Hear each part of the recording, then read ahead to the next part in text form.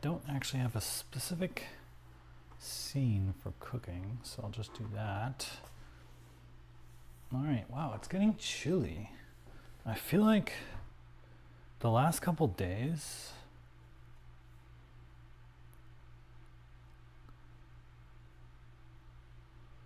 I've noticed a sharp drop in the temperature. Like, I'm a little bit cold right now. I guess it was really nice the past few weeks, but you know, maybe unusually hot, but yeah, it's definitely heading towards the fall here.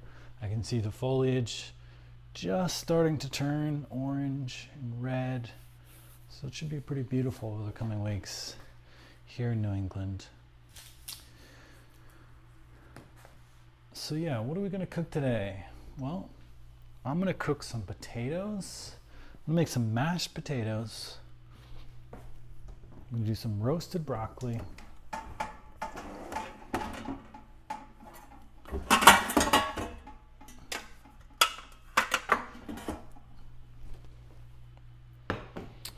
And probably some roasted chicken.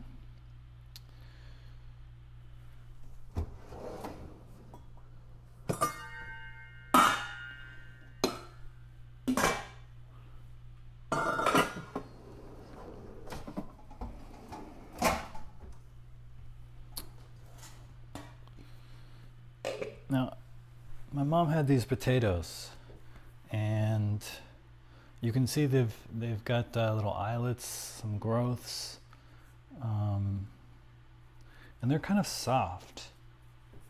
So I think, while technically you could probably eat this and survive, there are some concerns that there are compounds such as what I think they're called glycoalkaloids that form when this happens. And so I think the general recommendation is actually you don't eat them if this happens. If you see like significant growth and they're soft, and especially if, well, you see like green. So I'm actually going to use a fresher bag of potatoes.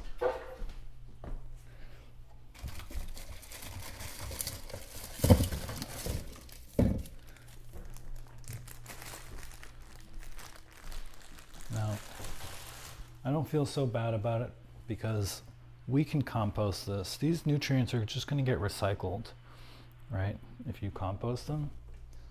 So it's not so bad. Now, if I could only throw them in the trash or down the disposal, yeah, I would feel a lot more bad about that. But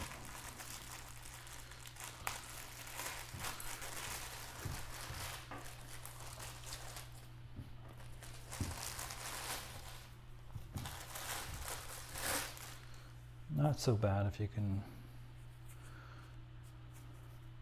just compost it. So yeah, these are much better. How many do we need? Maybe I'll just do all of them and make a huge batch. I think that's fine. That's a lot of mashed potatoes.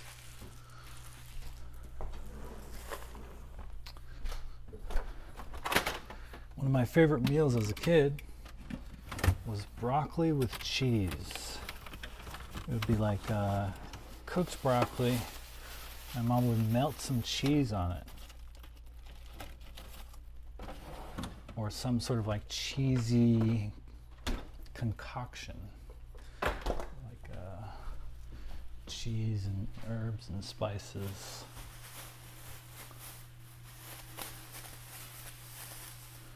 This broccoli's looking pretty good.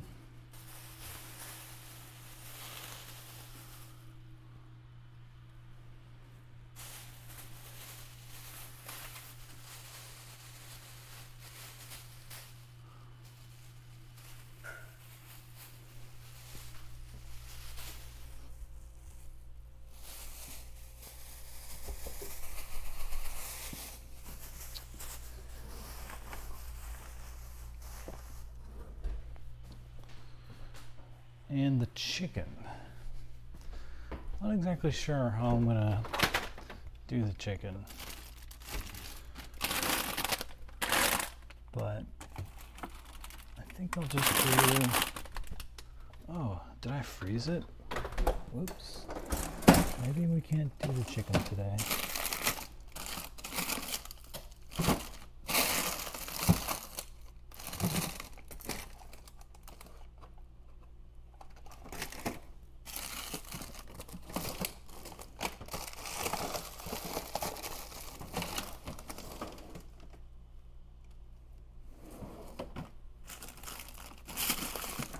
Did. Okay, yeah, we can't do the chicken today. I need to wait for this to defrost. But what I'll do instead is I will make a sandwich.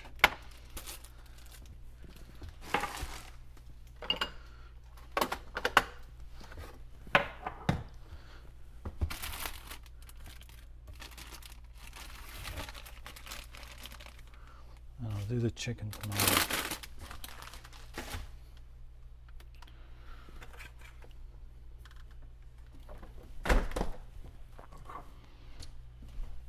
Now, as I mentioned in a previous stream, I used to work at Subway back in the good old days. So I picked up a thing or two. But I think I probably learned the most from just playing around, right? You could work at a place and not care about it at all. And there are so many people I worked with at Subway who I would say they were just there to earn a paycheck. They did not really care about making good sandwiches, but I did. When I make something for someone, I want them to put it in their mouth and I want them to find it to be super delicious and at the same time be healthy for them.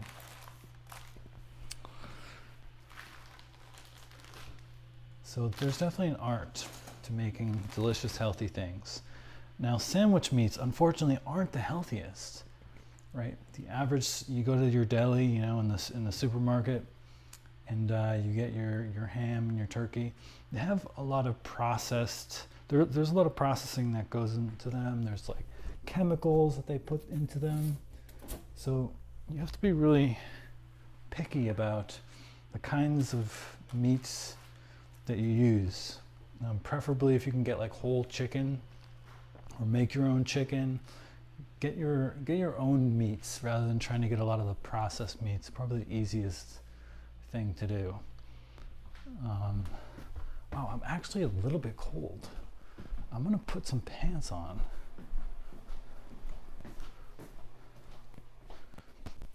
I was not. Mom likes to keep. I mean, it's not that they like that per se, but they like to save on the energy bills. So we don't really heat up the whole house, which is good. I think that's what I want to do. We just expect people, if you're a little cold, just put on a sweatshirt. Don't just turn up the thermostat right away.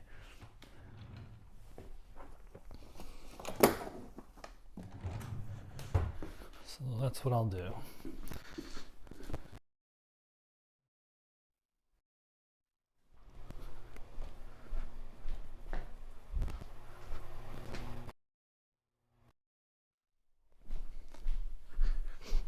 So the pants helped a lot.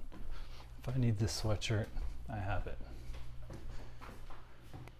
So how can we get this to be a good view? Oh, what's up, Flunky? The wielder of nothingness in reality. Germany, that's awesome. Speaking Sie Deutsch? I don't. I took French class, unfortunately.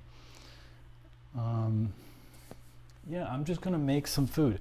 Actually, I'm gonna start with a sandwich because I'm hungry and I just worked out. You missed the workout and the meditation, Flunky. Where were you an hour ago? That's all right. There's another workout tomorrow.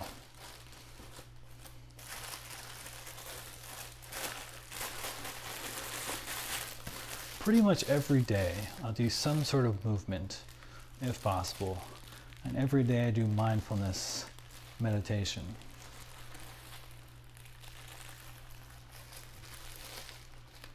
Is it? Oh man, well, showering's good. Wait, what's American about this kitchen? Can you tell me? How is your kitchen different? I'm so curious. This is where we hold our cutting boards. Here, I'll give you a little tour.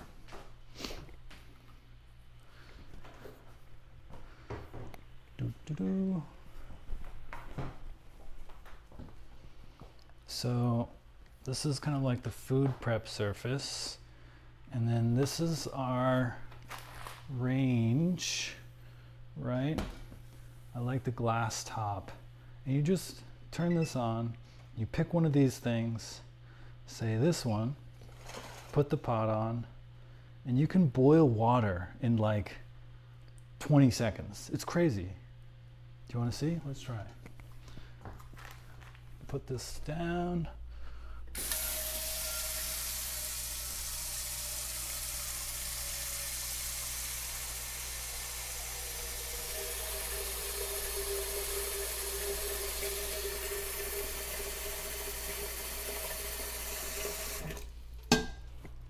Okay.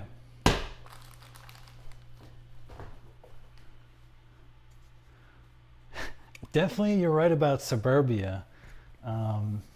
This kitchen is like made 2 years ago, so it's not old, but my mom is old, so maybe that. The oven, yeah, you know, my mom likes the double oven, and she likes the open to the side style, as opposed to the ones where the flap kind of flips forward. Yeah, I forget why, but that's her preference. But yeah, I got 2 liters of water in here, okay? I put it in liters for you Germans, okay? And we're gonna jack this up. Let's set a timer. How long will it take for this to boil?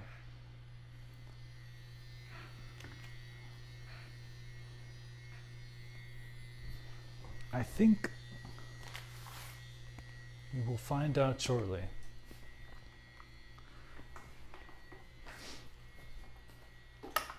Put this back here. You know what's really American, and it's probably different from Germany, is our bread. I've had a lot of German friends, French friends who come here, and they're like, your bread sucks. You guys don't know how to make bread.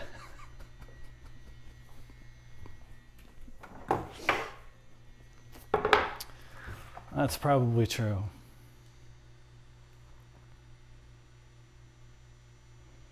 A few centimeters off the ground so you can shove in the pizza quick and get out quick. Well, wouldn't it be kind of annoying if it's so low? I don't know, I'm a tall guy, you know, I want to be putting it like in kind of at my waist level, not like down. That's just me.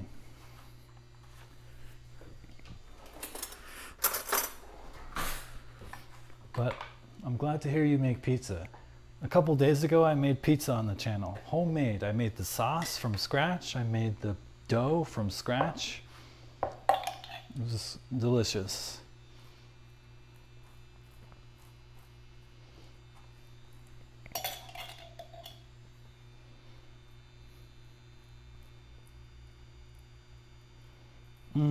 Yeah, I guess, yeah, my friend, I think he was like, normally he has baguettes, you know?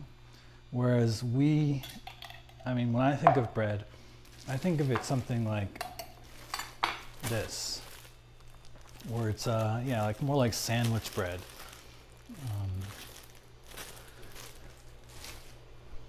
But I actually really like making my bread when I can. I have a bread maker, I have a bread machine to like make the process super simple.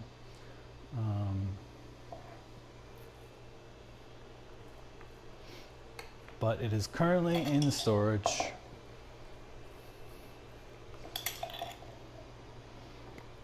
should angle this down so you can actually see what I'm doing.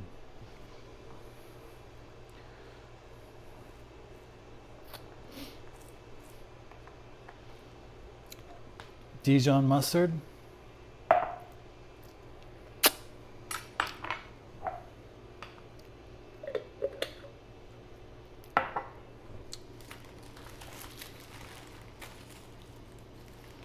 Now, I kind of like a little bit of mayo, but not a lot of mayo.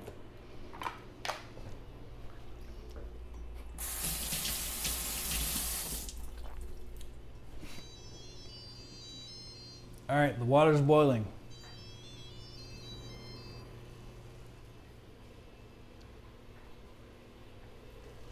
Stop. Hey. Hey. I'm going to head to the hospital in a little bit to see Dad, and then I was gonna help Mom with like some clothes.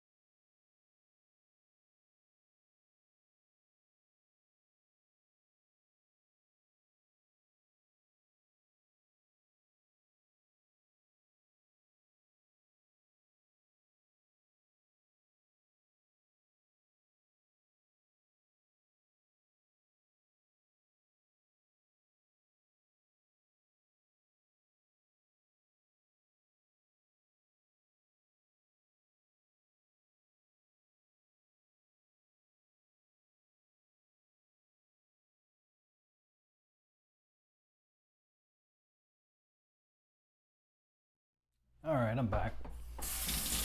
Got a call from my sister. She's gonna stop by later today.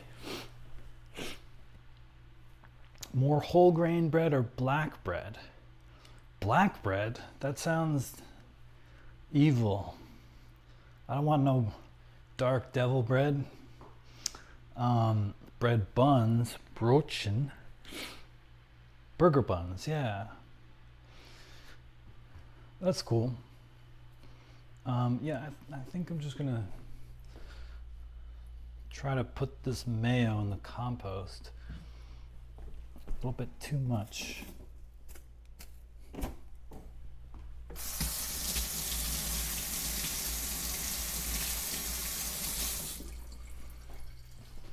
Are Germans conscientious about the environment? Do you compost your leftover food waste? Is that common?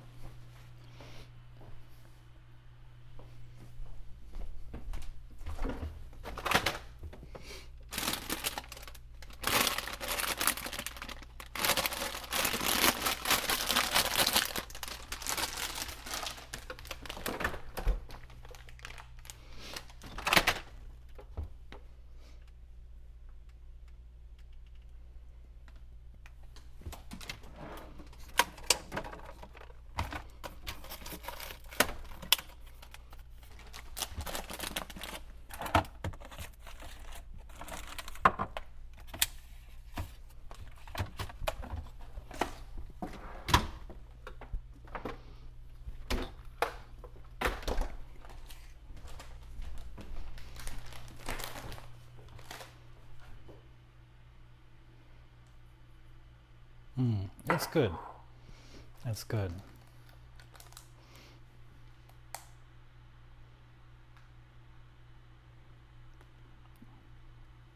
Yeah, you know, I really like pepperoni on pizza, but pepperoni is one of those things that I really want to make sure I source it without nitrates or nitrites. And I try to prefer, try to get uncured meats because I just don't want all those chemicals in there. Same with salami. This I don't like. I don't like how there's so much plastic on all the food that I buy. This comes wrapped in plastic and then it's just gonna go in the trash. This is a thing of plastic that's gonna go in the trash. All my bags, wherever I possibly can, I reuse every Ziploc bag until it becomes torn. But yeah, I wish I could just, I wish they shipped these things in like a paper bag.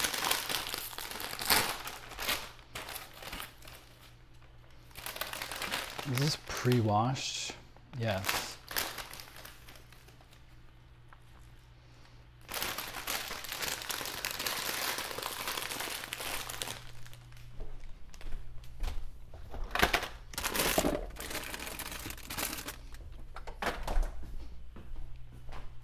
I like a little bit of sprouts on my sandwich.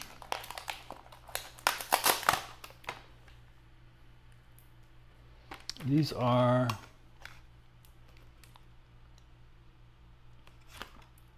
alfalfa sprouts.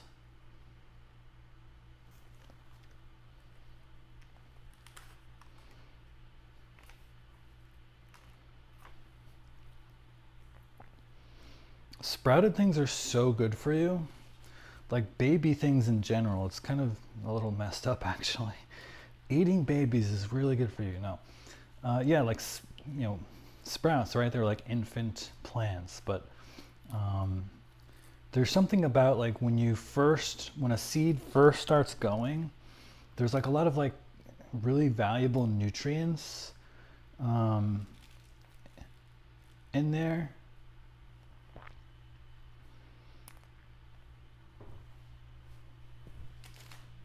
Same thing with like an egg, right? Like eggs are extremely nutritious. It's like an infant, it's like the equivalent of a sprout.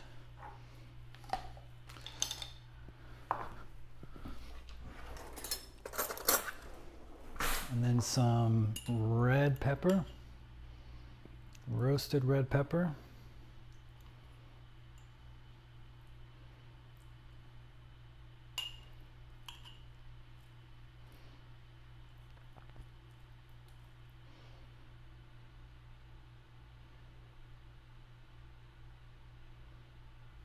Yeah, I have a feeling that you guys are much, healthier packaging and preparation for a lot of things like deli meats. I don't know.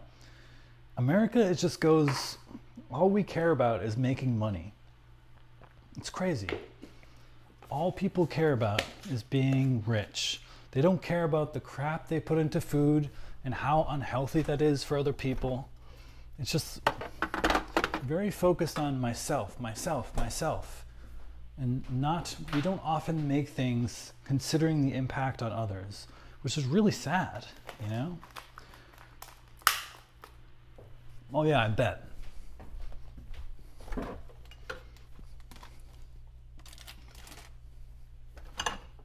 Yeah, I mean, I'm sure there are a few like American like artisans who really care about the quality of their products. But unfortunately, the stuff that you most often get in grocery stores is most likely something that is like some mass-produced operation. So wherever I can, I try to go to farmers markets and other things like that to get, kind of like locally produced stuff. So I think I will call that it. I was going to consider putting this green olive spread on it, but it's not super necessary.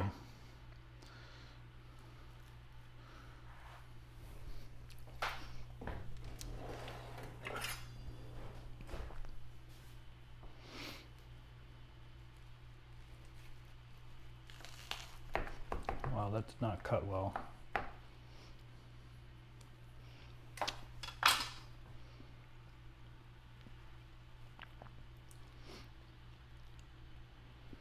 This is about the ratio that I like to go for in a sandwich. Lots of greens, A little bit of meat, a little bit of cheese.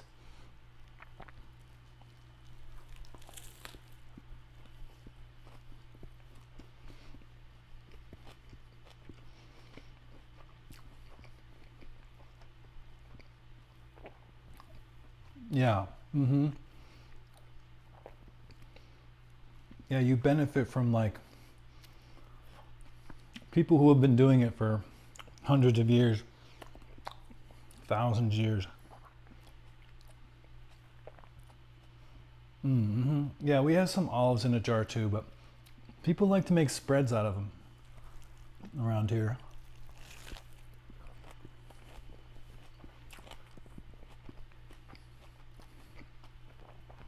One thing I wish we can get better I wish we could get better here in America is Kalamata olives. I love Kalamata olives. Typically, to ship them from Greece to America, they have to put them in this like vinegary brine so they last longer. But it's like really nasty. It's like tastes like vinegar. I don't want that in my olives.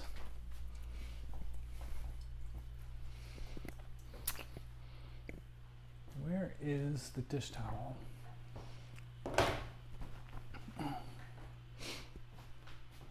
No, I don't think so. And I don't eat American cheese. That's nasty. The only people who eat American cheese are cretins. There are so many better cheeses. Now, I think a lot of Americans, you can get pretty decent cheese here. I'm not going to say it's better than European cheese, but we definitely have some pretty decent cheesemakers.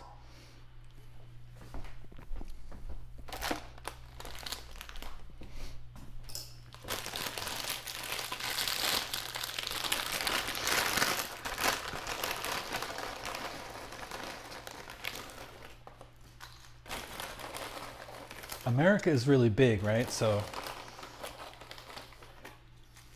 it's like as bigger than Europe. So there are definitely places in America where they make really bad cheeses, and there's places in America where they make really good cheeses.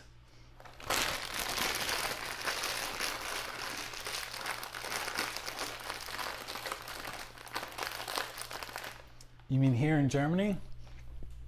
You guys don't do there are various like mayo spreads. I used to go to this place in San Francisco that sold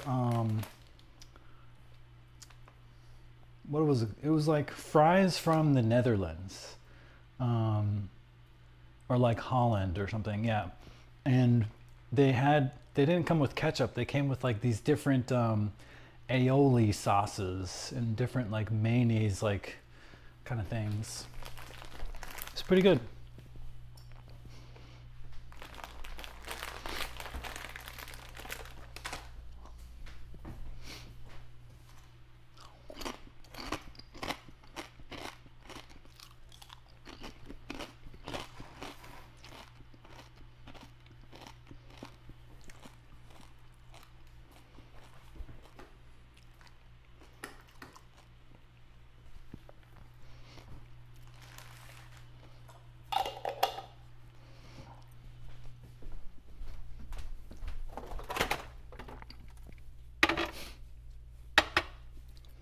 But I don't know, man. When I went to Germany, I would not say my German food experience was that great. I went to Berlin, right? You would think they would have like really good food in Berlin, but I don't know. Maybe I just missed all the good spots, but it wasn't too great. It's pretty basic. Same thing with the UK. The UK's food, I mean, there's some pretty decent stuff, but it was a far cry from France, and from what I hear, it's a far cry from Spain.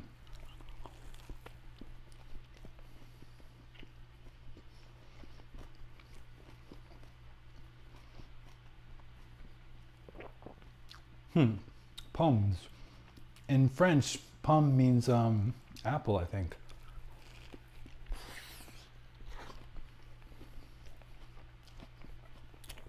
I think this is a pomme de terre.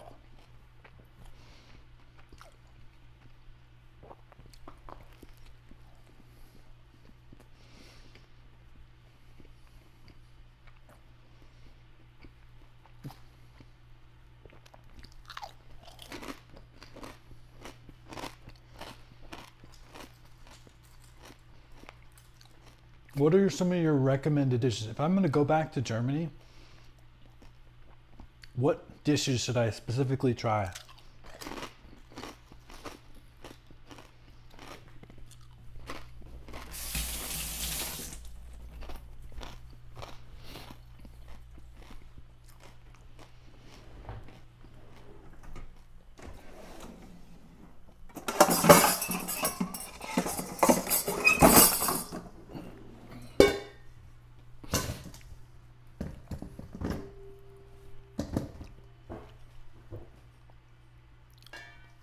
Beer gardens, yeah.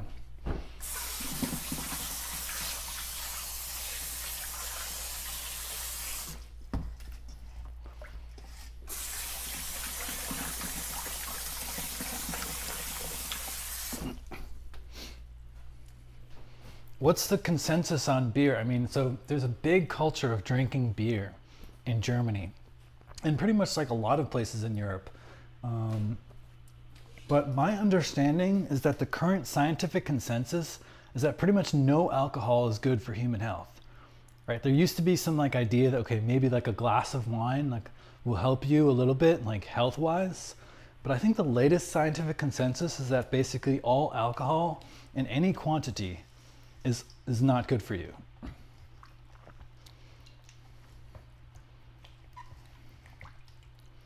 I wonder if you have heard about that, and if there has been any like, you know, maybe there's like a decrease in like participation of young people going to drinking beer, or it's just like no change at all in Germany.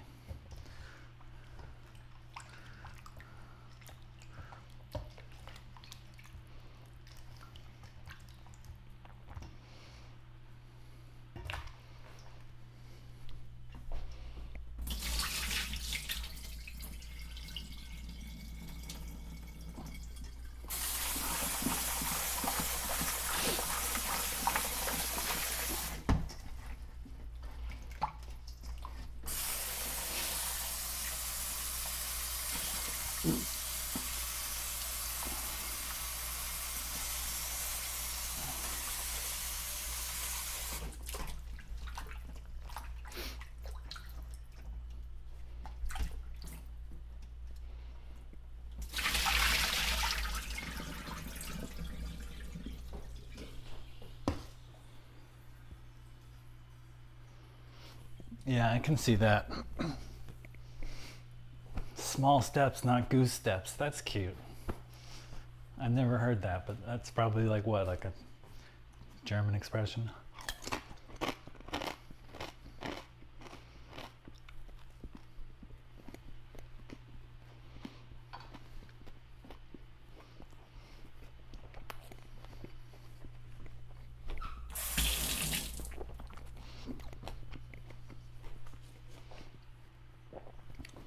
What about the tolerance for other drugs? In America, many states have made it so you can smoke marijuana recreationally. Has that been changing at all in Europe?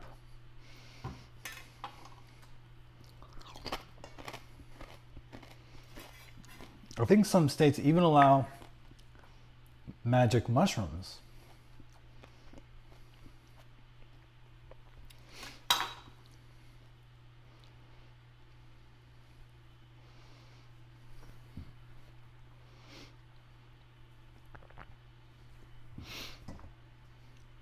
I think the war on drugs in America, it was like the biggest waste of resources, and it was super racist, right? It was like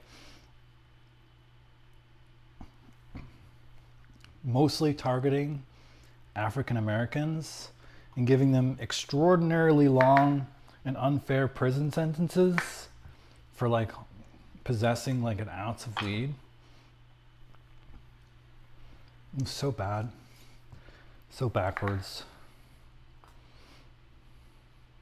Not to mention the fact that alcohol is a drug, right? Like,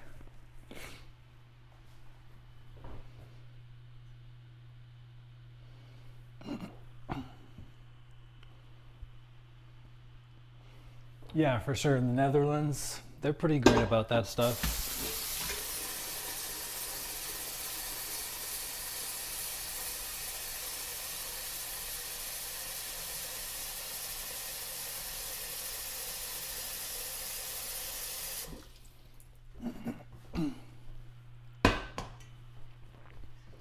Do you feel that when you think about your like identity, how you identify, is it like mostly German, or do you have this identity of being like a European? Like, is there like some more collective European togetherness, or is it mostly like German, French, um, individual nationalities?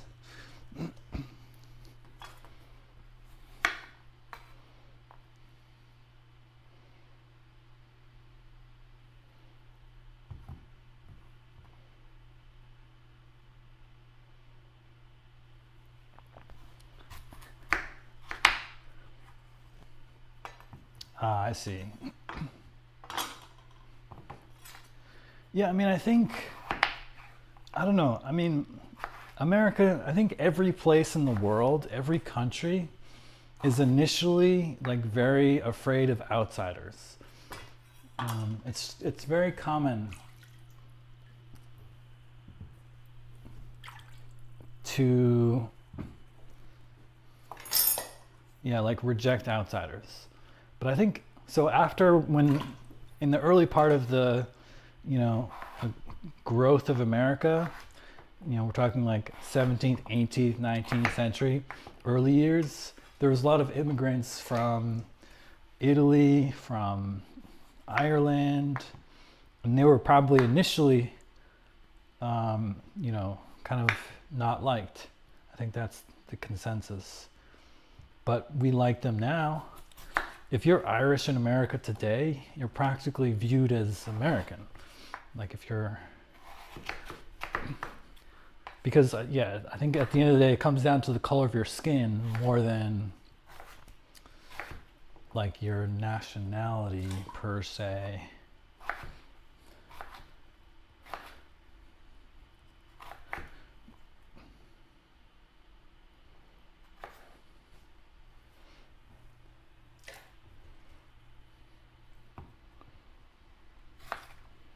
But yeah, it shocks me how racist people still are, right? I don't know. I grew up in, I guess, a fairly like progressive area, I suppose.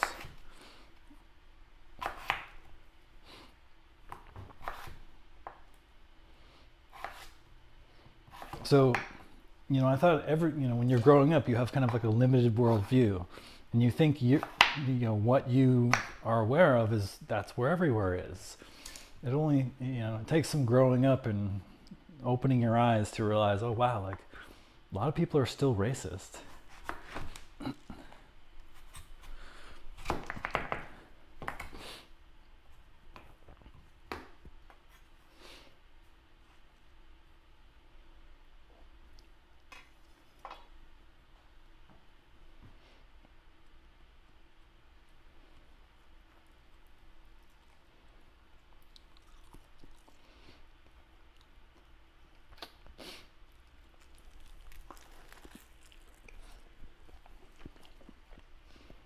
Mm-hmm.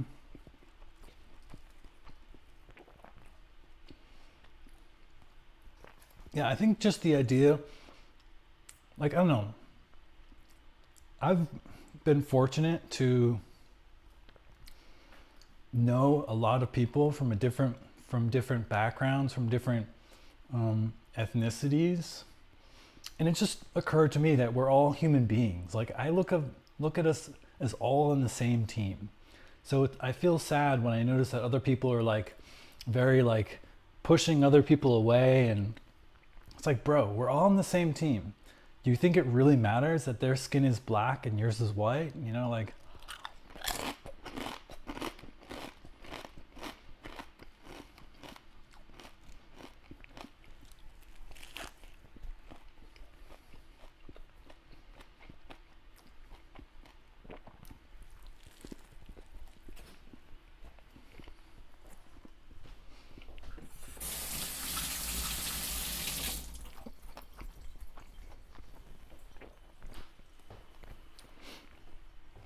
But even the very concept of like land ownership, a lot of people I think have this very naive idea that like the lines that are on the map have any real relationship to like reality, right?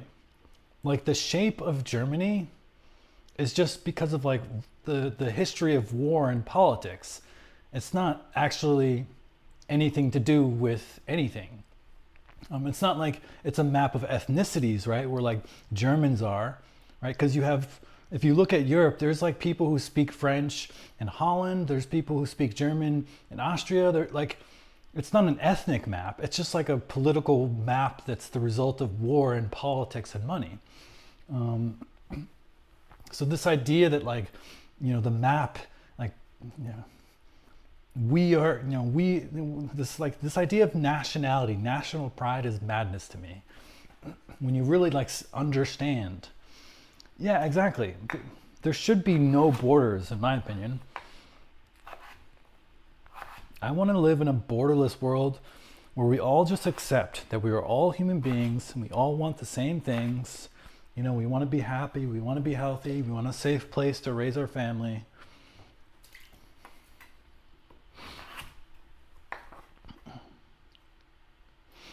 Yeah. Oh, when I read that statement, I thought it was shouldn't. That's how like my brain filled in the gaps.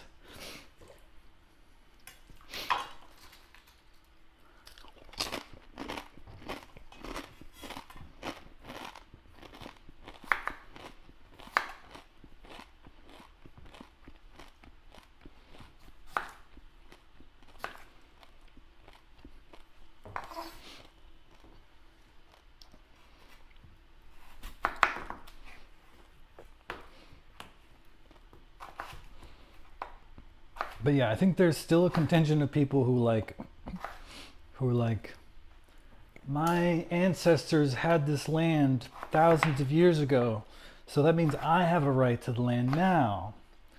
Like, no, not really. Like,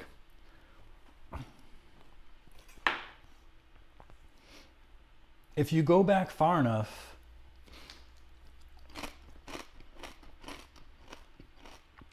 first of all, no humans were there. But secondly, like, who's to say, why do you think that like the first anatomically modern human to touch that land has forever permanent ownership of that spot forever and ever until the end of time? Like, what? Like, that's the dumbest rule ever.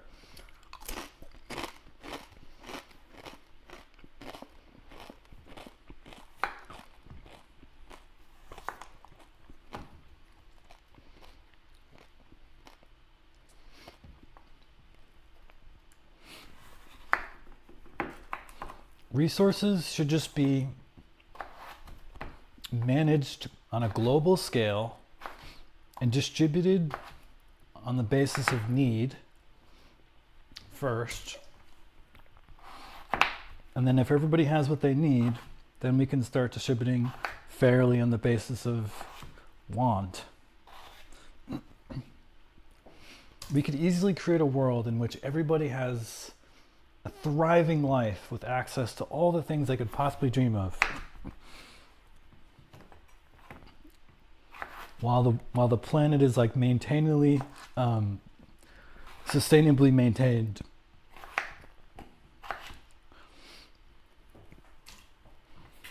But no, we have too many entrenched systems of war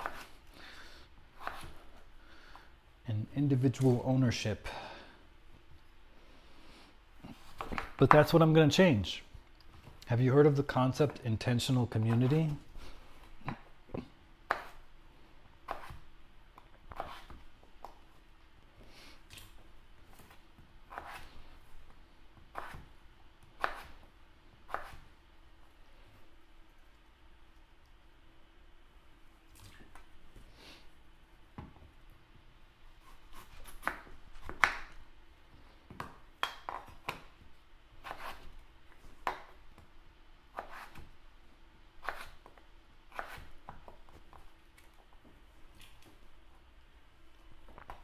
In a nutshell, it's just this idea of people coming together buying a chunk of land and setting up the rules so they can live in alignment with their own values, rather than the values that are imposed by society, which I think a lot of which are not healthy, not helpful.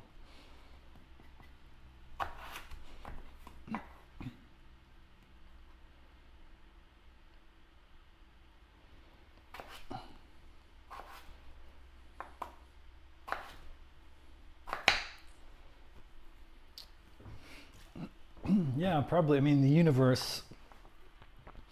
What do you mean the universe doesn't notice? When I think of the universe, I think of it more like the totality of all things. But I don't really necessarily think of it as having a consciousness.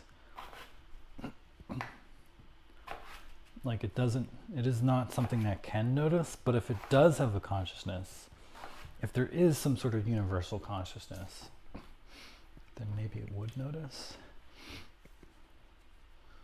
But yeah, in the grand scheme of things, humans are fighting over a very tiny speck of dust floating through space.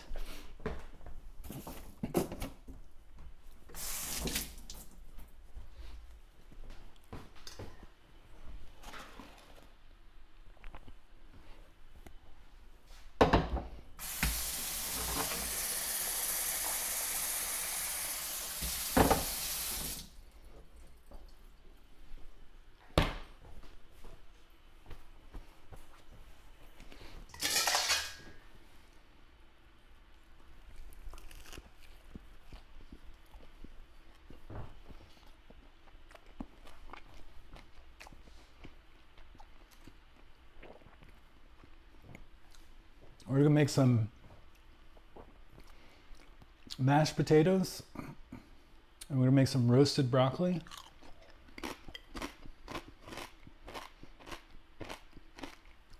And I was gonna make some roasted chicken, but I forgot the chicken in the freezer, so I'm gonna have to do that tomorrow when it defrosts.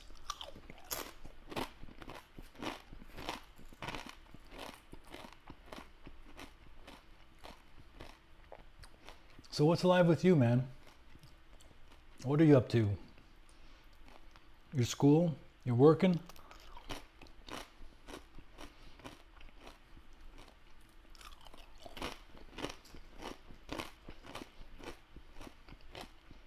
Let me guess.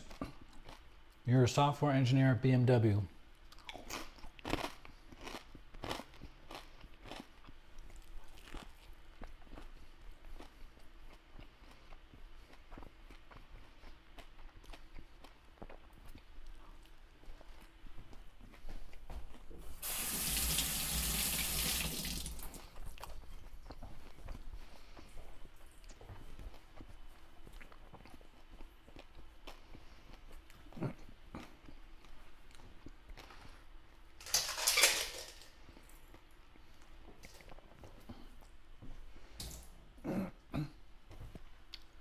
What do you mean it doesn't have meaning?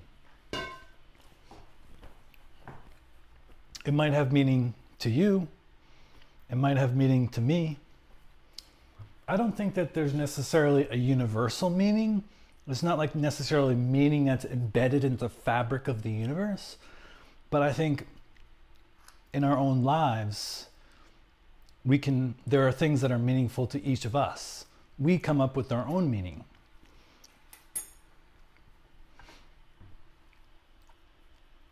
And maybe that's enough.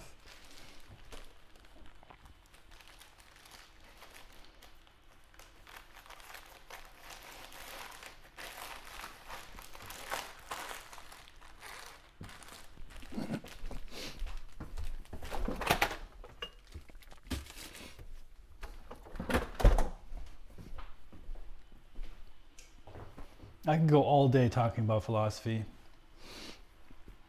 It was my one of my majors in college, actually. Philosophy is so important. It's like there are these big questions about life.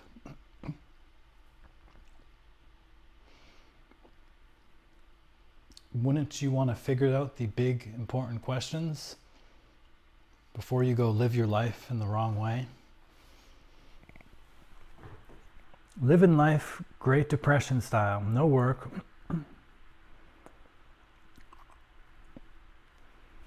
I mean, you and me both, man. I used to work.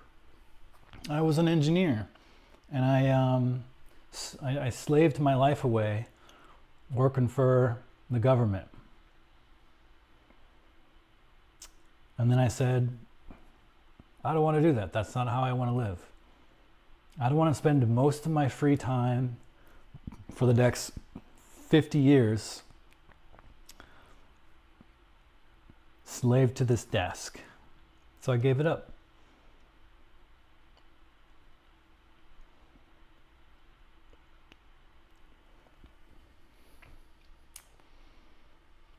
But are you doing well? You say you survive, but are you thriving? Are you happy? How are you getting by?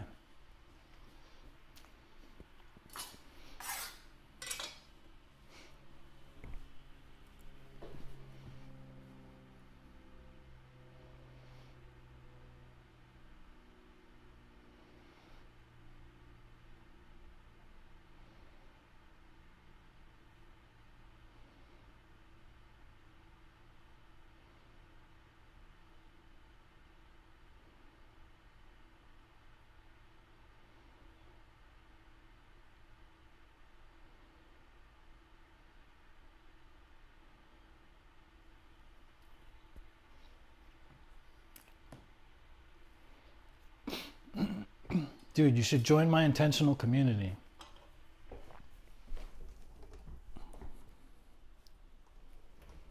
I'm getting together with I'm gonna try to get together 50 people, maybe even 100 people. Basically as many as you can. And there'll be an application process, and you make sure to select the people that are cool, that vibe with you, that share the same values. And you all come together and you pool your resources to create an epic community that you can all share together. So imagine if you have 100 people and everyone has anywhere from, just maybe 5K to 200K, and you all pool that together. You can buy a huge plot of land. You could buy a mansion. You could buy an estate. And then you just set up the rules and the systems. There's a process involved to do it, but you can look at my website, njb.fyi/intentional. Because while your plan sounds awesome, going to a random forest far away, do you really want to be alone? Right? I think humans generally thrive with connection. And doing everything yourself, living by yourself is, it's a lot of work. That's a lot.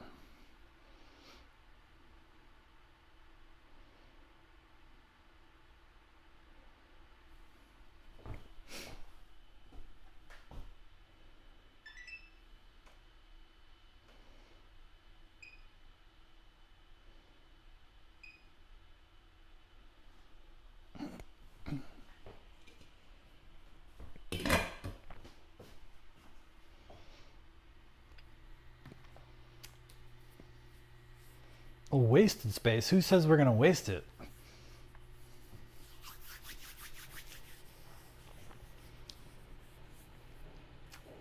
Even space that isn't specifically used is not wasted, because when you plan your property, if you do it well, like you follow permaculture principles, you leave a huge portion of it untouched. And it's not wasted space, it's space that is wild, that you let nature fix and heal, right? Nature is the ultimate healer. If you have a patch of land and you want it to be healed, just give it time. Nature will come back. It'll grow stuff. It'll form a forest, whatever. Nature is the ultimate healer. So there is no wasted space with a well-planned property.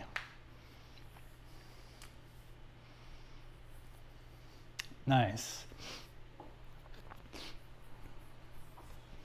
Well, I applaud that, you know?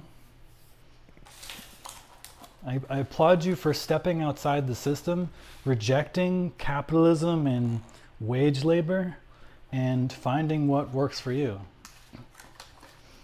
Not a lot of people have that kind of courage. I think most people are so scared.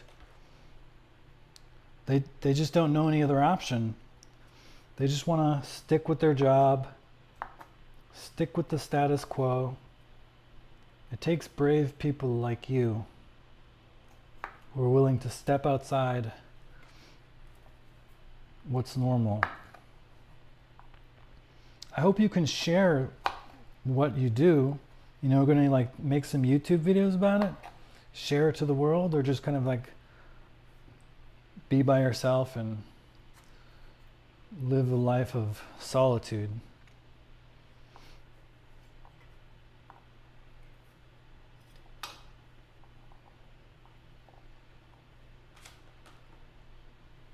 You should live stream it.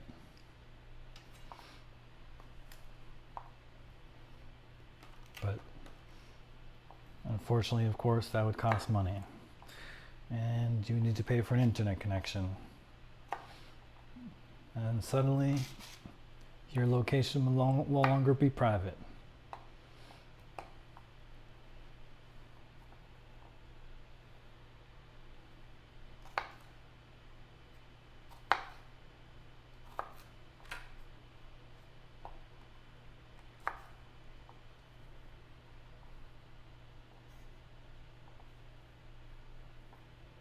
I respect that.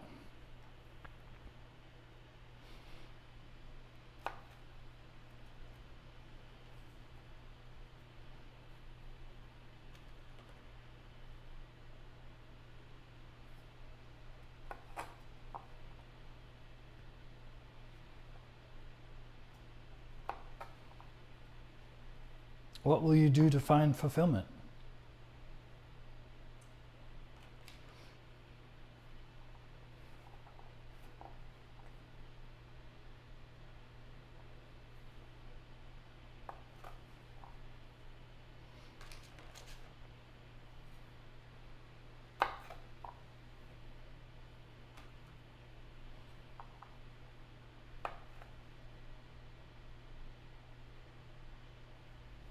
I see.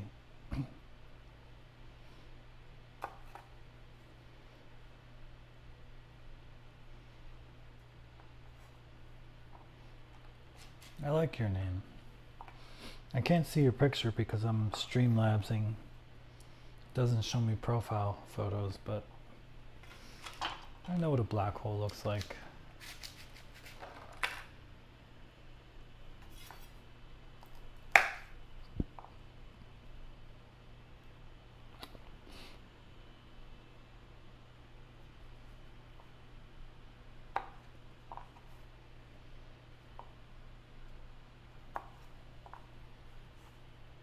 Well,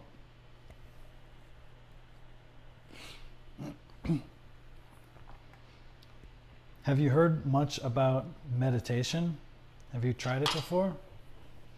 Because when you say peace and quiet, it made me realize, it made me think about the fact that you can find peace and quiet anywhere in the world, no matter your situation, if you have simply trained your mind to do so.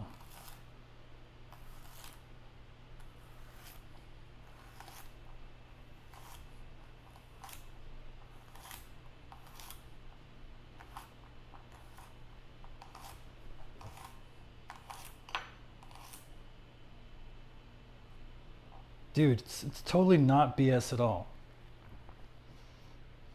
Coming from a NASA scientist, okay, I quit my job to focus on meditation because I think it's more important than what we were doing at work. It's not BS at all. But remember, there's multiple kinds of meditation. So you may have heard of some meditation styles that are BS. right? Like, I don't really know. There's like transcendental meditation. There's different kinds, but I'm talking specifically about the kind taught by the Buddha, which is mindfulness meditation or vipassana. Absolutely not bullshit. It actually is an incredibly powerful tool to radically transform your life. It's kind of like working out, except instead of working out your muscles, you're working out your brain.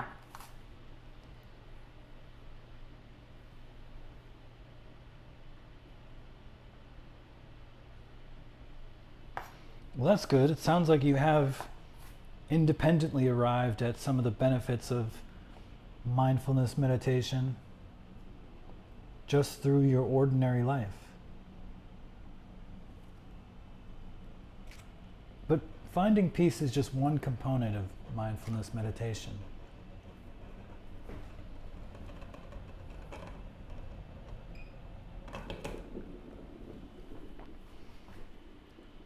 The episode that I did today was talking about how to live a life without regret, right? When you get to 90 years old, you're 100 years old, you're on your deathbed, right? And you look back at your life. How do you make it so that when you look back, you don't feel regret? How do you make it so that when you look back over your life, you can smile and be like, wow, that was a really good life. I'm glad I made every single decision that I made. And if I could do it again, I wouldn't do it any other way. Right? How do you guarantee that? Or at least have a high probability of making it so that you don't have regrets in old age? Wouldn't that be a really important question to answer? Because I don't know about you, but I don't want to live with regrets. I don't want to get really old and hit 100 years old and look back and be like, man, I wish I did this or that, or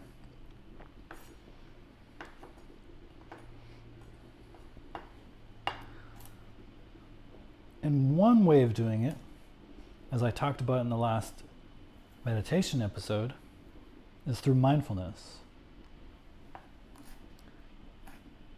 It sounds like you're kind of like science oriented in the sense that like you have a very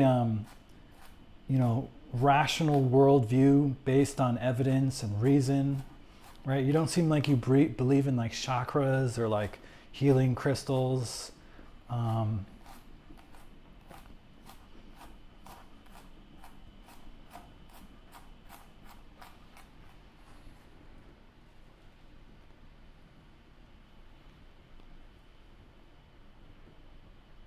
Oh yeah, absolutely. That's how I'm gonna go. I don't want to be buried in a coffin. That's so dumb. It like literally traps your nutrients away from nature, right? Like all living things in the history of Earth have died and gone into the soil and their nutrients in their body back into the soil, eaten by bugs and bacteria and fungi. And then humans, we decided to put our bodies in coffins, trap it away. Yeah, I definitely want to go back into the earth. I want to be recycled into nature.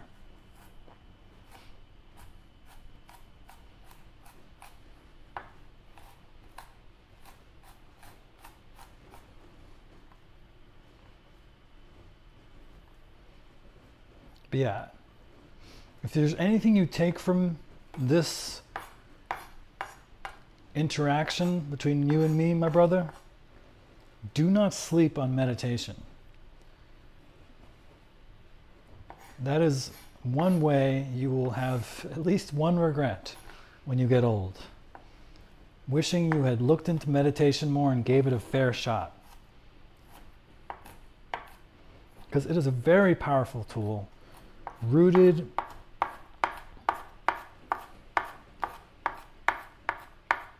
not only in thousands of years of contemplative practice, but in science. It aligns with everything I understand about biology, anatomy,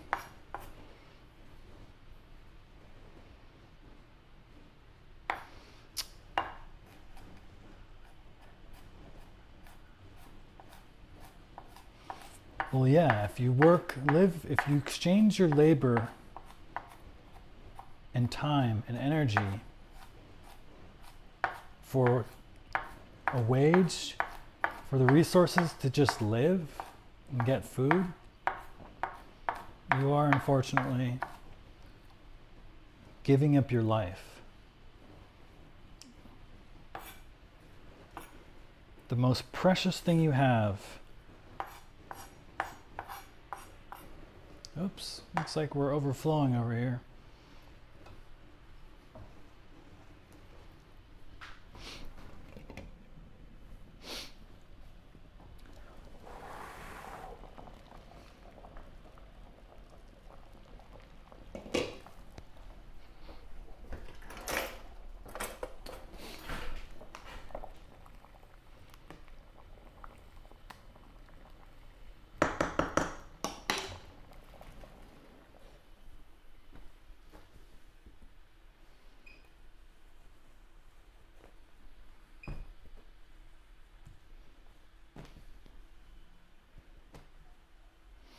I love how you can just spill over on this thing, and it's not a problem in the slightest.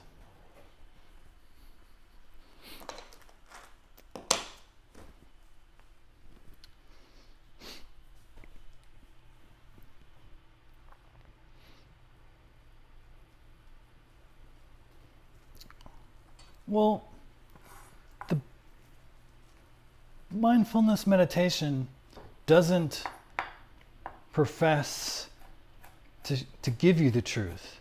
It just gives you a tool to examine the truth. It gives you a technique, a practice to help you view reality in a different way. So it's not really, they're not really offering you the truth. Just a technique, namely meditation, that helps you see the truth.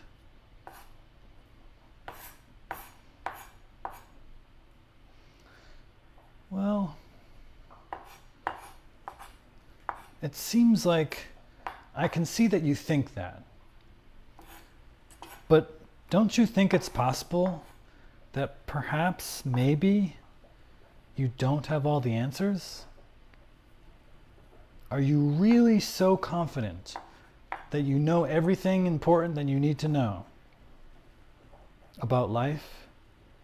Or is it possible? Are you open to the possibility that there might be more worth looking into?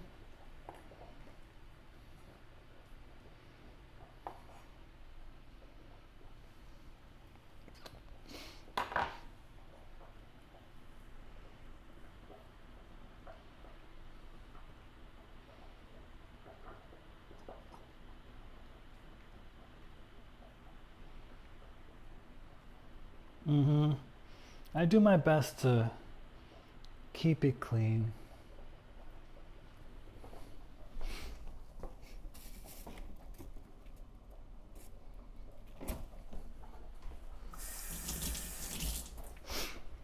I gotta say, from my own experience, I used to think that I knew everything. You know, I was an INTJ, ENTJ, very analytical, very sciencey oriented. I thought I knew everything. But as I exposed myself to more and more, I realized there's much more to the world than I could ever understand.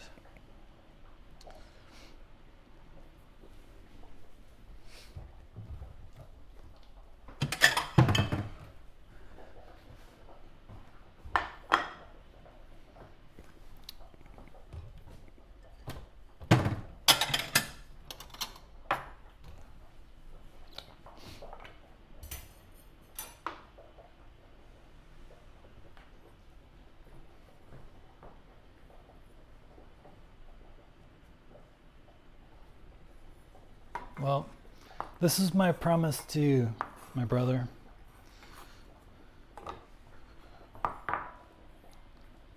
there's something valuable in mindfulness meditation. And I would invite you to give it an honest attempt and meditate for like a month before you dismiss it. Because I think you'll find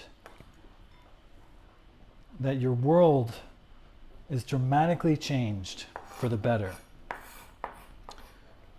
Once you kind of understand the practice and what its value is. And you can throw a few books in there too about it. There's a couple podcasts, but it's definitely an experiential practice. You can read 1,000,000 books about it, but it'll never quite give you what you need. It's like somebody trying to describe to you what the most delicious pizza tastes like, or like the most delicious chicken tastes like. Like, they can describe it all they want, but it's never quite the same as actually biting into a delicious piece of chicken. And so the same goes with meditation.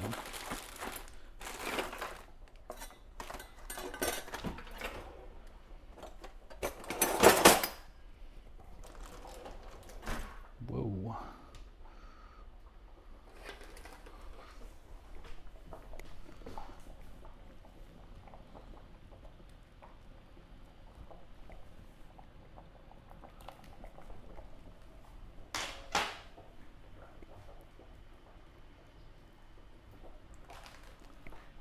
Well,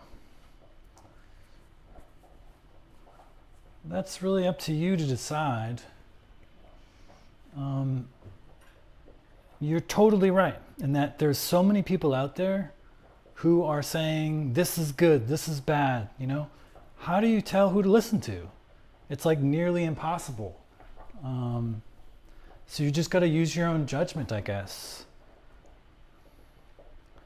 But if you kept watching my channel and we became friends, maybe in time you would come to trust me and be willing to try it out. But maybe this is your only time you're going to spend time with me, and you'll just leave and you'll be like, I don't really care. And I'd feel sad about that. But yeah, I don't know if there's anything I could offer you. I can't say,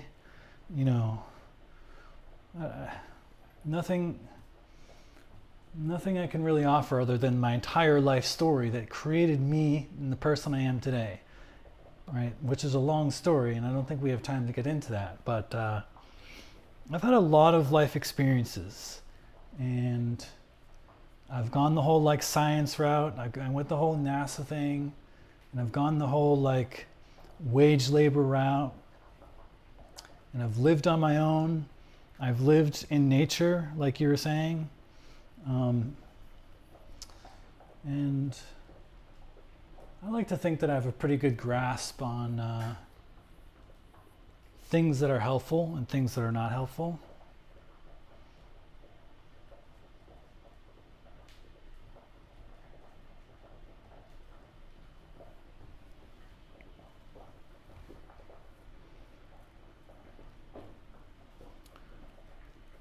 Yeah, I mean, there's a lot of people like that, unfortunately.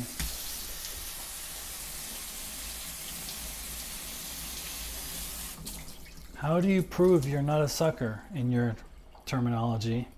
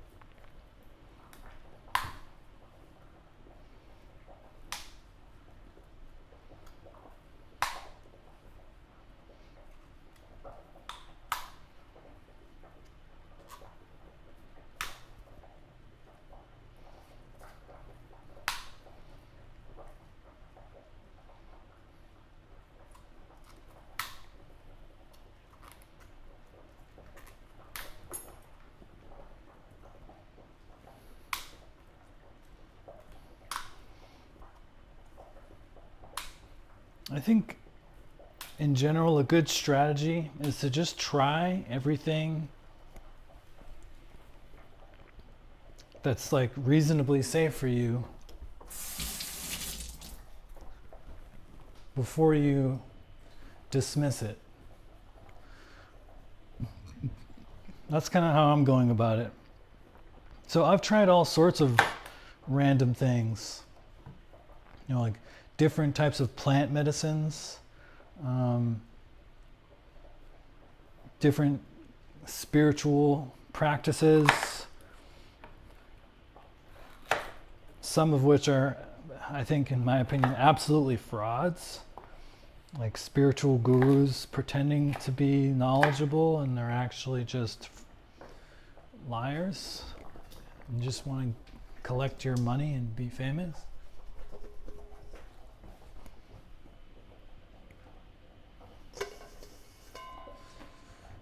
But if you do enough in life, if you try enough of these practices, you're bound to hit one or two that are actually valuable.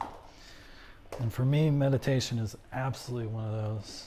And of course, for millions of people around the world, since it is a widely practiced tradition or, practice, I guess.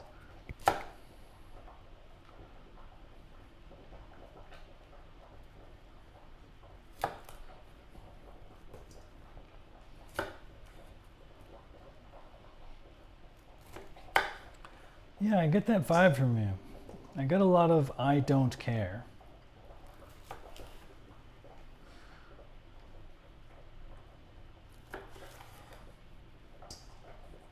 I'm wondering where that comes from. Is it an apathy? Are you tired?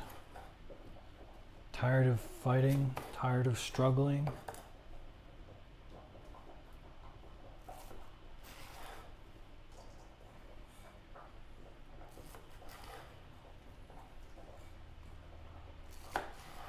What do you care about? Why don't you tell me that? What is important to you?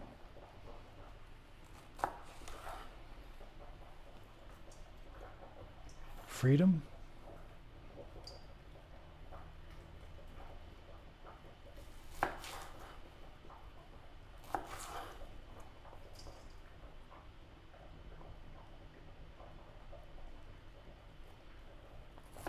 You and me both, brother.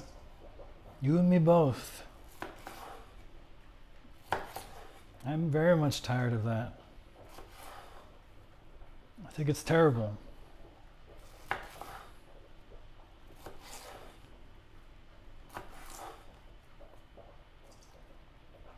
So then what next?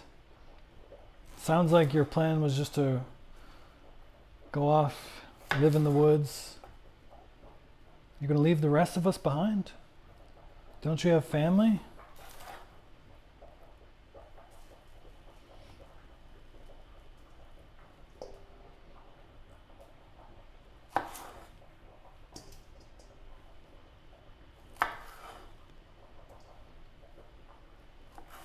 Brother, sister?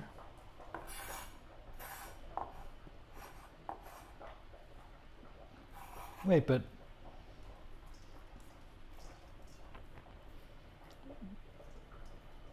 why is that so important, right?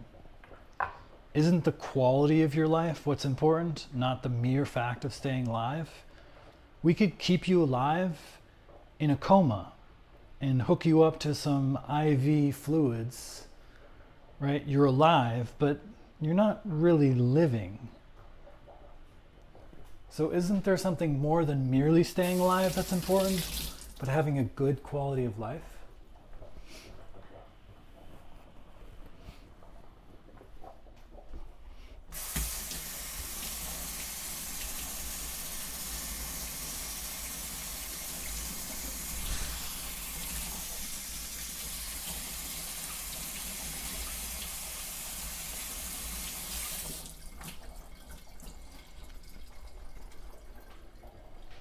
The great Jack Sparrow once said, "It's not just about living forever. It's about living with yourself forever.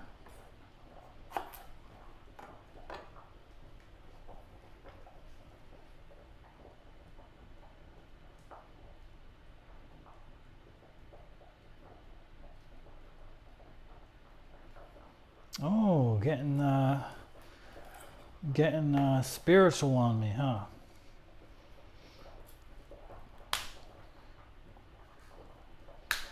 You believe in reincarnation?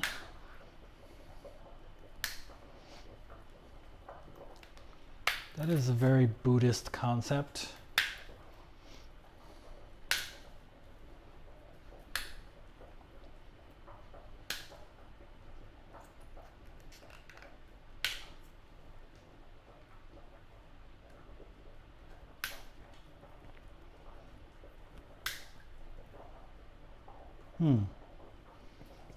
Yeah. I mean, I feel you. I guess the difference, I feel like I feel the same thing as you in the sense that I feel sad that a lot of people don't have that quality of life and they're suffering in Gaza and Ukraine. And also just like broadly pretty much everywhere. Like most people in America live paycheck to paycheck. So what that does for me is that fills me with a drive to do anything I can to help other people.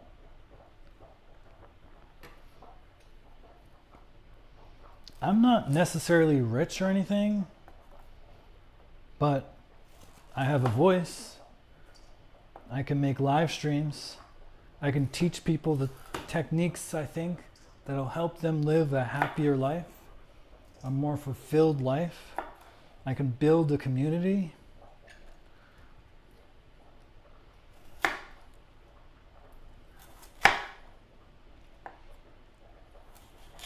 Why not join a project?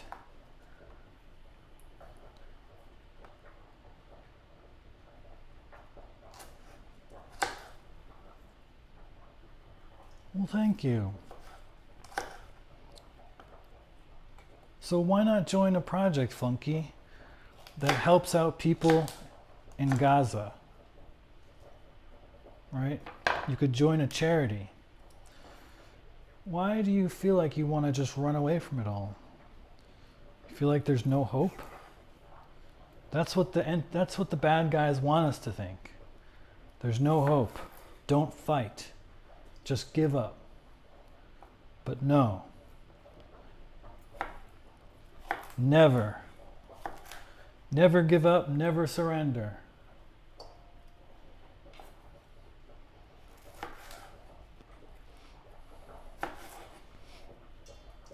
To quote Galaxy Quest.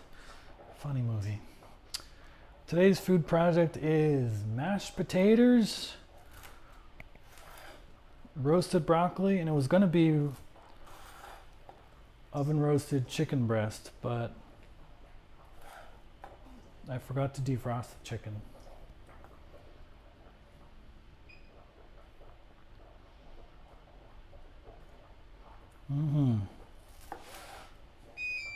Whoa. What's going on?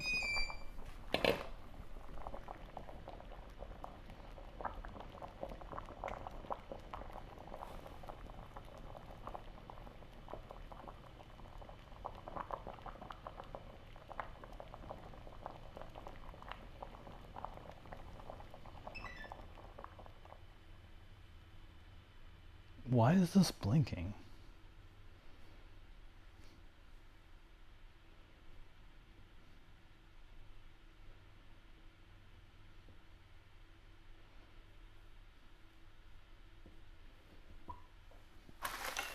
Do I need to take everything off of it?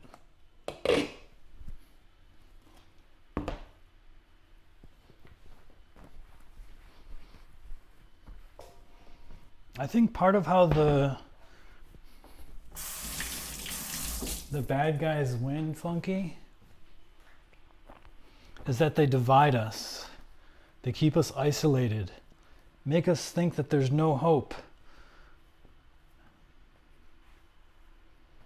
But in truth, we are the powerful.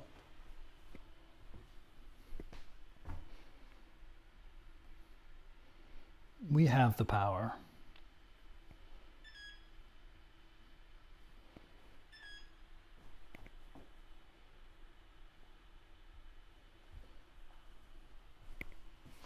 As long as we don't give up.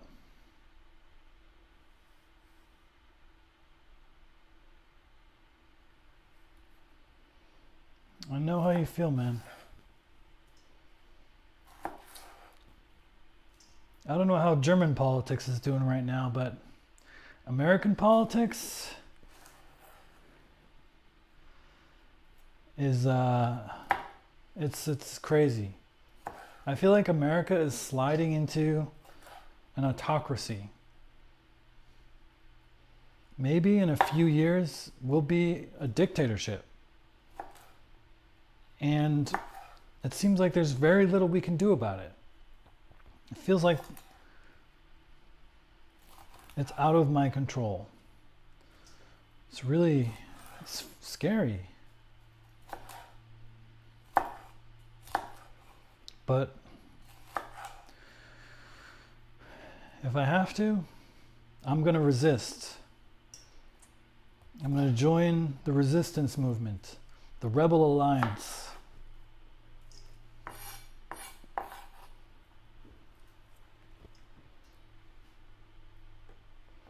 Well, hey, I would take that over American politics any day. We've entered an era in American politics where even comedians aren't safe. Like, it used to be no problem. It doesn't matter who you were. Like in the year 2000, you could be any comedian, talk shit about any president. You could say any words. It would be perfectly fine. I mean, you wouldn't be like shut down. Now you can just say the wrong words to the wrong person and they'll shut down your channel. Complete and total censorship.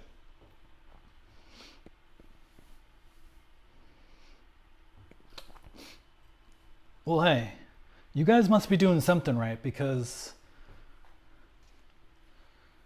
some of the most like well-off countries in the world with the highest rates of happiness are in Europe.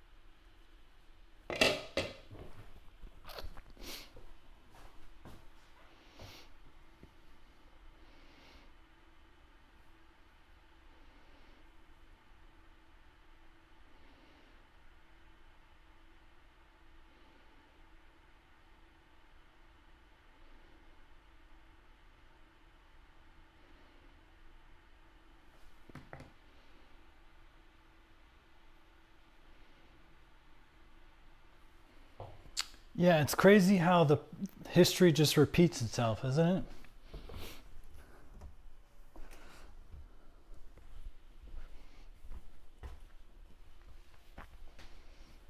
It's like generations forget.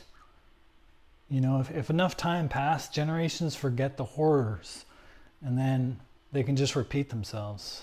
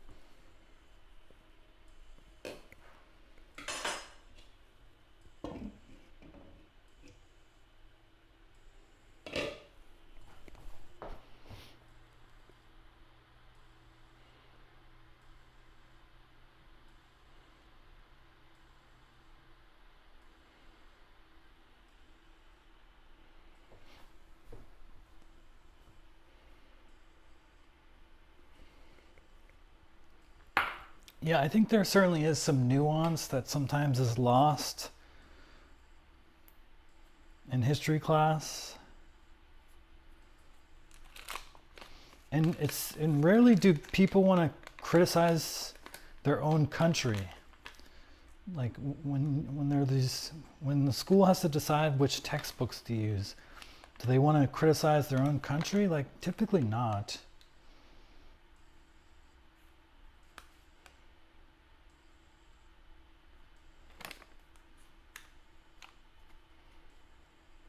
But then you might obscure important information.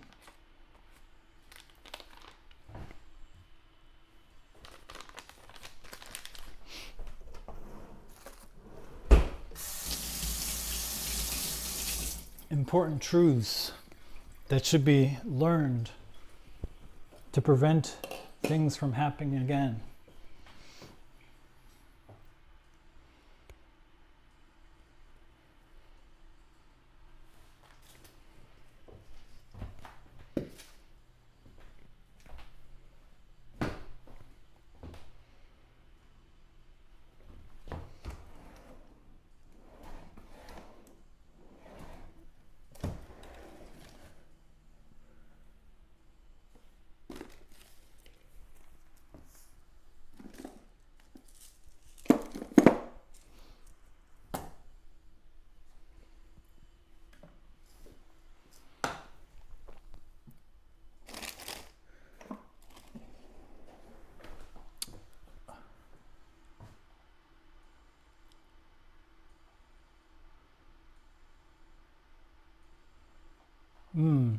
Yeah, I bet.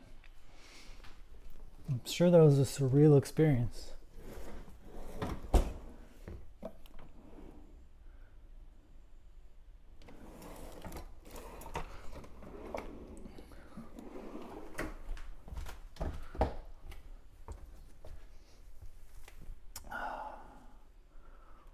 Where is the olive oil? Oh, where is the olive oil?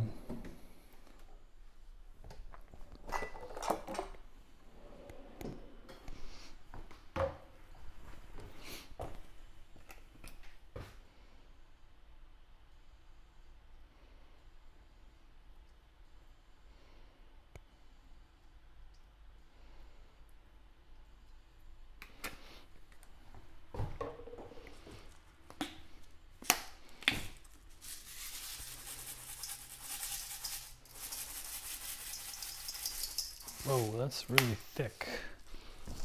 I don't think I need it that thick.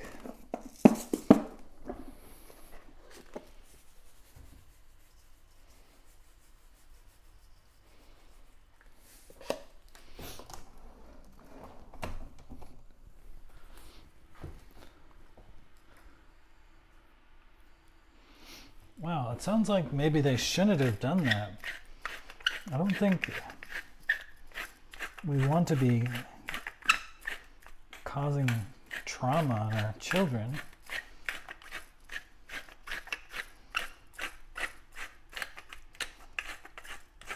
But then again, maybe that's what we needed here in America.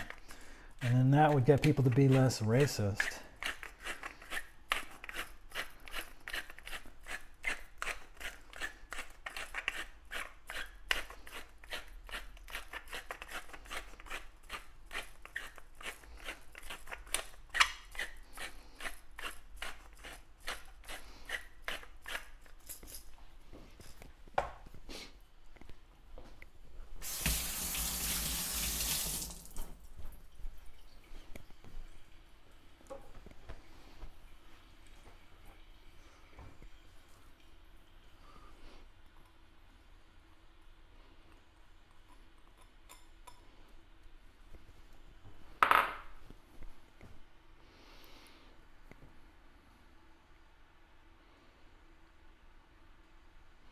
One cup of milk.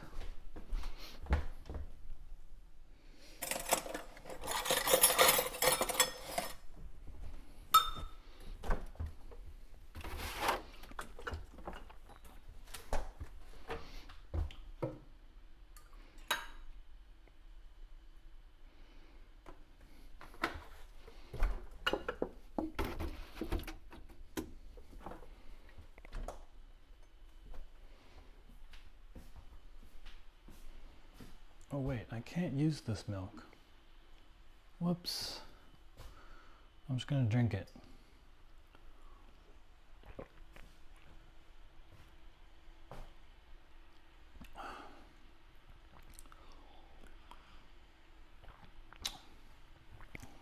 It's a handy skill.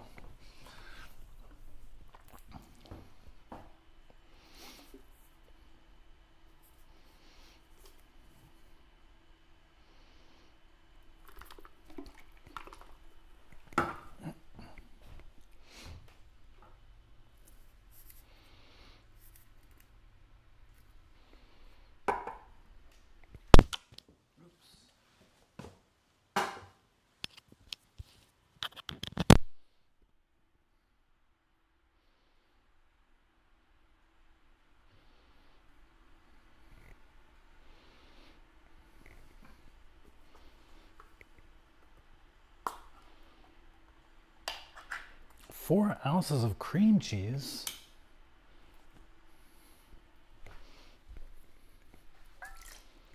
Whoa. Was not expecting that texture.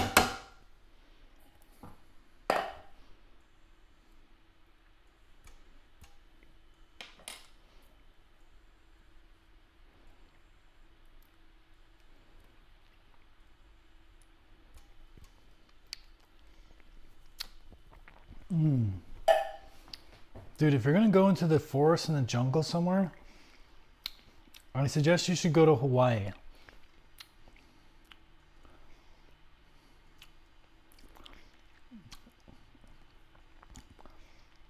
Particularly the Big Island. It's still kind of, it's undeveloped. There's places there, there's forests there that you can go in and hide and never be found. But the best part is it's tropical, so it's warm. You don't have to worry about being really cold most of the time. And there's coconuts. Wow. Coconut is amazing.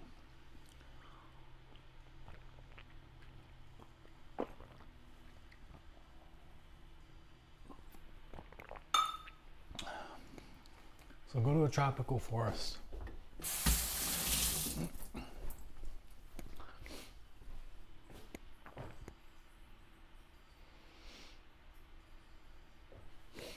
Yeah, I bet. I wonder if they still do that, because if not, you should give them feedback that you have become traumatized. Stop traumatizing our children.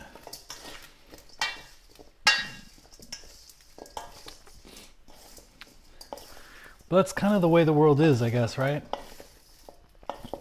Traumatize first and ask questions later. Think of how many kids have been messed up by, like,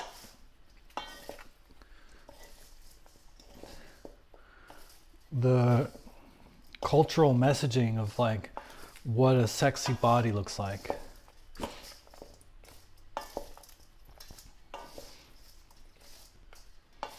How much anorexia was caused by media advertisements that said, you need to look skinny, you need to have this body to be important, to be special. How many kids are messed up from social media even now?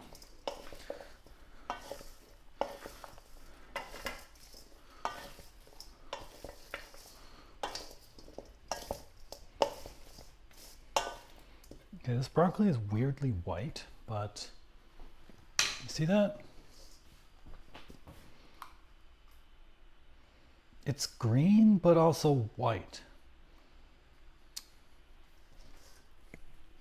This is commercial agriculture for you. They pick stuff like weeks early, just so it has time to ripen as they ship it.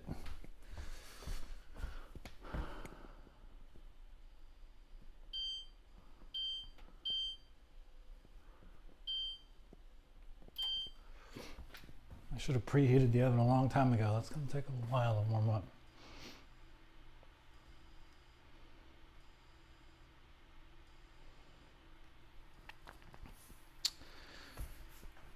Well, You're not entirely wrong about that, except, I mean, I think a lot of people do still speak Hawaiian.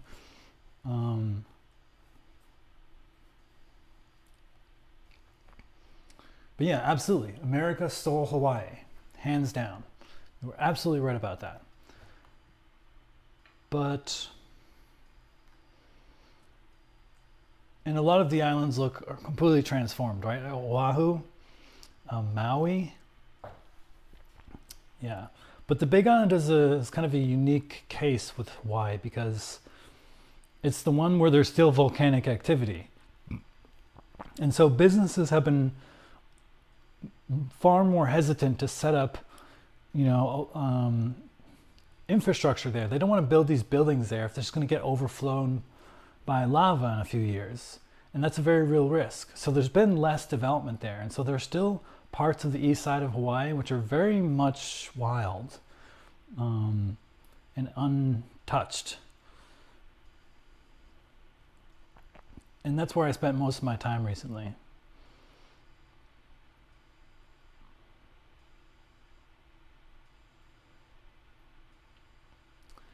Yeah, man, I gotta tell you, I feel pretty much the same way. Yeah, it's like TV shows and stuff, right? Like, there's just like clips online about police brutality.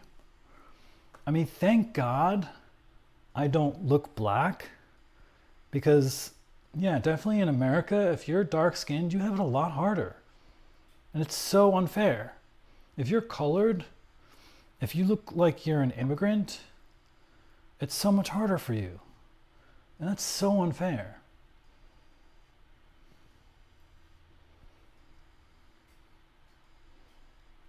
Well, the good thing about the volcanoes in Hawaii is that all the lava is very slow moving. It's not like Pompeii, where like the lava goes 50 miles an hour like a horse running at you. The lava is very slow moving. So like, pretty sure basically no one dies from the lava.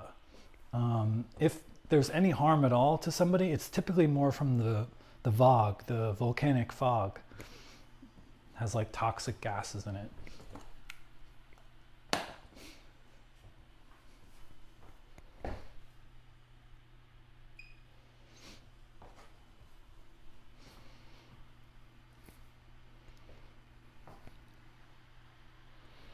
Sea salt.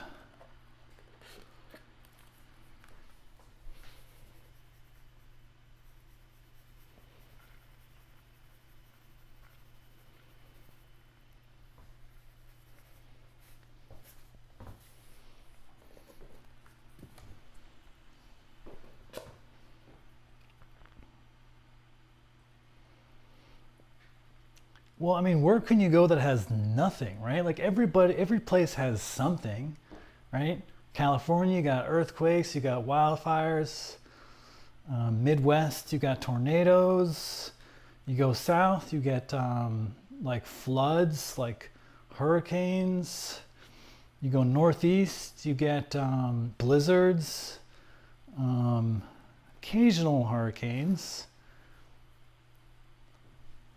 Where in the world can you go that has nothing? There's always something, right?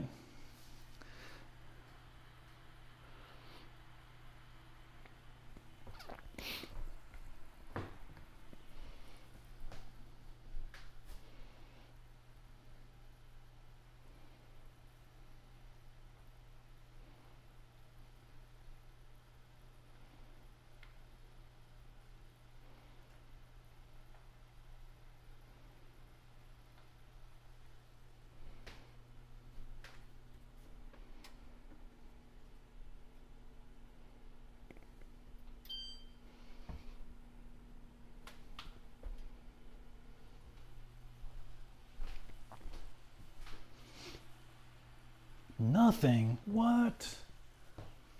You guys are so lucky then. There's not a place you can go in America where nothing happens. Surely you got snowstorms or something. You got floods, it rains there. It must flood every once in a while.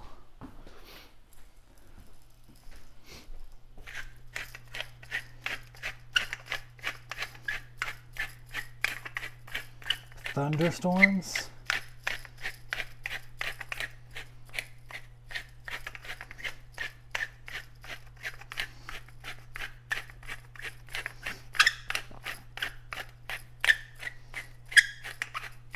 Sorry for the squeaking.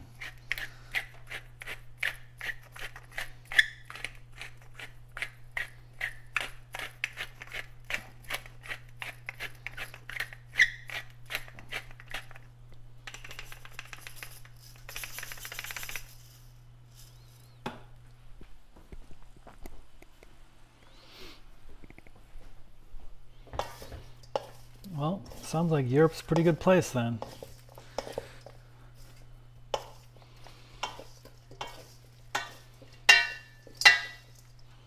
Still, it's hard to beat the tropics. Because I don't know about you, man, but if I go to the beach in Germany, that's just gonna be cold. You definitely need at least a wetsuit.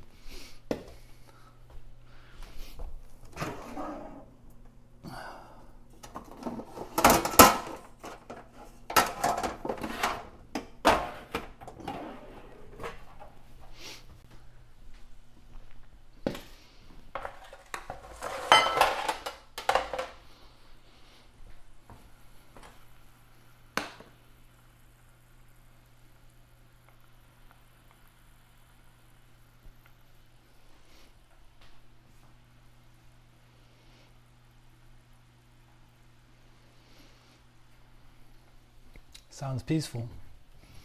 I feel like here in America, you're always hearing on the news somewhere or another where some big storm is coming or some flood, some tornado.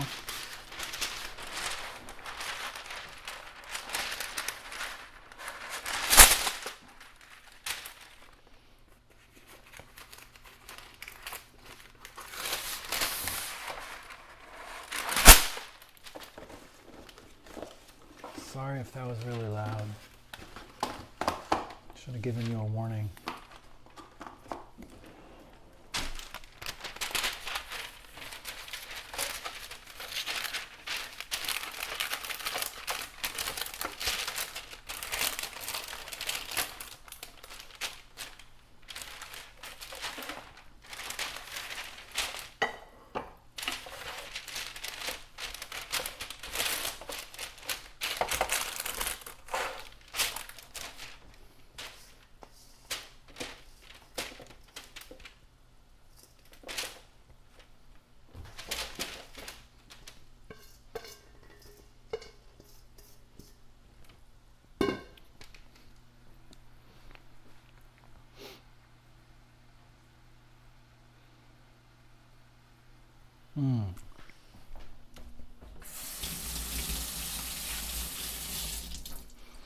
Mount Vesuvius.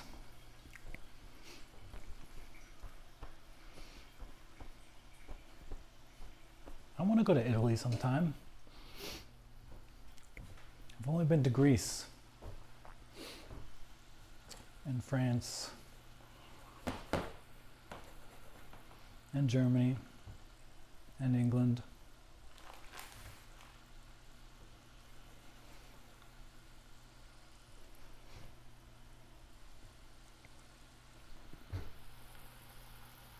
It smells so good.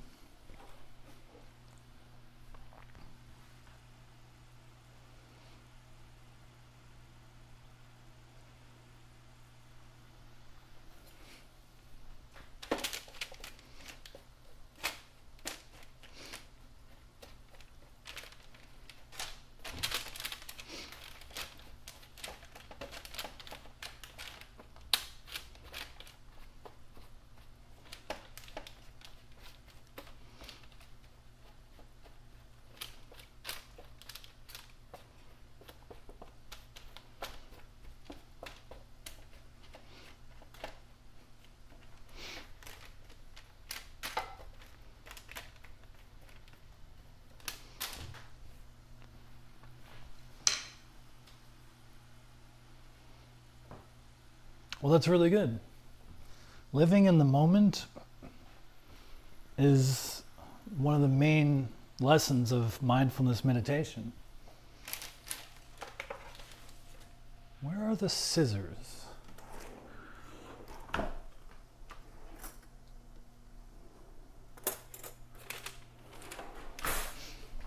I don't know where anything is. Oh, no. Yes.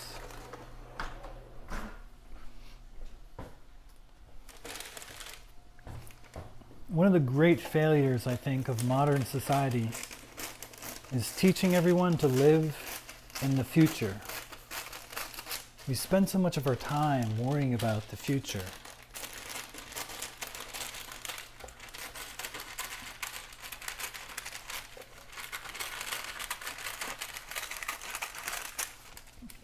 We've forgotten that life happens here and now.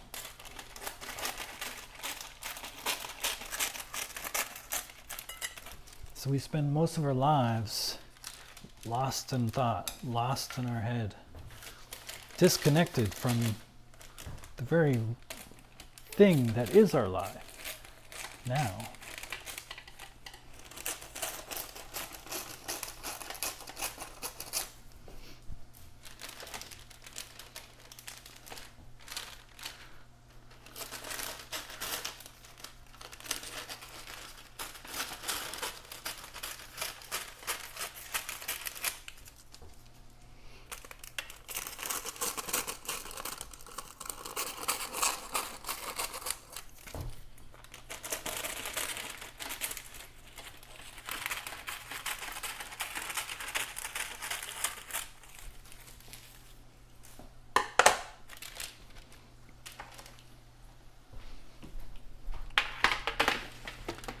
But I would invite you to test that.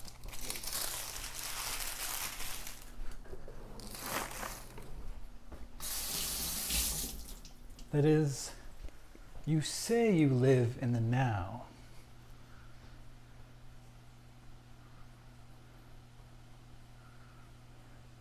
You live in the moment. But how much do you live in the moment?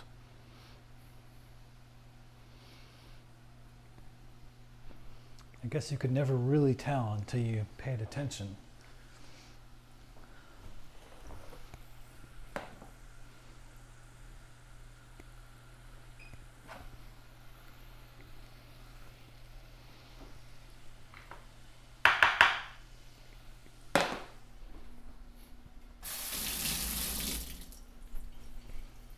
You have to count all the time that you spend thinking about anything.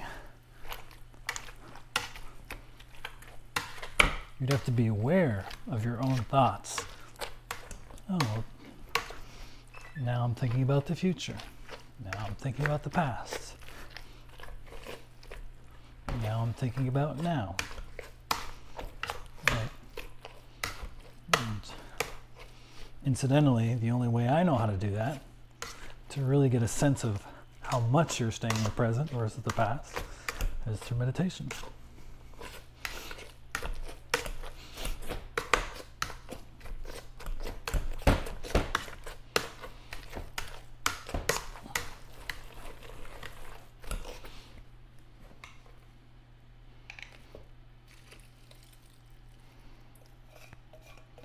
Wow. Roasted or cooked butter and garlic.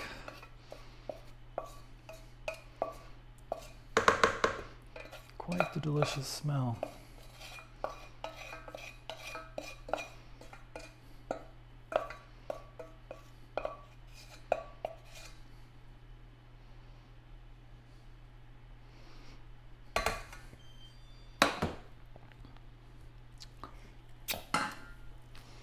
That's ready.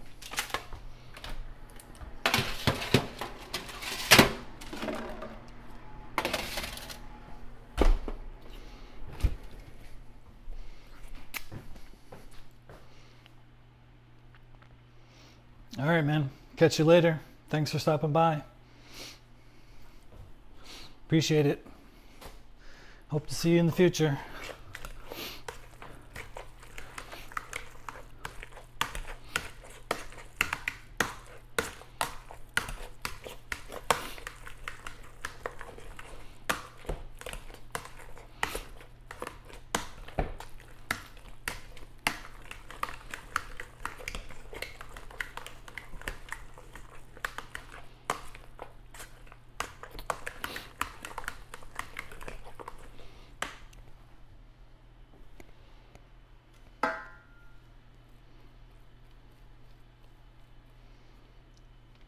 All right, let's see how it is.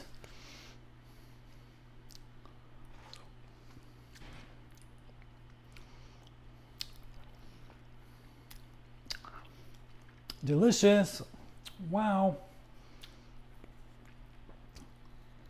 I dare say that that's the best mashed potatoes I've ever made.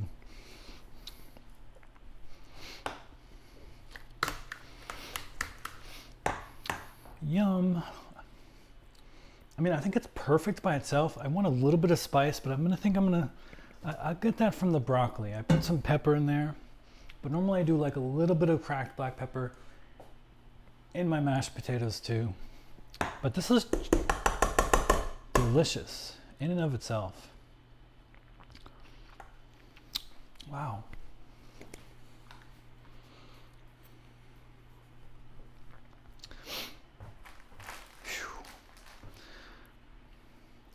I got the salt just right.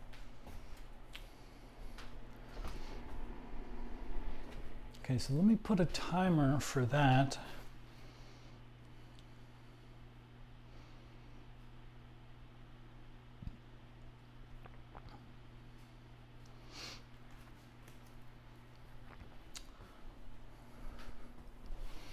Then we'll be pretty much done.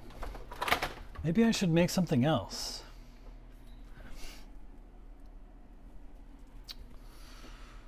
Can make a salad. I really do have to use up that lettuce, but we already have greens.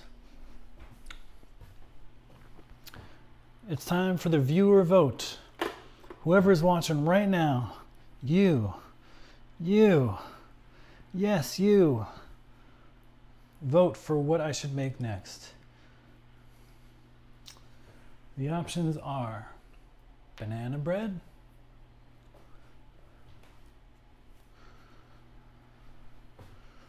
or a salad,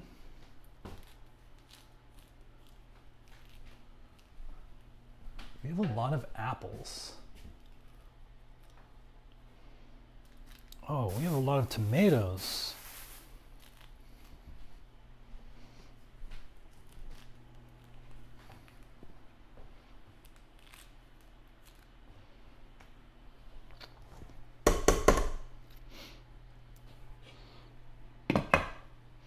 You know, I'm gonna try one thing with this.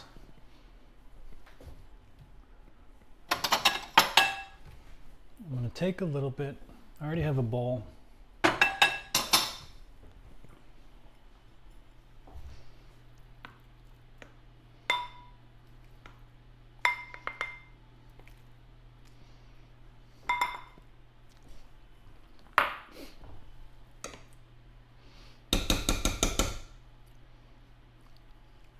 You guys want to see the final result?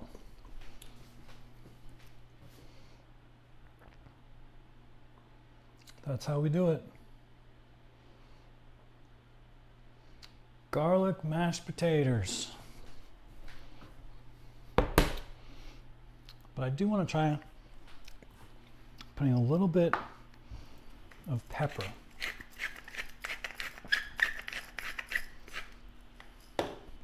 See how that changes the flavor.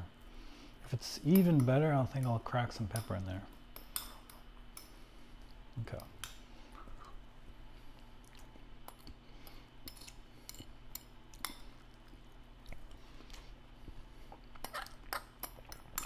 Kind of a side grade. Might be different with just pure black pepper versus this kind of like medley. But yeah, I can go without.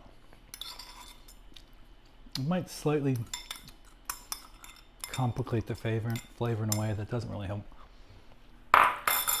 So we don't need that.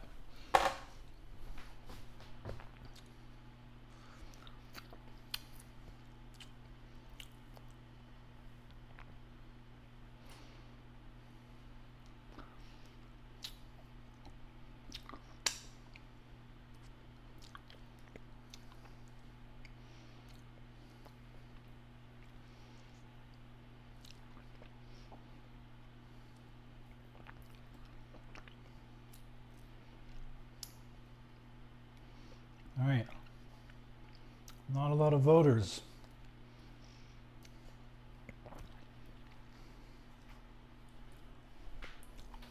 Let me pull up my banana bread recipe, see what that entails.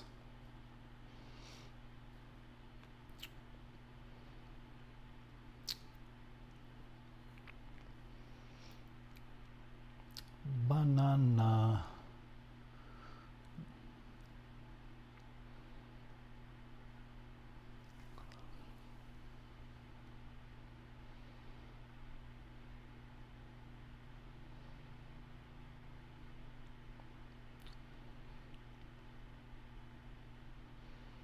Actually, I kind of want to use the pumpkin bread recipe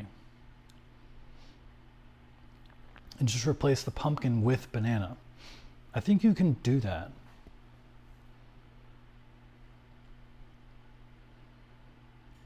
As long as the banana is sufficiently ripened. And these are pretty much there. At most I want to go one more day.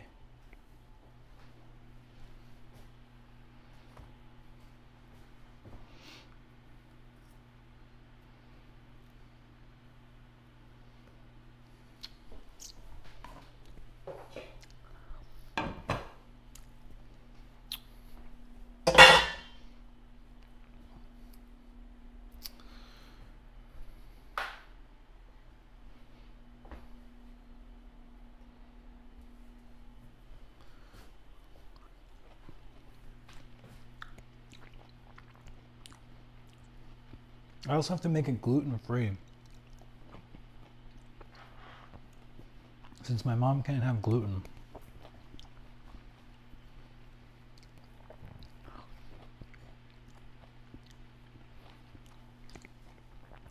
Coconut oil. I could probably just use olive oil.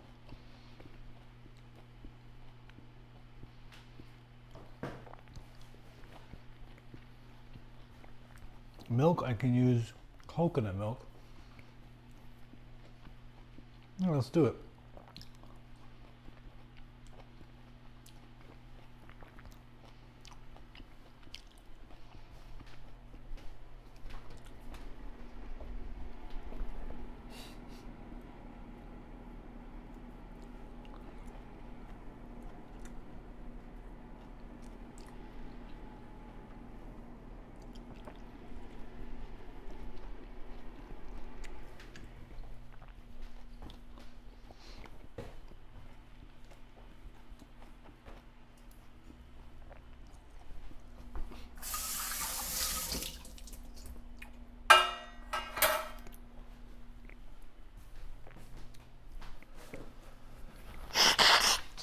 I'll have to make a salad tomorrow. Put some apples on it. We have too many tomatoes. We're gonna have to do something with these tomatoes. Maybe make some more pizza sauce. Ugh. Okay. Guess we didn't need that onion.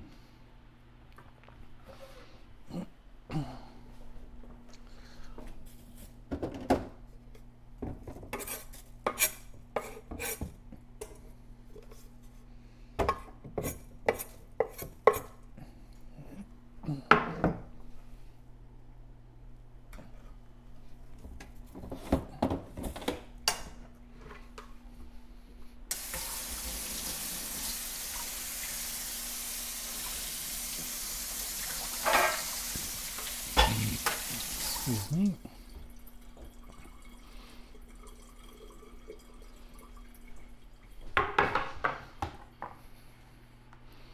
So I think I'm gonna make some banana bread. Stick around if you want to chit chat, talk about philosophy, talk about life, or talk about banana bread.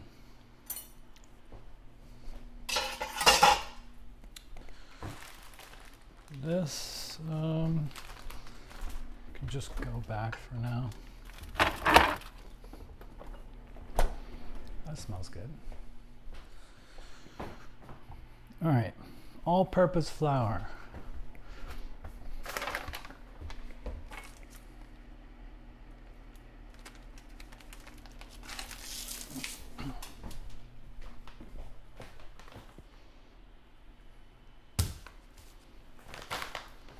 I'm going to use this gluten measure for measure flour. 1-to-1 substitute for wheat flour. But what about just substitute for all-purpose flour? Okay, I'm just going to do full-on substitute. Let's see how it works. The original recipe calls for 1.5 cups of wheat flour and 1.5 cups of all-purpose flour. Again, my mom's gluten-free. We have to use this gluten-free flour. So I'm just going to go ahead and do 3 cups of this. Let's get a bowl.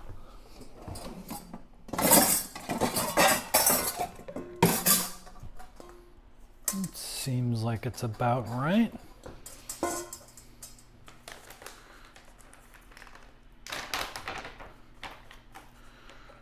Do I have enough?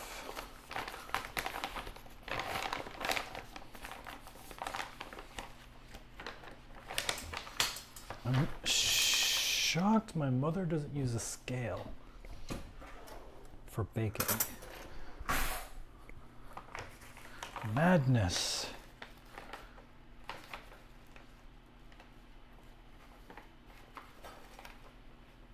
I mean, certainly some things are more sensitive than others.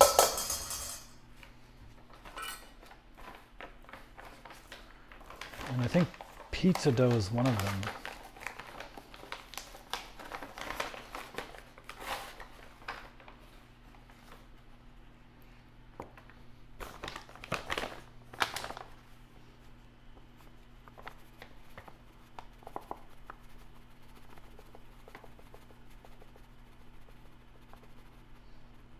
I don't think my mom makes a lot of pizza. It's a damn shame, since pizza's delicious. But, okay, maybe I do have some.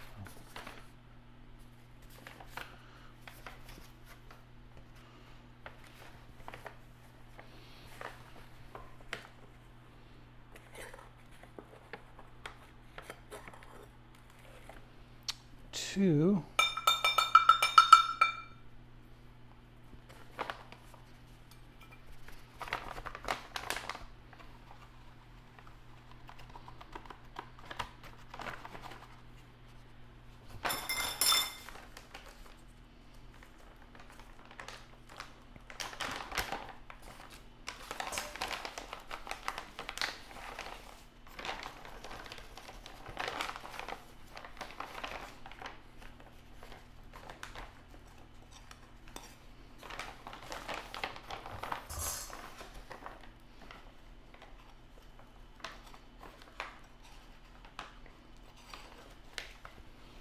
Three.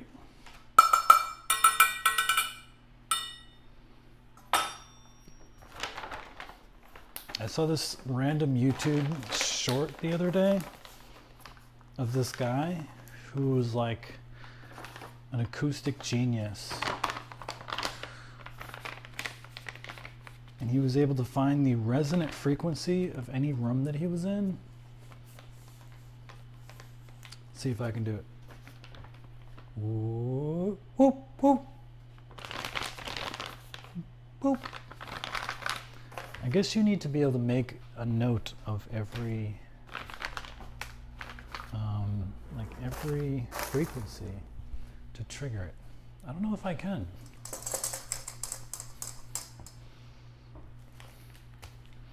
Okay, flour's done. Check, check. Baking soda. Baking soda and baking powder. Oh, I finally know where something is.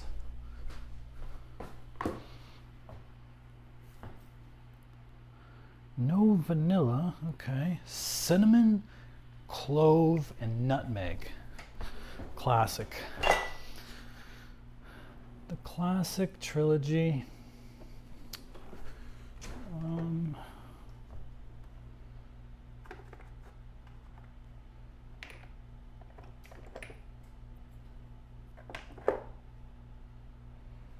Majorum. Okay, here's nutmeg. Whoa.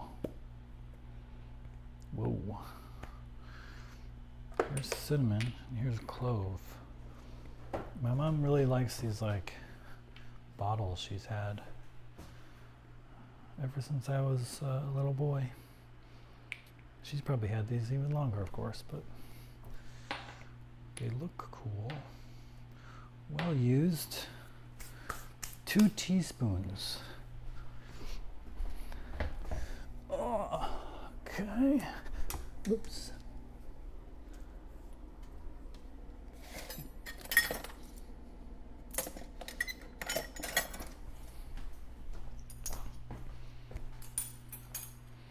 Two teaspoons of baking soda.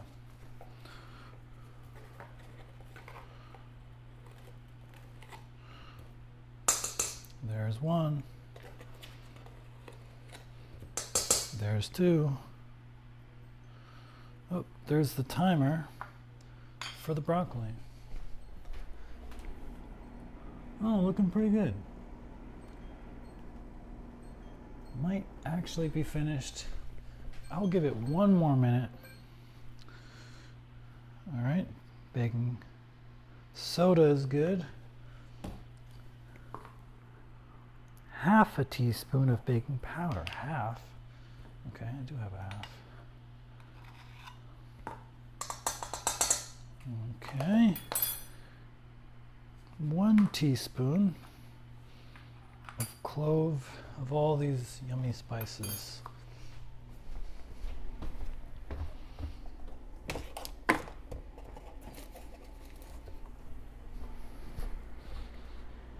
Smells delicious.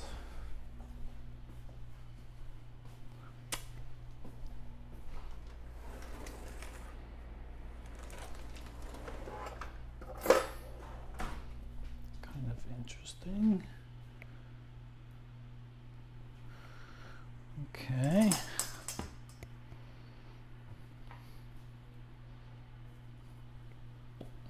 There's some sort of suction effect going on. Very advanced. Oh God, I can't fit in. No.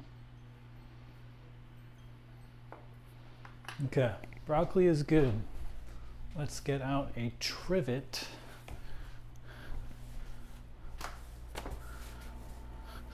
Some gloves.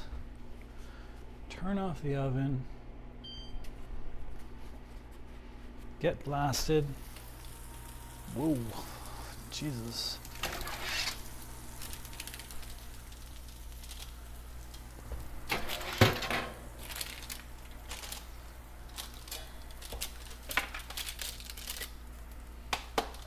Leave the oven open, get warm. Feels nice. You can let that heat up the house a little bit.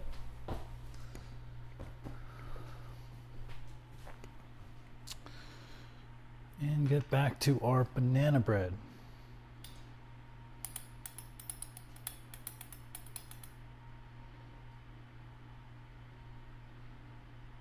Okay, that seems to be good. Nutmeg, isn't that the one that'll kill you if you have too much of it? It smells like cinnamon.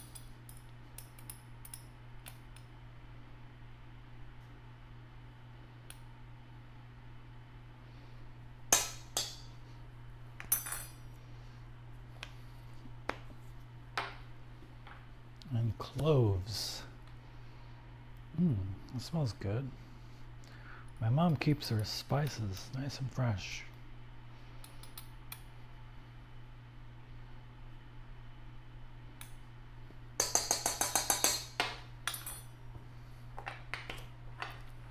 All right, we're good with that. 1 teaspoon of salt. Wait, was I doing a half a teaspoon this whole time? I was. That means I need to double it up.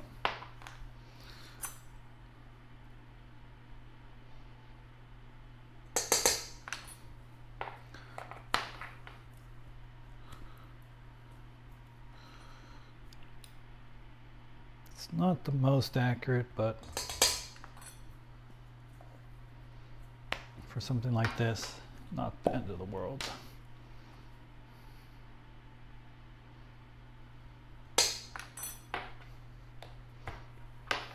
Okay, 1 teaspoon of salt. Does that seem like a lot of salt to you?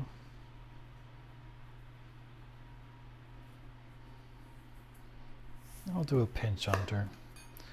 Oh, don't have walnuts, do we?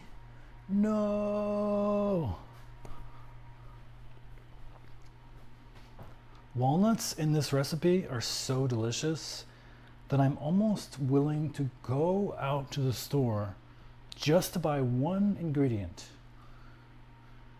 How can you have banana nut bread without nuts? That's just banana bread. Do we not have any nuts? Where are the nuts stored? Oh, we have mixed nuts. And we have almonds. We have cranberries. We have cranberry, almond, maple.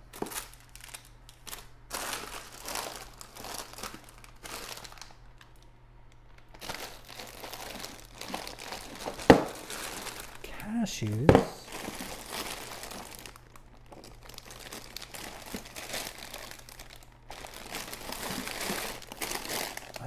Yeah, you can't just replace walnuts with almonds. It doesn't work like that. Nuts, each nut has a very particular quality. I'm gonna have to get back to that. Mix it all together.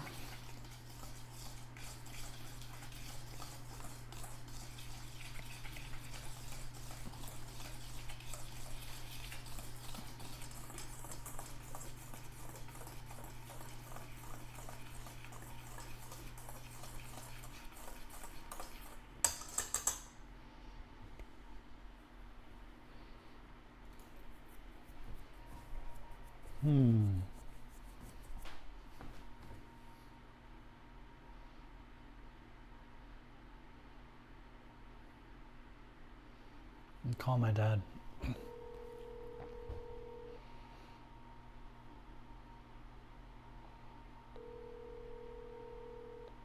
Hey, what's up? Hey, are,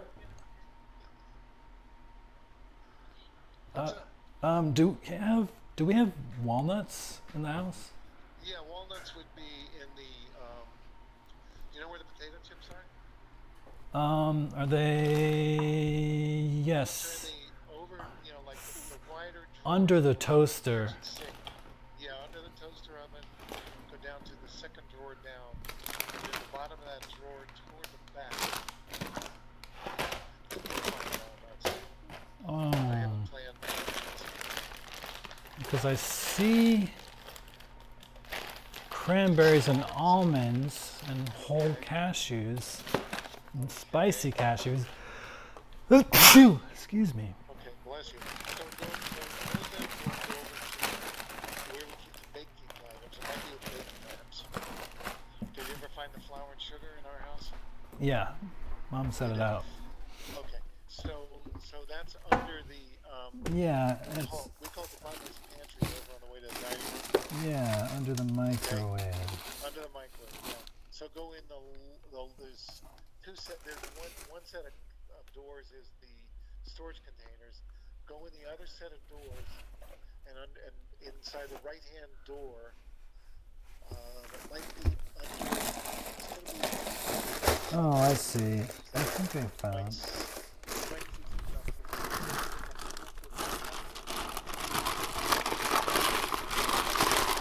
Yes, walnuts. Yay. Okay. Some banana bread with the gluten-free flour and. Okay, good luck with that. Yeah, because you had like a stack of bananas here and they're all getting brown, so. Oh yeah.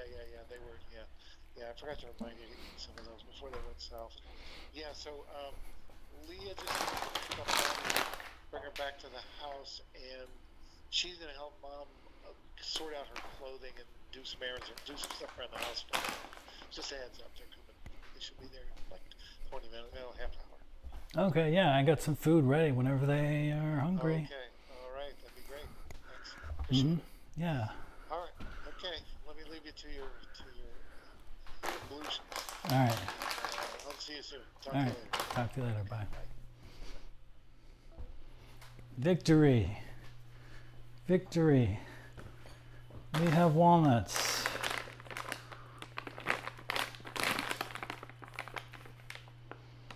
Best before November 27th, 2019. Damn.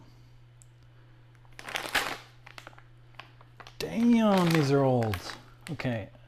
I'm gonna give these a sniff. Oh yeah. Cheerios, they never make them the same size. I got tempted by Oat Crunch. I was like, I like oats and I like honey. So why not get oats and honey? But damn, this is sugary. It's insane. So I have to put like 90% regular Cheerios, which are very like plain and non-sugary, and like 10% of the other stuff. But yeah, we shall see. I'm gonna sniff this bag and see if it actually is any good. When in doubt, always follow your nose, said Gandalf. Oh, there's some pecans. Okay. Here's some options. Oh, there's a bag of something exploding.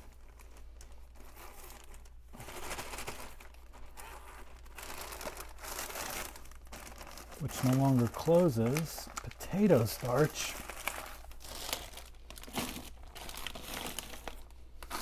Brown sugar.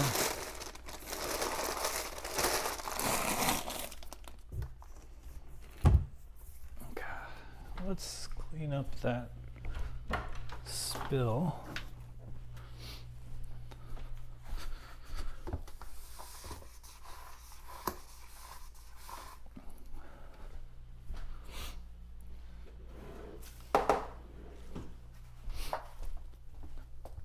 Wait, this doesn't go here. Silly me. Goes here. Goes that. Hot, hot, hot. Not too bad. Let's keep this in the oven. They're coming home soon. It'll stay warm without overheating, hopefully. Getting too dry.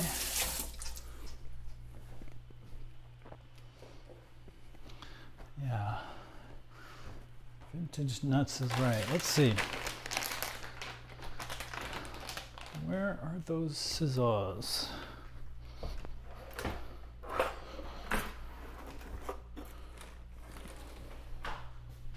I just had them.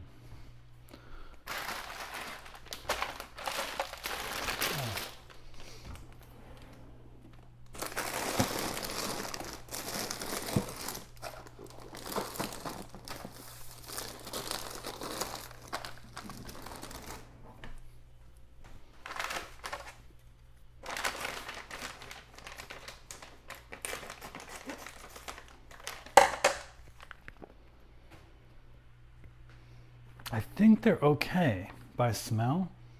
Maybe a pinch like stale.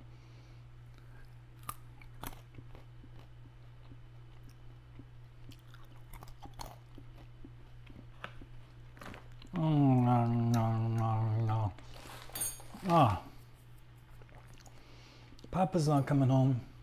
Just Mama and Sister. Oh man, these are super stale. I don't know if it's worth putting them in. Like, they're not the worst. They're far from the best.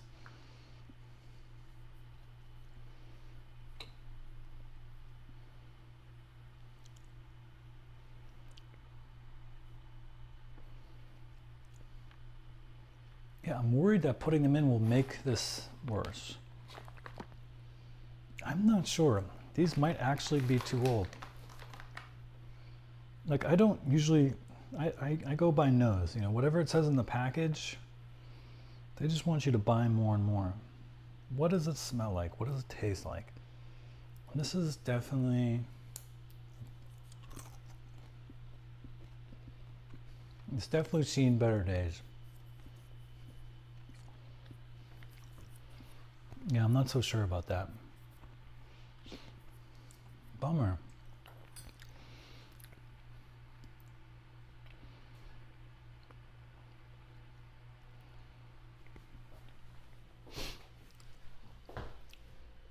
I can't type in my phone password in view of the camera because somebody is probably smart enough to deduce the motions of my hand that is visible to find out the exact password.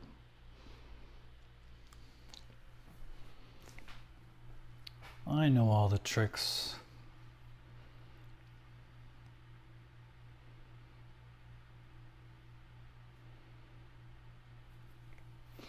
Okay. Yeah, I think actually, I think I'm gonna pass on those. Like maybe when they're cooked it'll be okay. I'm not sure.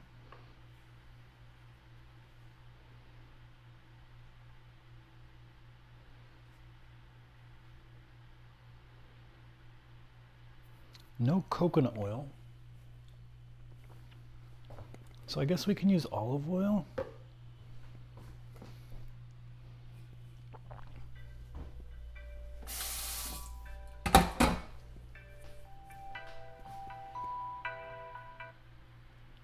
Feed the cats.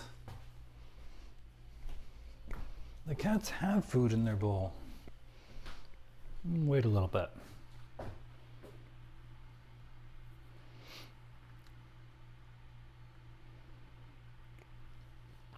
All right, I'm gonna follow Micah's advice. Well, I'll let my mom be the final arbiter, since it is technically her nuts, not mine.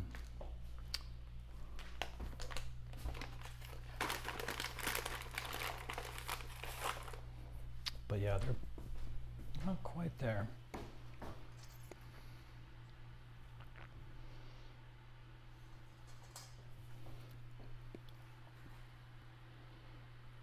Okay, I need another bowl. Brown sugar, 4 eggs.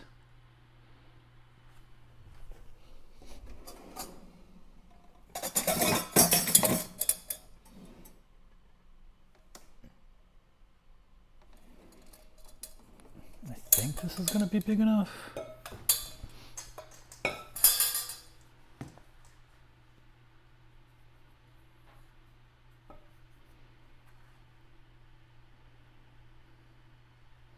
Yeah.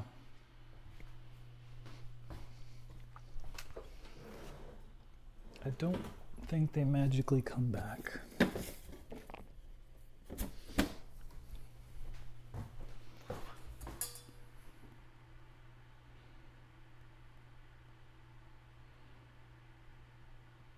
Maybe I should tell my sister.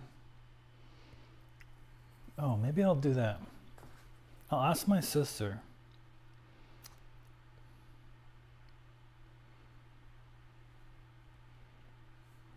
I'm in no rush.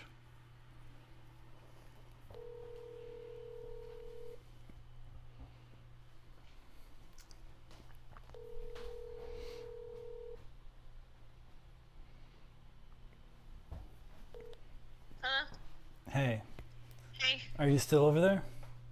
Yeah, Mom's just getting to her car. I'm gonna walk to my car now. Oh, yeah, I was going to ask you if it's not too much of a hassle. You're like 2 minutes away from Market Basket. Yep. Could you pick up some walnuts? Because I'm making Sure. banana nut bread, but I don't have any nuts. So Okay. if I'll Is make, it just walnuts, or do you need anything else?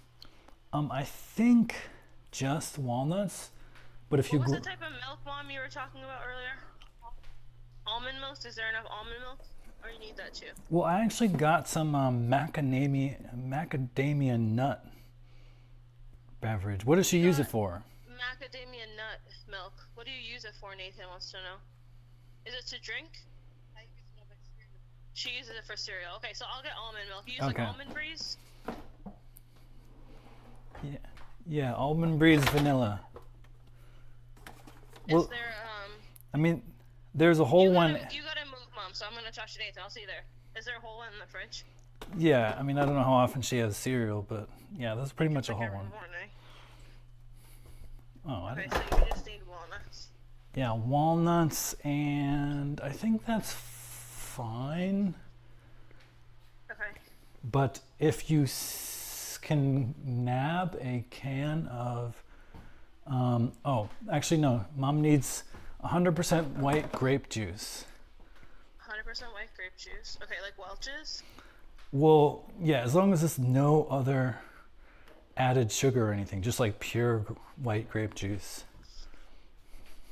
Okay, do you want to just send me a picture of like the one she has? So I'll Yeah. just try and get that one. Well, this one's from Stop and Shop, but yeah, it's got the Stop and okay. Shop logo. But yeah, I'll send you the picture.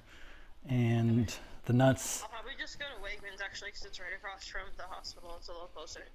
Oh, okay, sure. Okay. And actually, I'm thinking maybe if you can get a can of pumpkin puree, that'll be the last thing. Okay. Sure. All right. Can you text me these 3 things? Sure, yeah, I'll do it. Cool. All right, thank you. All right. Yeah, no problem. Bye. Bye. Perfect timing. Extra big box of Cheerios. Actually, I can still text her, but I don't want her. She's going to be spending her own money. I mean, I guess I can reimburse her, but yeah, I don't want to throw too much in her face. Plus, Cheerios are actually really expensive, usually. I like to wait until they're on sale and take a picture.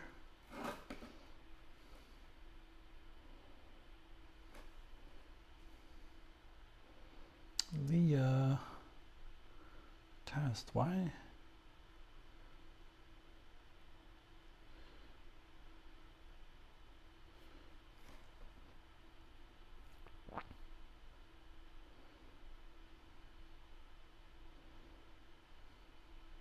Grape juice, walnuts, pumpkin puree.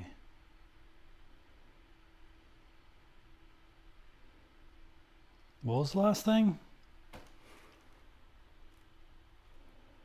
No, my sister lives like an hour south. What did I need? Walnuts, grape juice, pumpkin puree,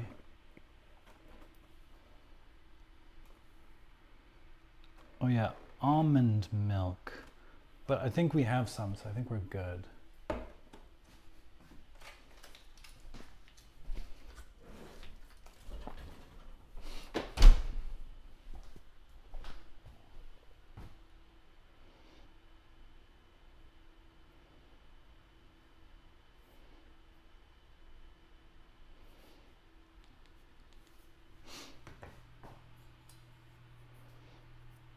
Okay, that's great. They'll be home probably in like 15 minutes, so that'll be plenty of time for me to wrap up the rest of this recipe. Cream the oil with the brown sugar.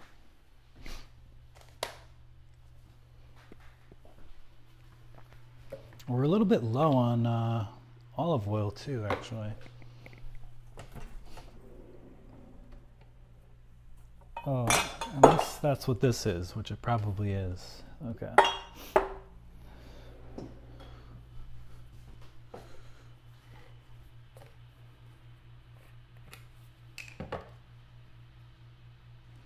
Half of cup.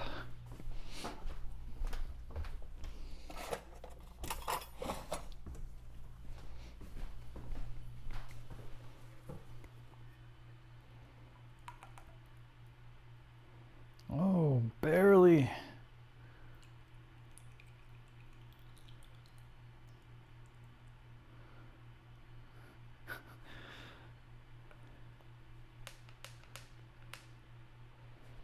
Yeah, that doesn't sound so great. Okay, that's close enough.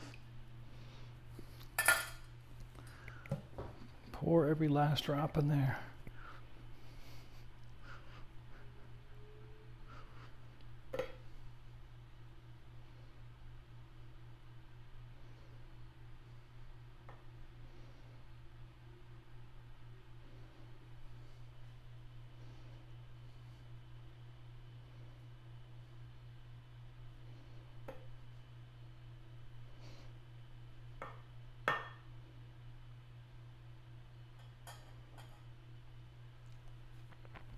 Anytime I have to pour something out and at the very end, I always wish I had like a little, some sort of like handheld rack that like held the thing here so I could keep cooking and do other things around the kitchen while it's like dripping the last bits out. Where's the robot when you need one? Oh, okay, that's pretty good. I can even put in a little bit of this olive oil. It's just not the same. It's meant for like salads and marinades. It says 2 cups of brown sugar. God damn.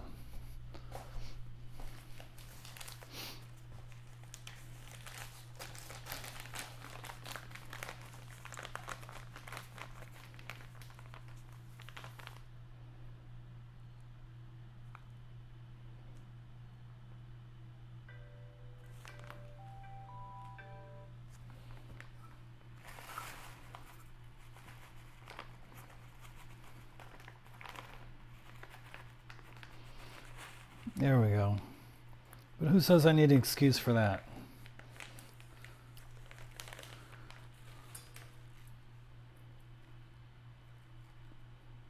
Okay, don't pack it down.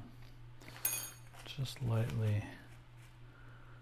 Okay, that's a lot. Welcome to the unhealthy portion of the show.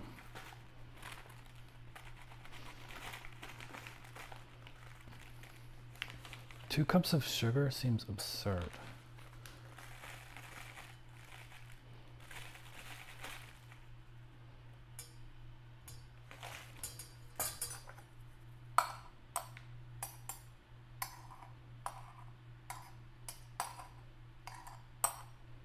Okay.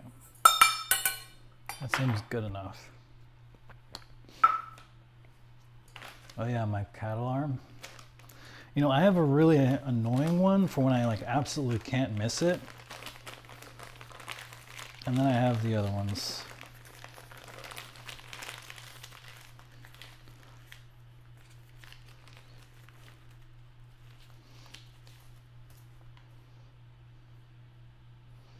This is my alarm for when I absolutely cannot miss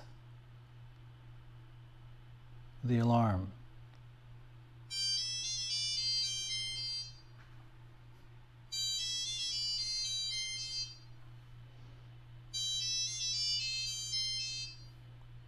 If you have a good ear and a good memory, you will recognize that.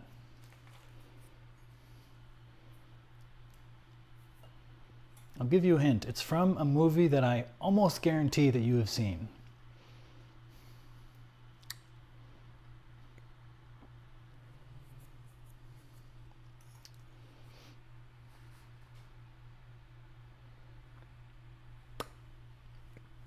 It's from Jurassic Park 3.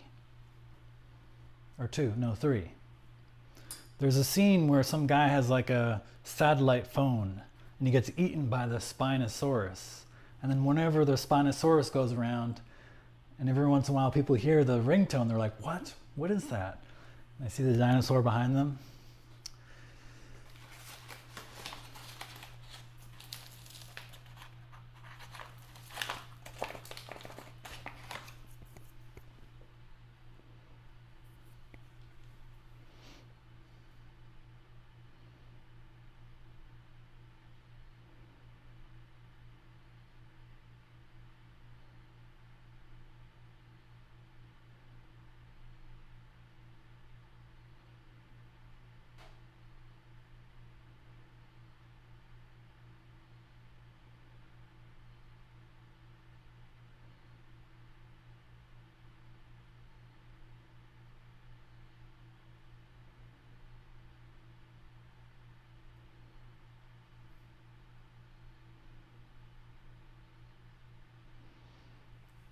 Obscure reference. My life is full of those. Okay, I guess I don't need cane sugar.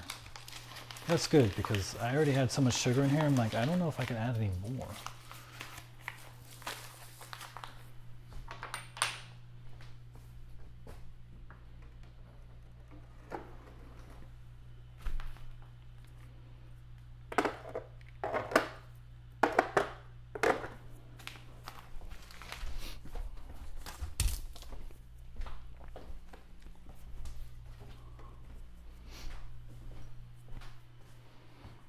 4 eggs, that's a lot of eggs.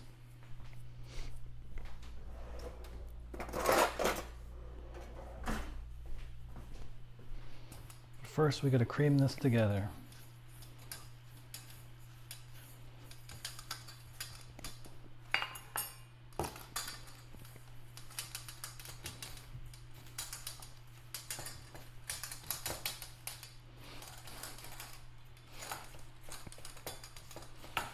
Well, one day I wanted a cell phone buzz ringtone, and I was like, I don't know how I connected the dots, but somehow I remembered about that one. I was like, I want to use that one. But it is a bit obnoxious. I don't need to be jolted awake from sleep most of the time. I can have a more leisurely ringtone.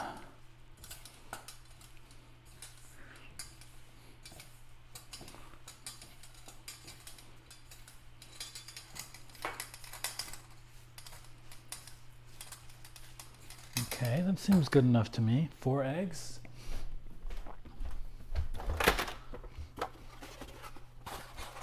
One egg.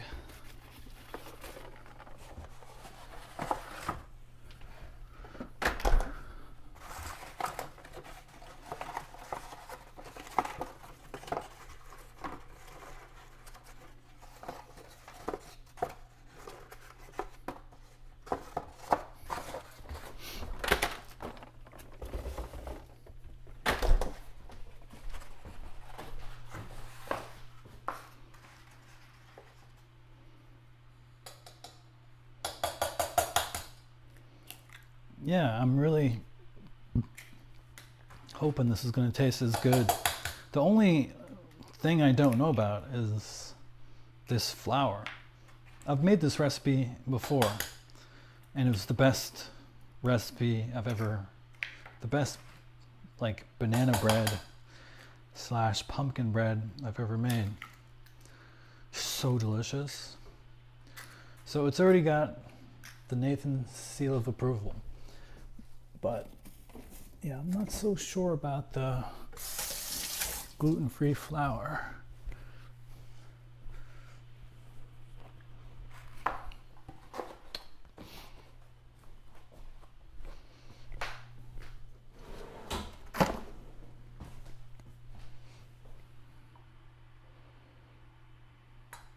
Half a cup of milk. Oh yeah, and we have to use coconut milk. Ta-da! Organic is awesome.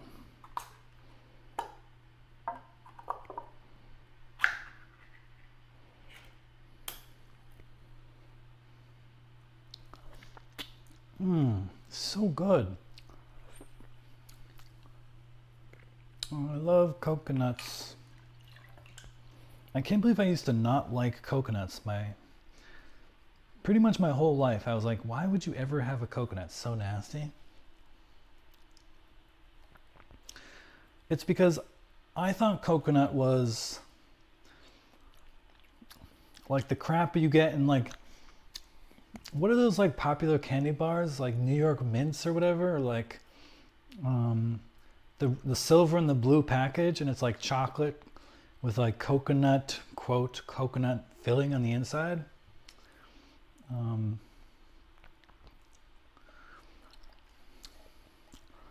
Yeah, I just thought like,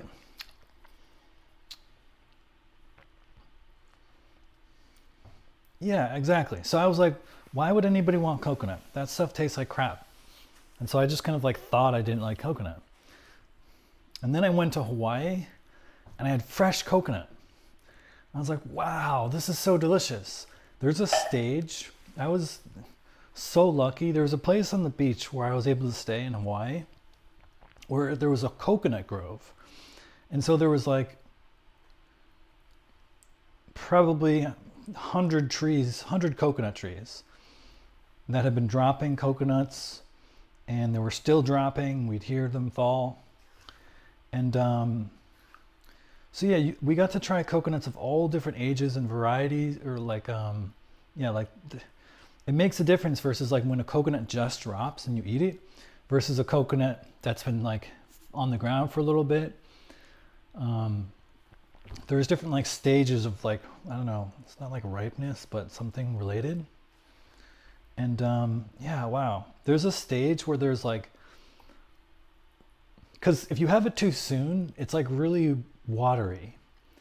And it doesn't have much of a coconut flavor. Or there's a stage where like it's really, the meat is like rubbery, and then there's a stage where the meat is like hard. But there's a particular stage where the coconut is like watery and oily and like a little bit of salty and like a little bit of sugary, and like it's like a concoction made of heaven. It's honestly like a gift from God. It's so delicious. I didn't know nature could make stuff like that.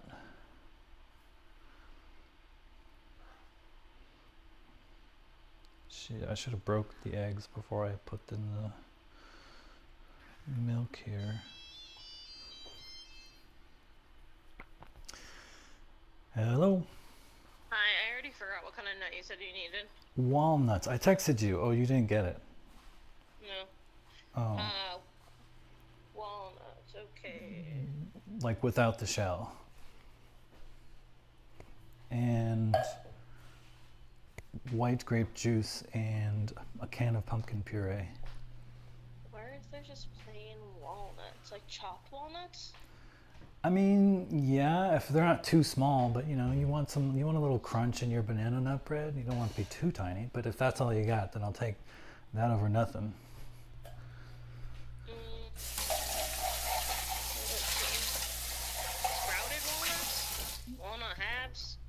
Walnut halves? Yeah, walnut halves is probably pretty good. Jesus, $8.49 for some walnuts. Yeah, I'll get you back. No, it's fine. Okay, and what was the other thing? Grape juice? Grape juice and a can of pumpkin puree, preferably organic, unless you want to eat chemicals. Puree. Where would I find pumpkin puree? Would be what? Like Baking needs? Yeah, probably.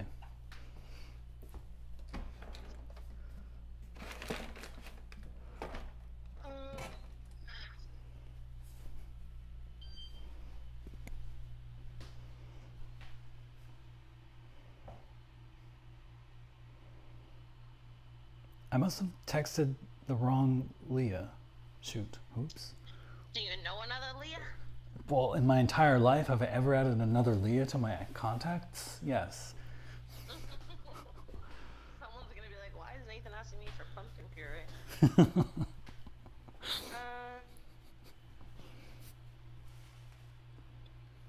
Wow, Nathan, you are so lucky. What? There's one organic pumpkin puree left. Oh, nice. It's good to know that it's... Organic, 100 pumpkin solid pack. I'm guessing that's it. Yeah, oh, 100 pack, you said? No, it says 100% pumpkin Oh, solid yeah. pack. Yeah, solid pack? I don't know what that means. I don't know what that means either. But I'm hoping it's puree, pumpkin puree, which is soft The other and thing not... says 100% solid pack. They all say solid pack. Okay, then it's probably okay. Pine mix. Yeah, no pine mix. That's got other crap in there. Well, that's the only organic one. That's what you get in. No, no, just give me... It doesn't have to... I would take non-organic pumpkin puree. They don't say puree. They just say... Well... They just say solid packs. Well, if it says 100% pumpkin, then that's fine. Yeah. Yeah, but the pumpkin mix has like other crap in it. Let's see, ingredient list. This says I'm organic dripping pumpkin. sweat. I don't know why I'm so sweaty. It's a long hike. I'm gonna take my temperature. Okay. I feel weird. Oh. And you said it's grape juice? Yeah, Oh, white grape juice? white grape juice. Okay, anything else you need? No, that's it. Alright, Thank you. you're welcome. See you soon. Okay, bye. Bye.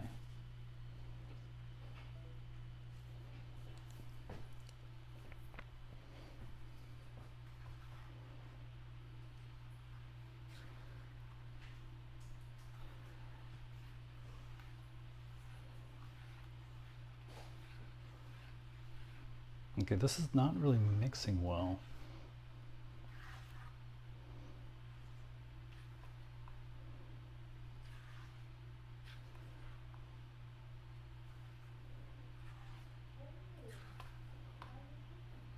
This is quite odd, but I'm just gonna roll with it.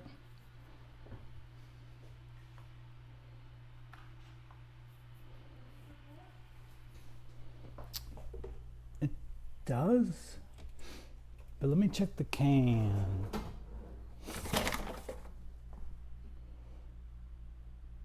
$13.5 fluid ounces.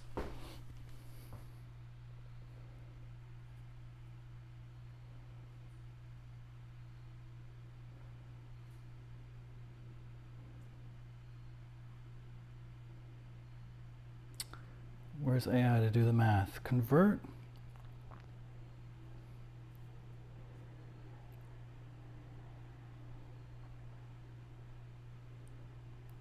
$13.5 fluid ounces, 2 grams of coconut milk.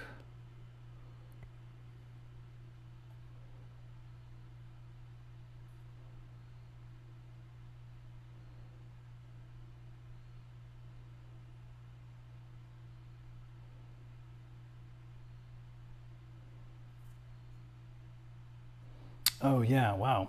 Okay, I shouldn't have put the whole can in. Whoops. I should have put closer to half the can. Shit. Okay, we're gonna have to scale this up big time.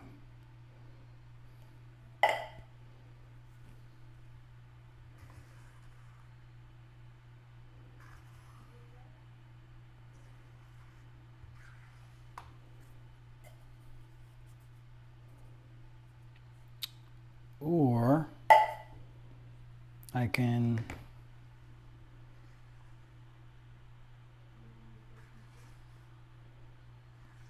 just mix this and use a smaller amount.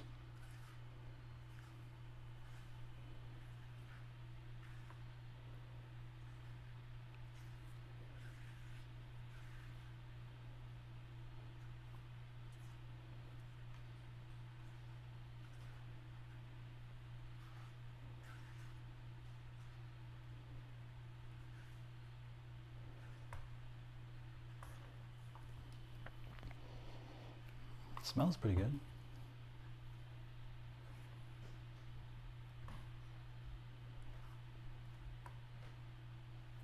Did you feed the cats? Not yet because there's still food in the bowl. No, I just pick it up and give them new food. Oh, you're so nice. Can you take this, pull this out? Yeah.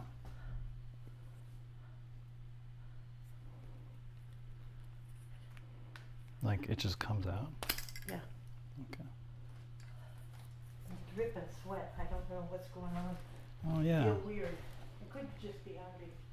Well, we got food. You want some dinner? We can wait till Leah gets here. Okay, yeah, she just left the store, so she'll be back in 15 minutes or so. So can you put new food out? Yeah. Oh.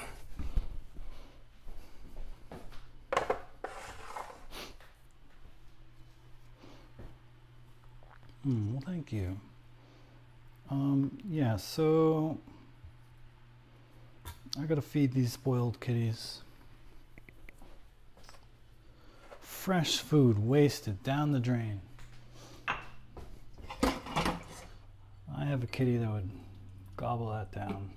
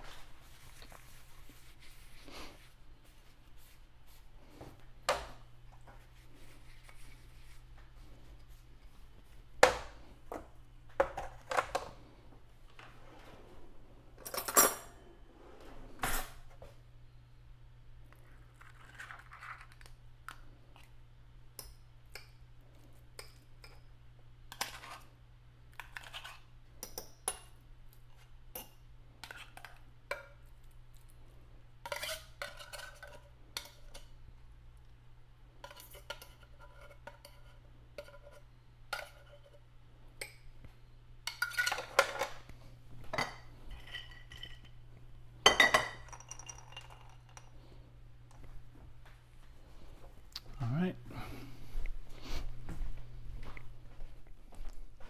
Hey, here you go. Nathan, Yeah, can you bring me some ice water? sure, yeah.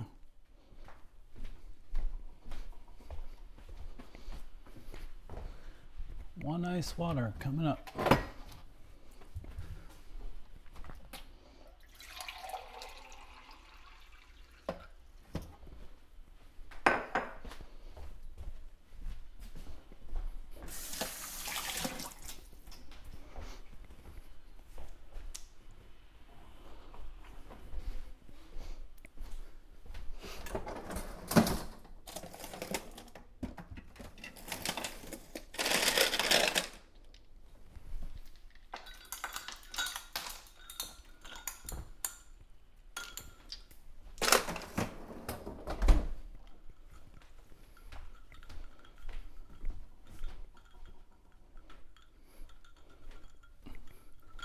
When I put in cubes in here, how many should I throw in?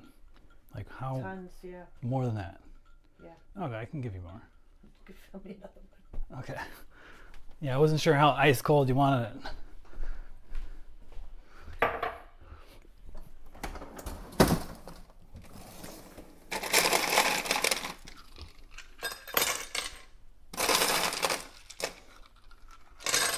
Lots of ice. All the ice.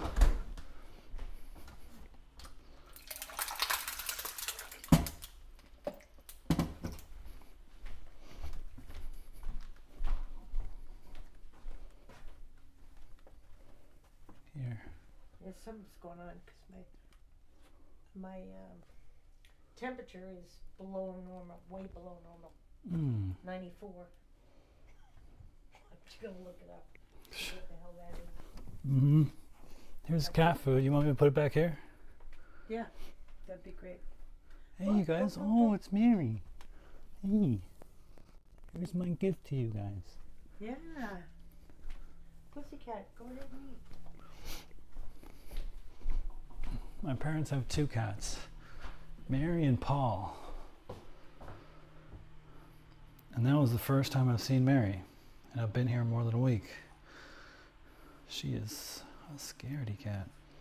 So I think, unfortunately, the only thing I can do to make this recipe spot on, and that's what I want to do, is make this spot on, is I'm going to scale up according to the liquid that I used. And just add more of everything else. Which is fine because we have like 1 billion bananas that are turning brown. So we're gonna make a lot of bread, and we're getting a can of pumpkin puree. So I think I'll just scale it up. So let's do the math. And yeah.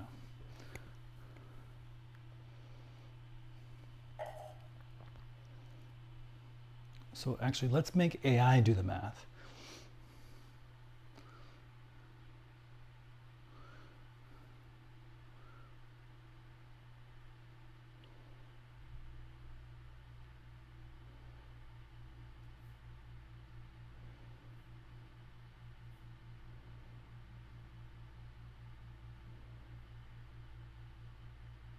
Copy.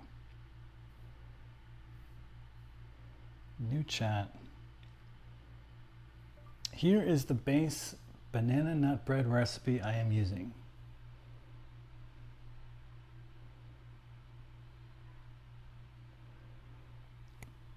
I accidentally put in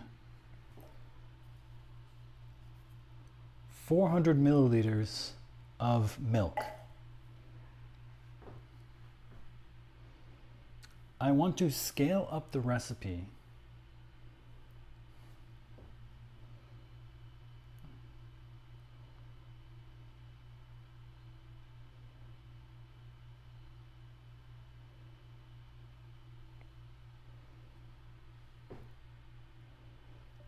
in making this recipe. I got all the quantities correct, except that I accidentally put in 400 milliliters of milk.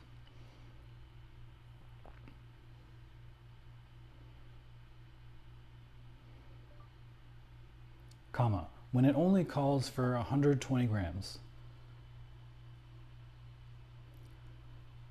Given the difference,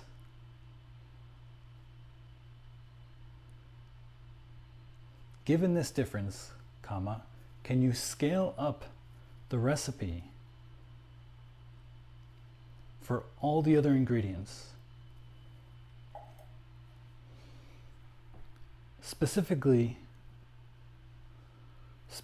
I want to know what I need to add to the current recipe. Well, specifically, I want to know what the total quantities scaled up are, and given that I've already started a batch, what I need to add to all the other ingredients. Actually, I'm not going to make all the bread at once, so I don't need to know that. Well, actually I do.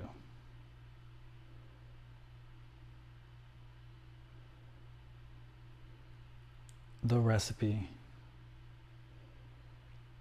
What I need to add to get the proper scale for the other ingredients.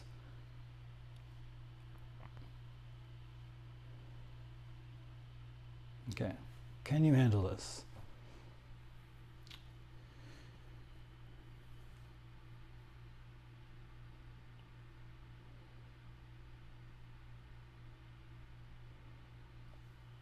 yeah, you know, I don't know how many loaves this is going to produce, but it's going to produce a lot. And I should probably sell these. Nathan's pumpkin banana bread.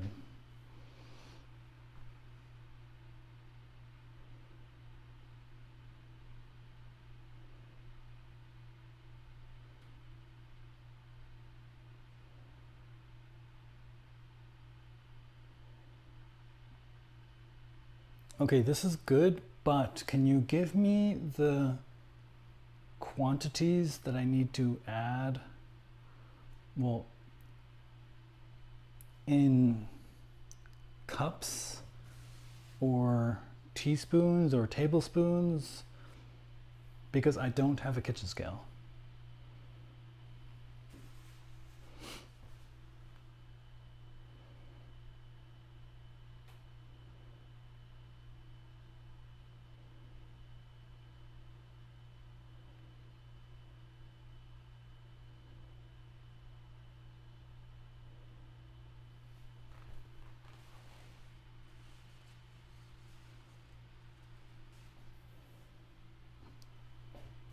Tried to make it a clip?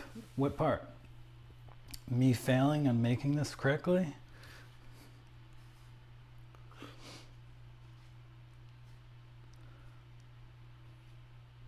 I'm gonna need a bigger bowl.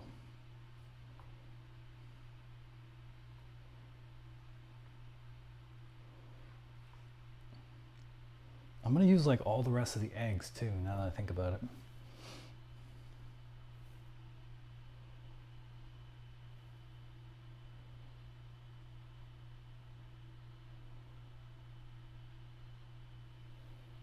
Okay.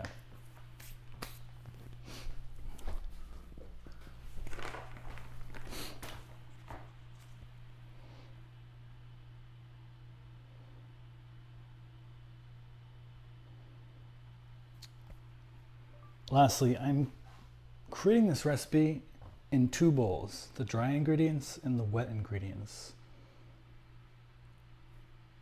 Do you foresee any difficulty in being able to use a portion of each to create a single loaf at a time?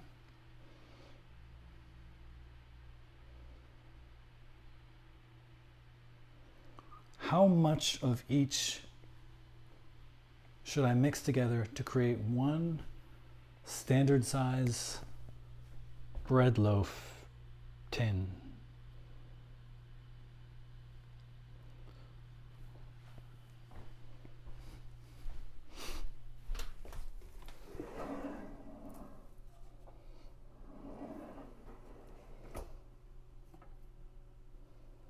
A standard size holds 6 cups of batter.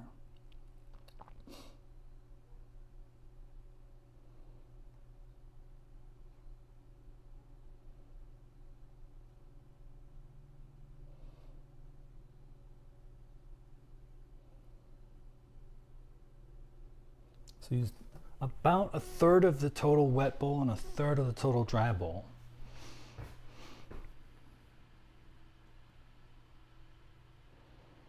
Scoop 2 cups of dry mixture and 2 cups of wet mixture.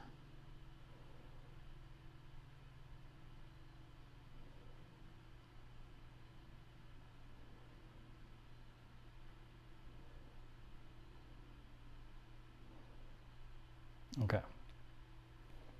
That's easy.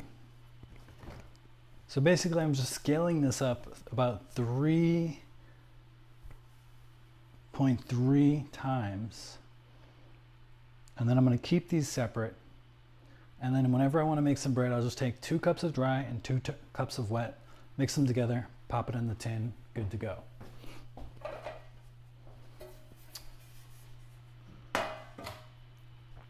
So we're going to have a lot of banana bread.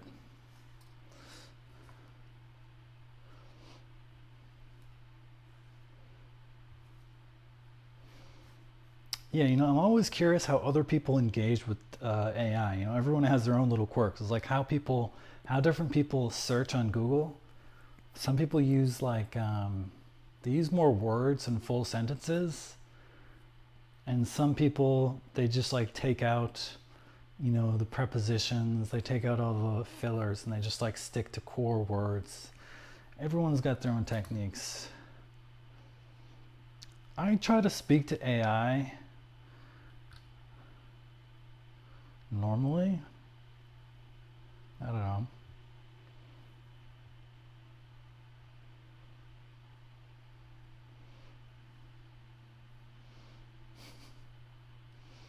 When that day comes, it will be amazing. I can hardly get. Looks like my sister is here. No way, she doesn't drive that nice a car.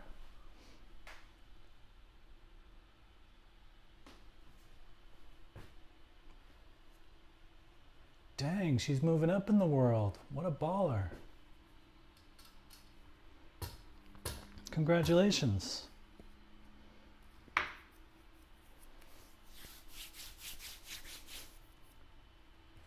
Okay, get all the ingredients back that I put away.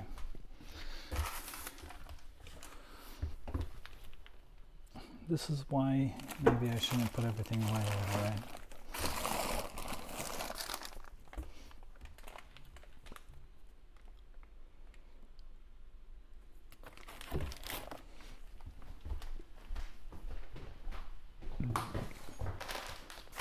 But since she's here, I need to ask for her permission if she wants to be on the internet. So I'm gonna actually silence.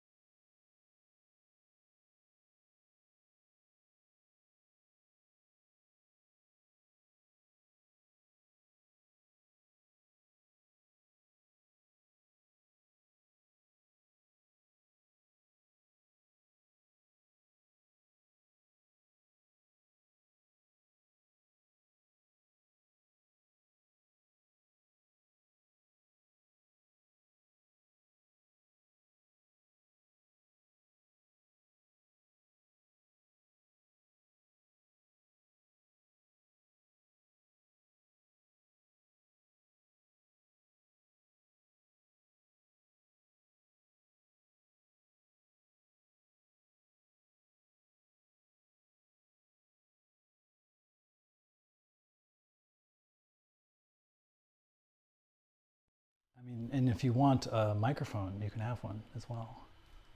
Whole 9 yards. But anyways, my sister's here. She dropped off some walnuts. She's a savior. Everyone pray for her good health and fortune. And pumpkin. And pumpkin. So we're gonna have a classic Nathan recipe, which is based on Mom's recipe. Southern Buckley recipe. Buckley recipe. What if I get married and change my name? Family recipe. Pass it on. Yes, her car is big. What's up with your car? You're a baller now. What's that? It's a mom car. Oh, wait, a mom car. Yeah, Oh, I have to okay. get a bigger car. Even bigger than that? Or you No, mean? that's the big Okay. car. Pretty nice. What is that? A BMW, Subaru? It's a Volvo. Oh, okay. Safest car out there. Why? Does it have AI driving? No, but I hear it's a very safe car. Nice. I like it. Yeah, I saw you coming down the road. I was like, you're driving that now? I thought you had some like, I had a very small Toyota hatchback. yeah, We had to upgrade. nice. Is it brand new? It's used, but it's brand new to me. All right, so Because I messed up, I had to ask AI how to adjust the recipe. Okay. Are you just gonna double? Oh, do you want food? Yeah, I'm gonna help Mom though really quick, and I'll be back. Help her with what? Of course. Well, why don't you eat first? She said she was hungry, but she wanted to wait for you, being so kind. Now that you're here, she can eat. Okay, I'll go grab her. So, well, I mean, she might be like sitting down, comfortable, like healing. She said her like heart, her temperature's down. So maybe like if you can just bring her a plate. Yeah.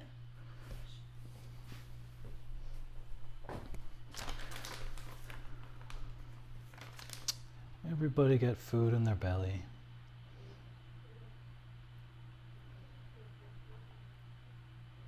Okay, so 3 2/3 cups? What is that?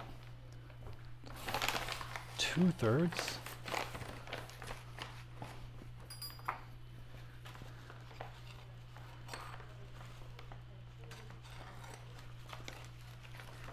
Okay, really? That's a lot. This is gonna be huge. I'm gonna have like literally, I think you're right, like 36 loaves. It's huge.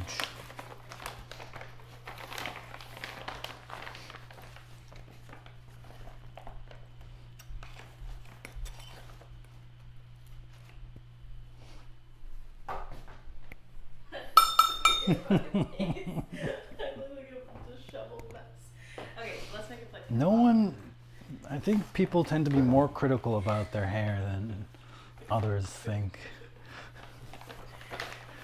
So what we have, Yeah, Mom really needs food. Let's make her some.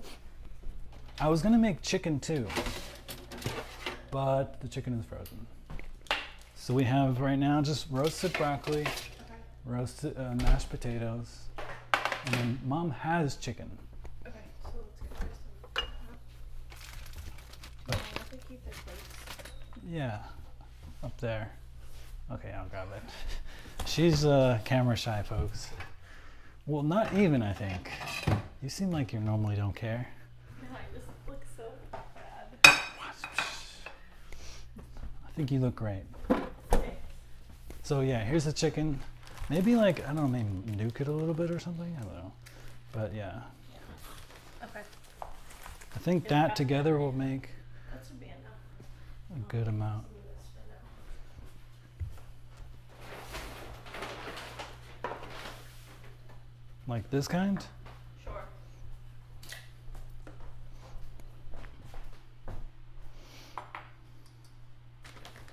I'll tell her you said hi. Oh no, I forgot what count I was at. Rewind time. Was this 2 or 3? Shit. Fuck. I think it was 2.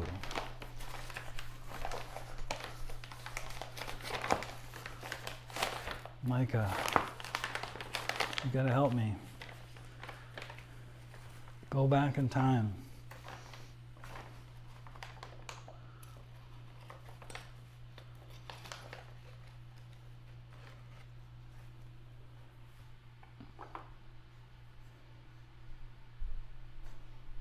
I want to say, can you just like go back a minute in the live stream to where I'm counting and dumping it in? I probably said the number verbally. I'm gonna do another ingredient while that's figured out. Baking soda. What in God's name? Hey, that's the ice maker. Oh. 4.5 teaspoons. This is a teaspoon. 1, 2, 3, 4,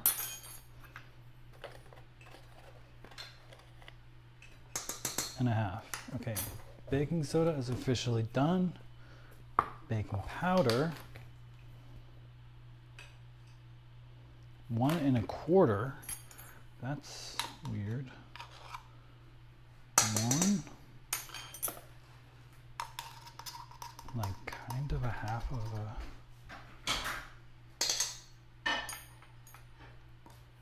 Wait, what? That's weird. I thought you could go back to the very beginning. I thought that was the whole point. Okay, I'm just gonna guess. I think this was 3. That's what my heart tells me. And then we need 2/3 of a cup.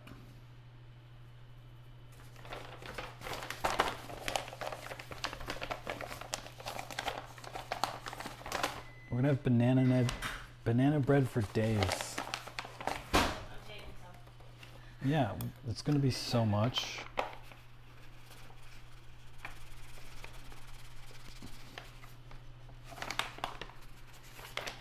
Okay, this is close enough. I'm gonna count that as done. Cinnamon.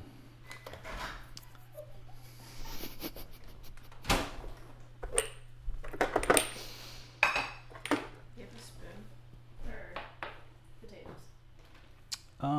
Probably something like this, maybe? Yeah.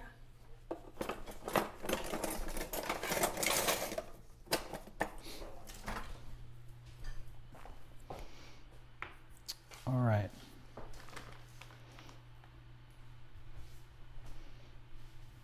Yeah. If I could give it the video, I'm sure I could know. Cinnamon, 2 1/4 teaspoons.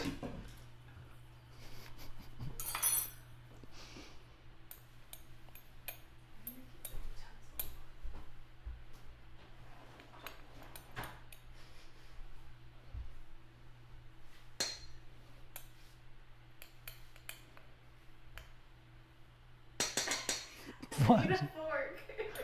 Killing me here. Okay, fine. The internet has already seen you. Hi. Not that I know where anything is. Yeah, Okay. you got it.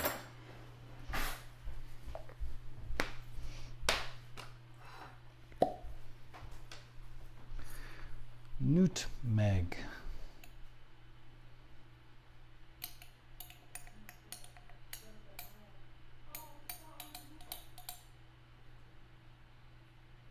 Oh, we're just about done with that.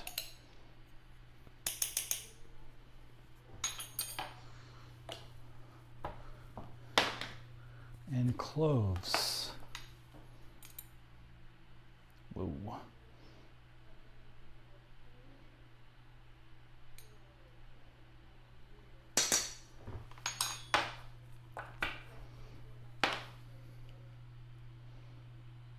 Salt, 2 1/4.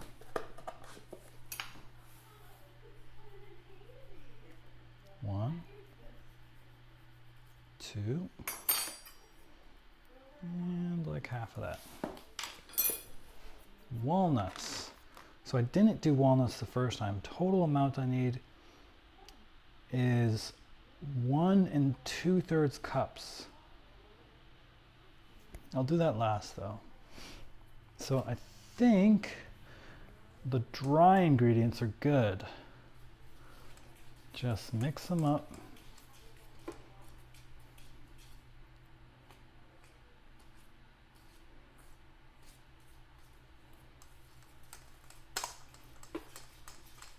You got it. This is an accepting, loving community. Takes banana breads of all kinds and pumpkins of all shapes.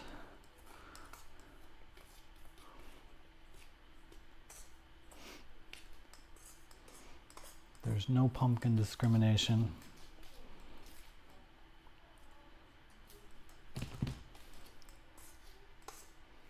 A little bit harder to mix, that's for sure. Need a bigger bowl. Okay. Wow, okay. Yeah, those were no good. Let me just make sure my mouth was telling me the right thing. These should theoretically not taste rancid. Yeah, so much better. Wow. Those taste like walnuts.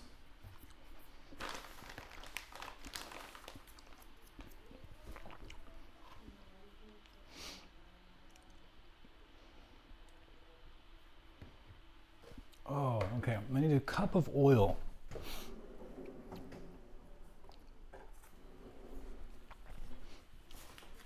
I think I'm gonna need a bigger bowl.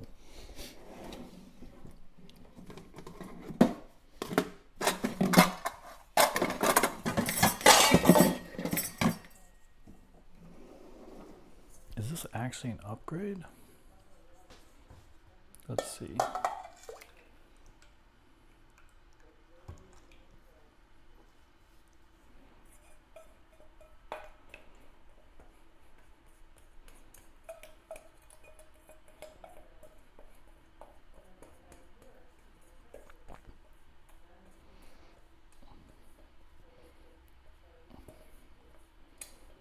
I think this will do it.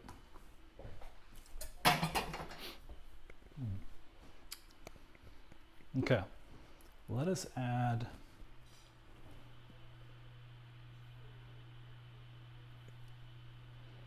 a cup of oil. I'll just do 2 of this. I already had oil in here. 1/2. 1 cup. Oh, jeez. 4 2/3 cups of brown sugar. That's so much sugar. It's crazy. Okay, put this in here.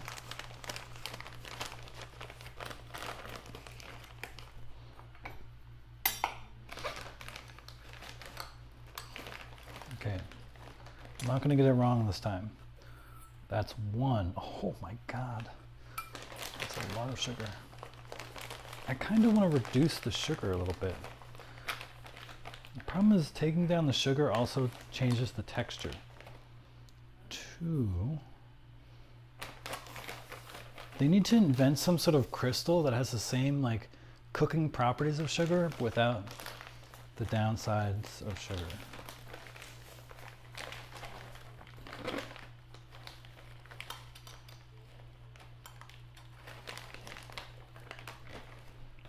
Three. Oh my God, there's so much sugar in here. I just can't. I can't do it.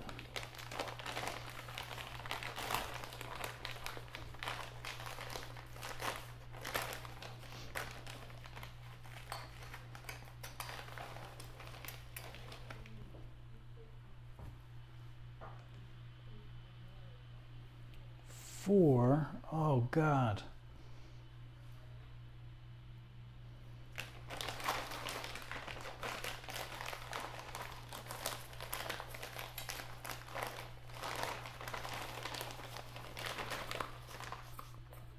Okay. That's good enough. Might be just shy, but I'm okay cutting off a little bit of sugar.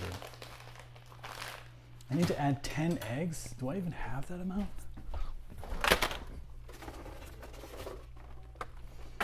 Should have asked my sister for some eggs. Okay, nope, we have 9 eggs. We're just gonna have to make do with 10.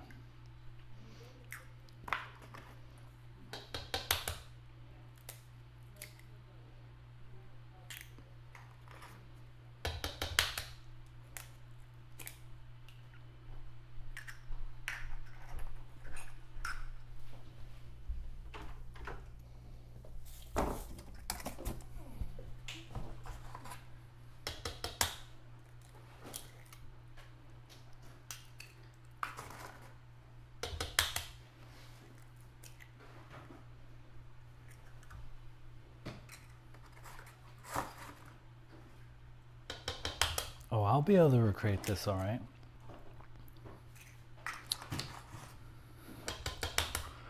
I mean, technically it should be exactly the same as the original recipe, just scaled up.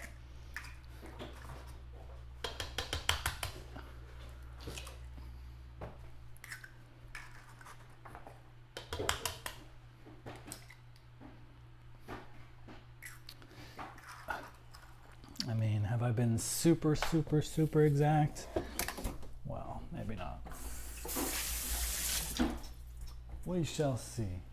With as much sugar as I just put in there, I have no doubt it'll be delicious.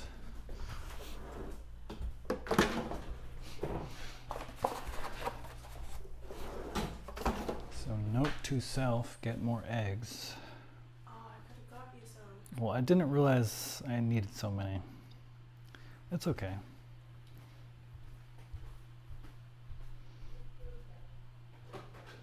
I also want some more kombucha.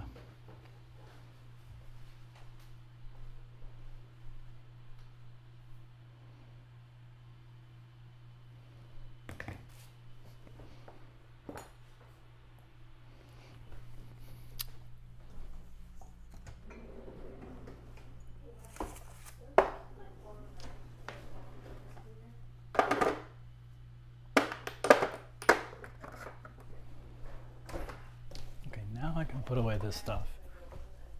Okay, great. Thanks. Bye. This is officially gone. This is almost gone.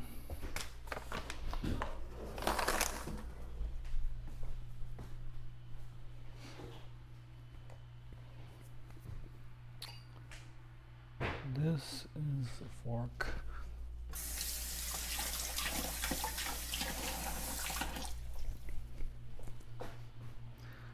Let's pop these yolk.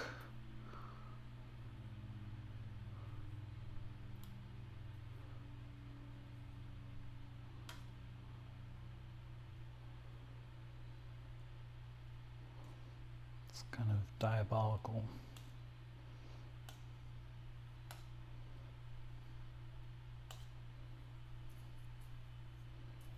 Yeah, I think, oh, I need a bigger bowl. It's not big enough.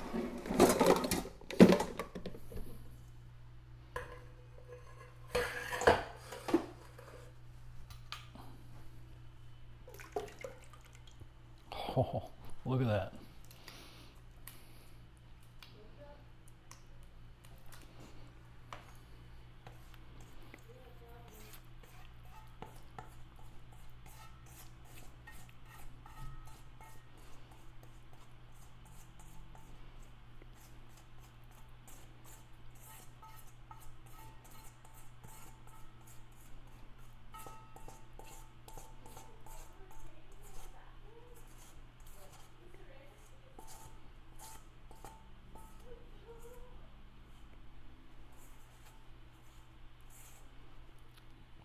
All right.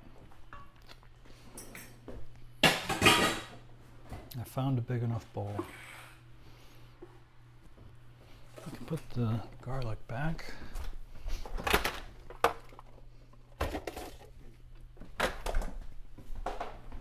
Close that. This is where a hand mixer comes in handy. Maybe I'll use one.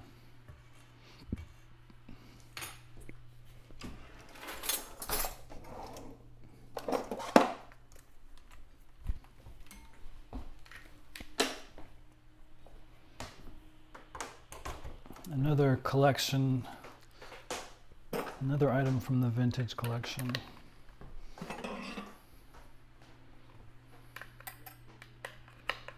Let's see if we can say they don't make them like they used to.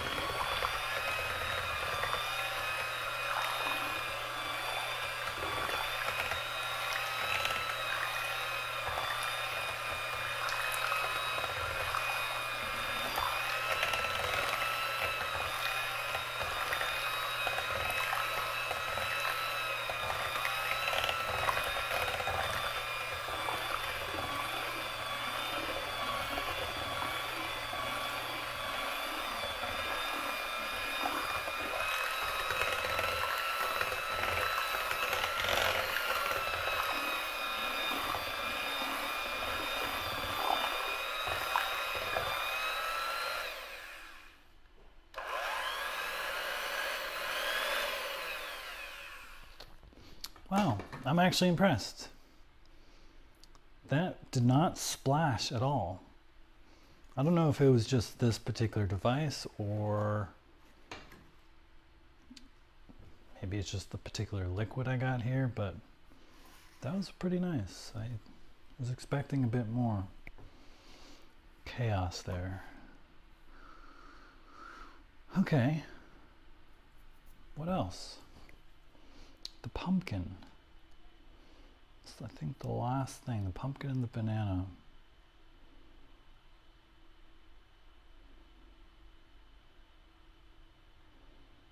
So I need 6.5 cups.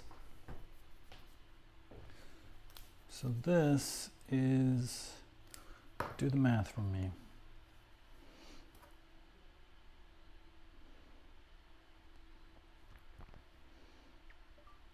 I need 6.5 cups of pumpkin puree.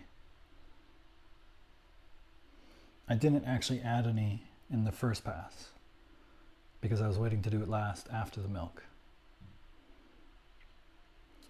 I want to use bananas as well.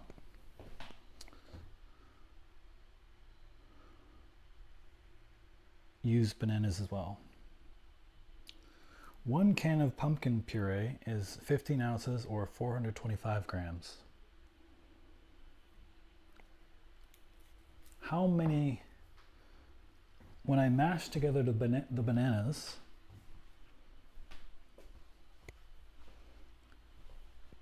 and put them into cups, well, how many cups will it take to reach the desired quantity of 6.5 cups? How many cups will it take to reach the desired quantity of 6.5 cups?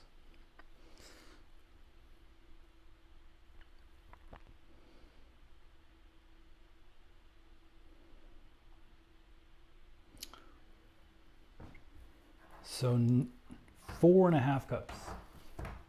Okay.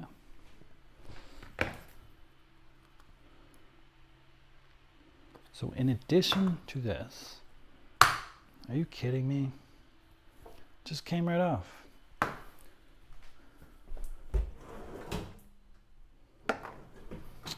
Zut alors, as we learned in French class. Where is the can opener? It's probably in this miscellaneous weird drawer.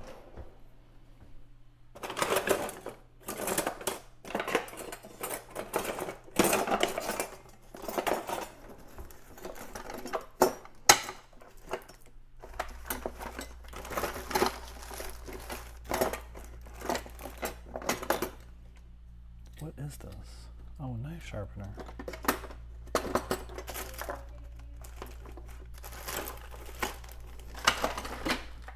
Did you say something? Oh, do you have a can opener? Yeah. Is it, It's an electric one. It's in that drawer next to the dishwasher. Second one down. to the right or left? Left of the dishwasher, second drawer down. Okay. Left. All right, thank you. Electric can opener. Okay. I can work with that. Whoa, here we go. All new. All new. Whatever this is. How do you, can I just guess?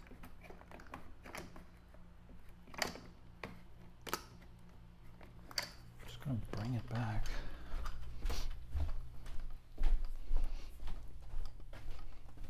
Can you just like do an insertion for me and show me how this works? You never use an electric can opener? No? Just clip it to the top and press down. Yeah. Like that. But you have to plug it in, obviously. Wait. It seems like it has a knife thing. Yeah, that goes like this. So you tip it way up, and then you push it way down. It goes right into the can. I'm not gonna push it down because it will squirt. Okay. Sure, I'll try it out. Thanks. Go ahead, shoot.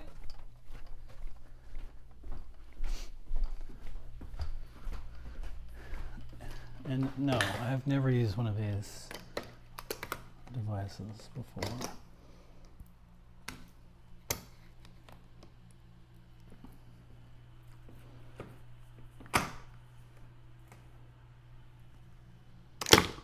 Okay, that doesn't look right. And shouldn't I try the bottom since the top? I'll try the bottom. Right, kosher.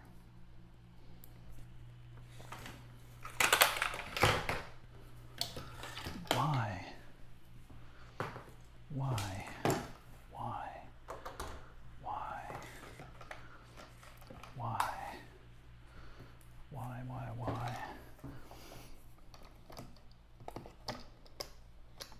What?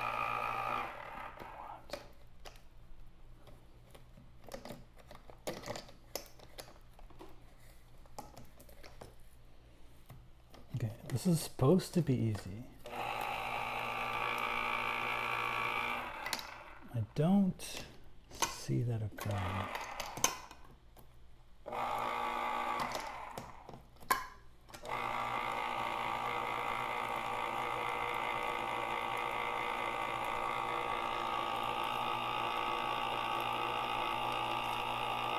Okay, I don't think that's doing what it should be doing.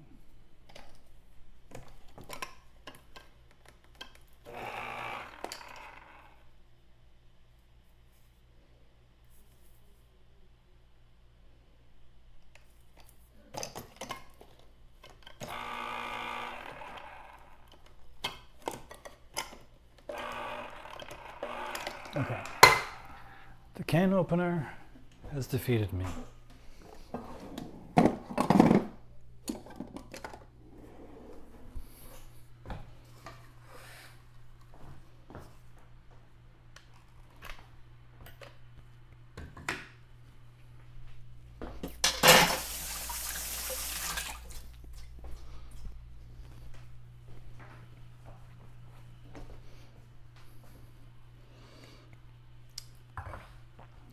Yum yum.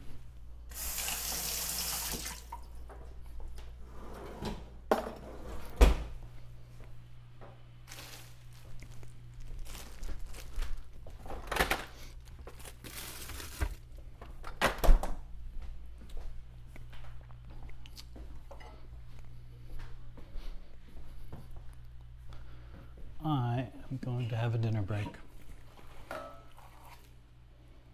Contemplate my loss.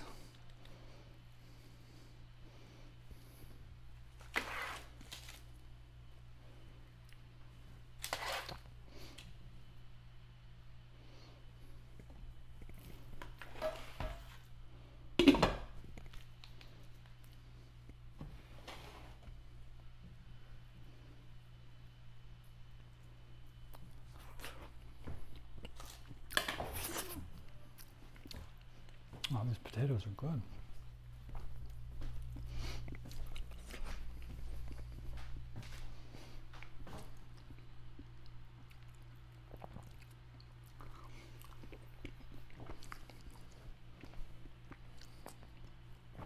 Is this really necessary though?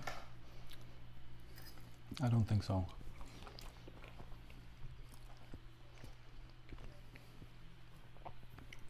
The problem I have with this is that, okay, so normal can openers are terrible.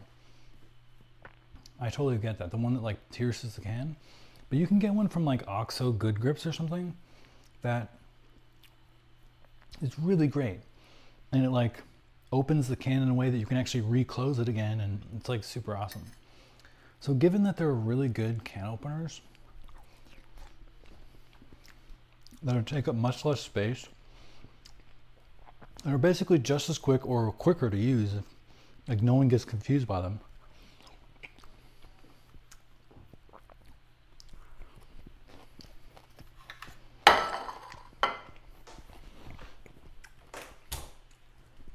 Let me try again. Can I use this can opener?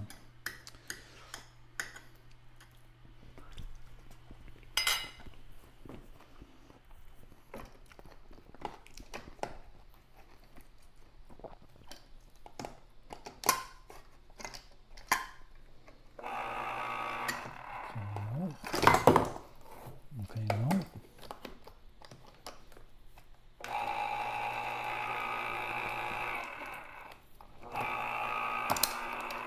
Okay, no. This is terrible design. If the average person, if I can't figure this out, it wasn't designed well. That's my claim.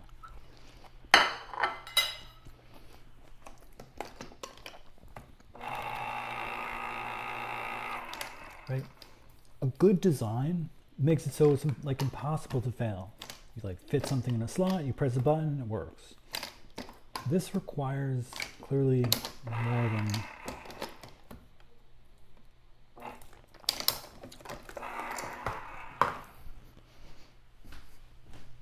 Yo, Leah, can you get this thing to work? What? The can opener. I can't get it to work. I can get it to work. I mean, yeah, it's up to you. Leah said it was so easy.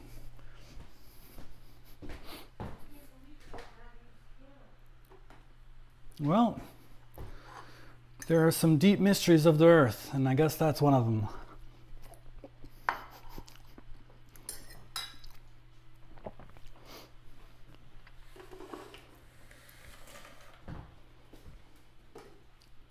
Well, so this is the can. It had a little thing, and I tried to rip it off, but it doesn't work. Oh. So I tried the bottom instead because I don't know if the top is different.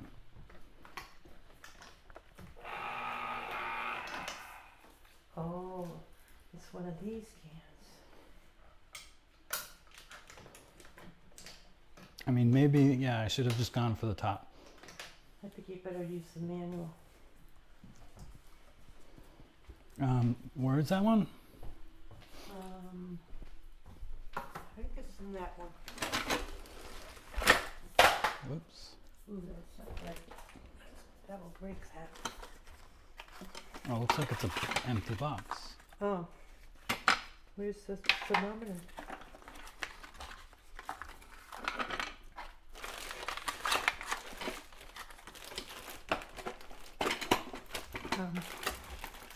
I never use it, so I don't even know where it is.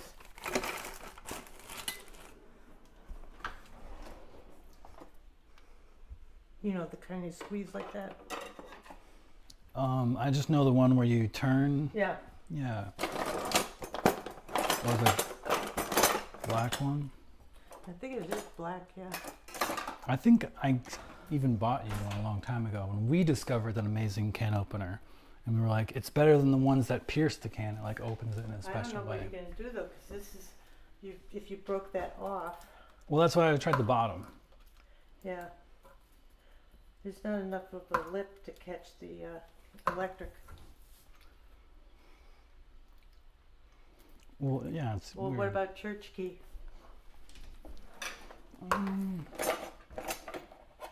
I think I saw one in there.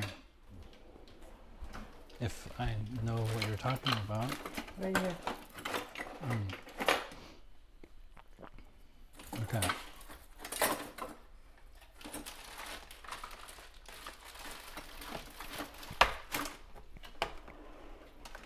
You're gonna have to go all the way around, I think. Don't cut yourself though, because it's gonna be really sharp. Yeah. I mean, I'm just hoping I can. You could probably pop it if you Pop. can get enough of it. Like, I should be able. Yeah. Do it real close to each other, maybe you can do it.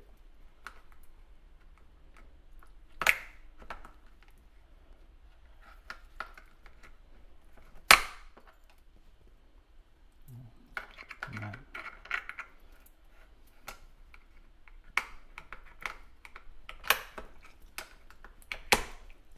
Okay. Yeah, now if you get something pry it up. Yeah. Okay. Watch out for all those little fragments, though. Yeah. Thanks.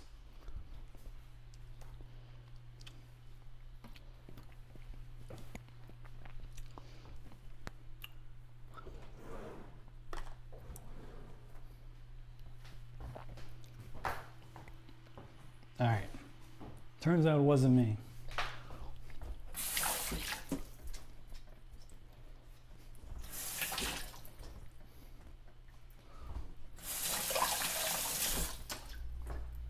Oh, battery low. Let me change mics.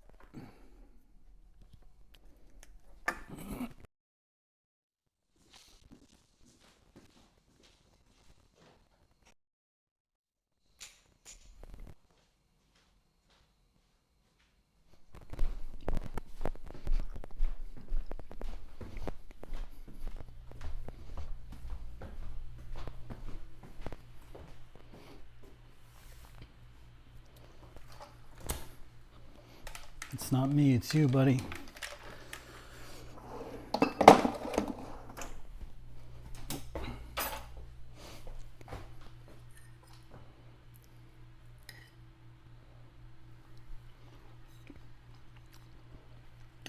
Well,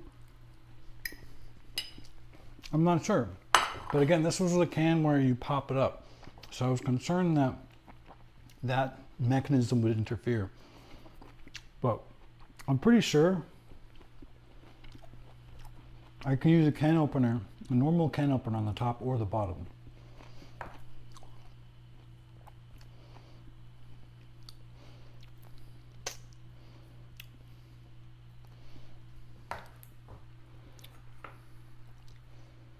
But let's hope there's no shards of plastic or glass or metal in here.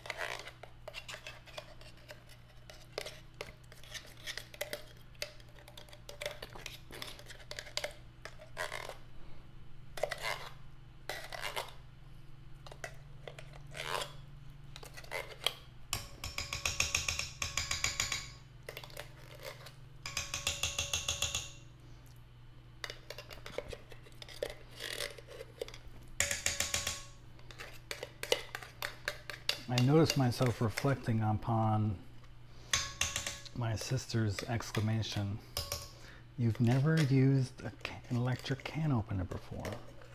I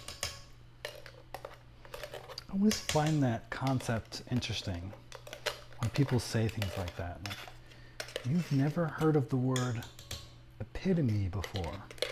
You've never driven stick before. It's like it reveals more about that person than it does about you, right? Like, of course, there are people who have not done certain things in the world. They exist. Lo and behold, I have gotten to this age and I have not used an electric can opener because I've had a normal can opener. It speaks to a sort of like lack of recognition of the variety of life experiences.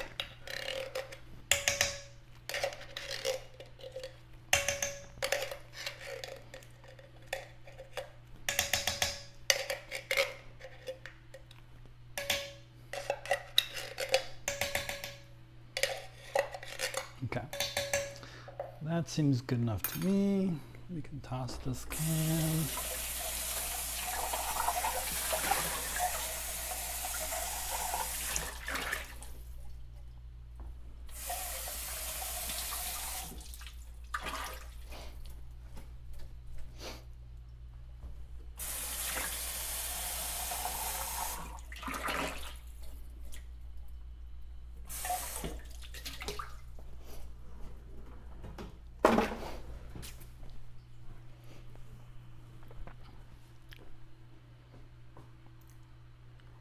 Okay, what did AI say about bananas? 4.5 cupped.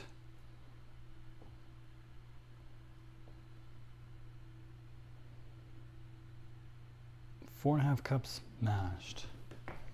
All right. Oh yeah, they're getting quite soft.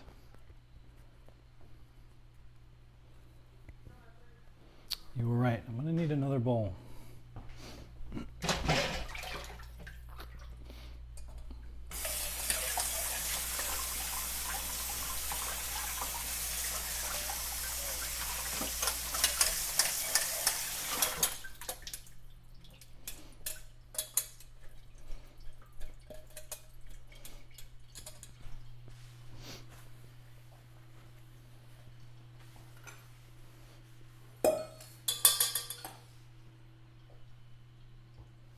Oh yeah, I don't think it was a put down at all. I mean, sometimes it can be meant that way, or like, yeah, I think it can be. I don't think it was in this case. More a surprise. But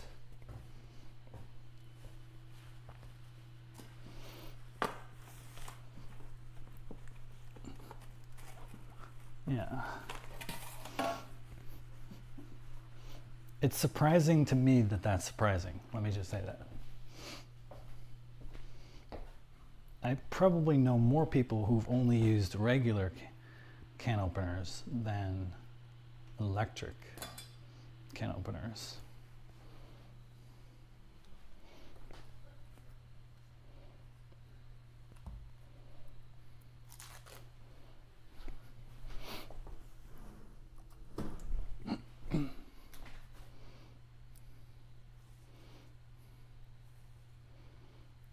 But maybe she comes from a world where all the moms, that's what they do.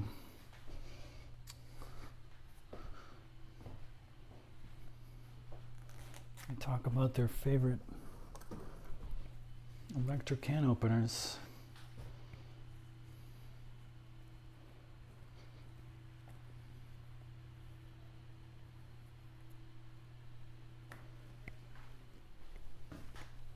Okay, is that enough?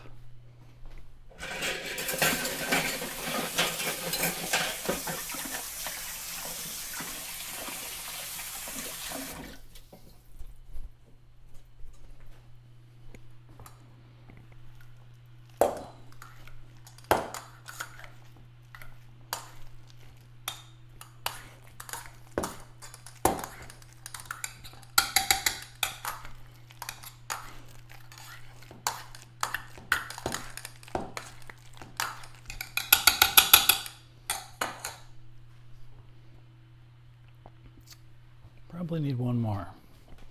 May as well do it all. Well, actually not. Then we'll just have a mashed banana at the end. But yeah, I remember. Oh, Jesus. Be careful. I remember that expression as a kid. Surprise. I haven't felt that in a long time though. Though I wouldn't say it's impossible. What would surprise me? If somebody said they've never seen in person before. Until looking at me in that very moment. That would surprise me. I might be like, what? You've never seen a person before until this very moment?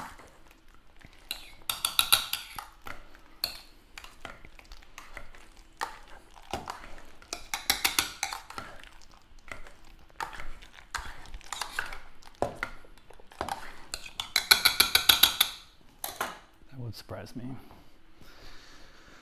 Okay.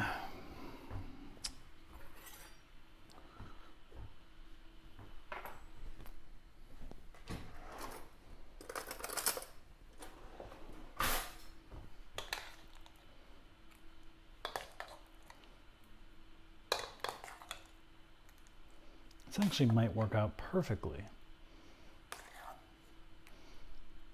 As in this scaled up, like part of the mission of this making this banana pumpkin bread was to use up the bananas, because my dad usually has like a banana a day. He's been in the hospital, and I guess I could have brought them to him. Anyways, so we have a lot of bananas. I scaled up the recipe because I added too much milk. This might actually be the perfect scale to use up all the bananas exactly. That would be a wonderful thing. So that's 1. We need 4.5. Yeah, I think I'm gonna need the other banana. This might work out perfectly.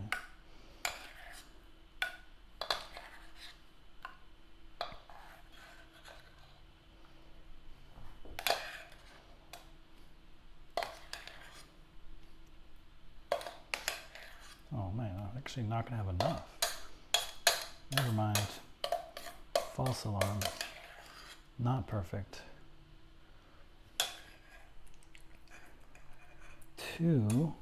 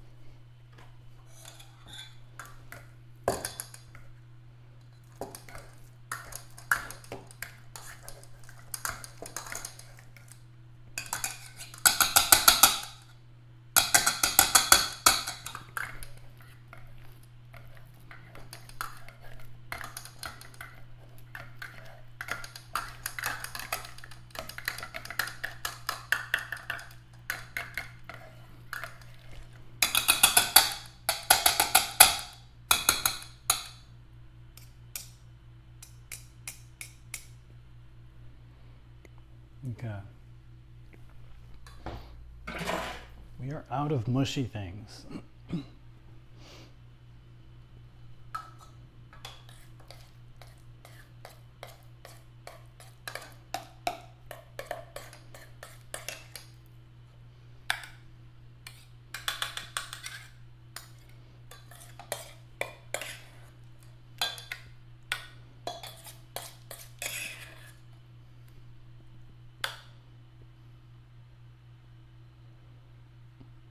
Well, I guess it's not merely that it would be enough to surprise you, but enough to make you like exclaim.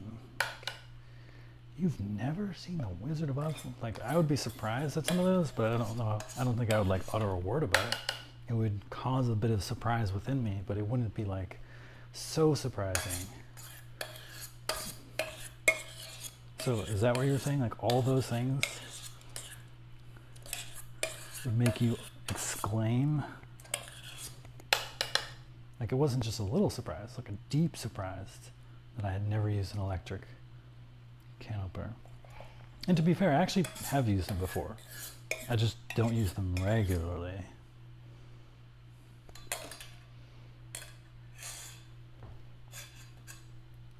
Dang.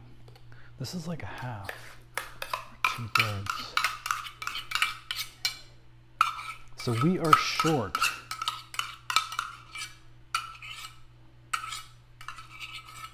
We are short 2 cups of soft, mushy material. Dang. Let's put in some potatoes.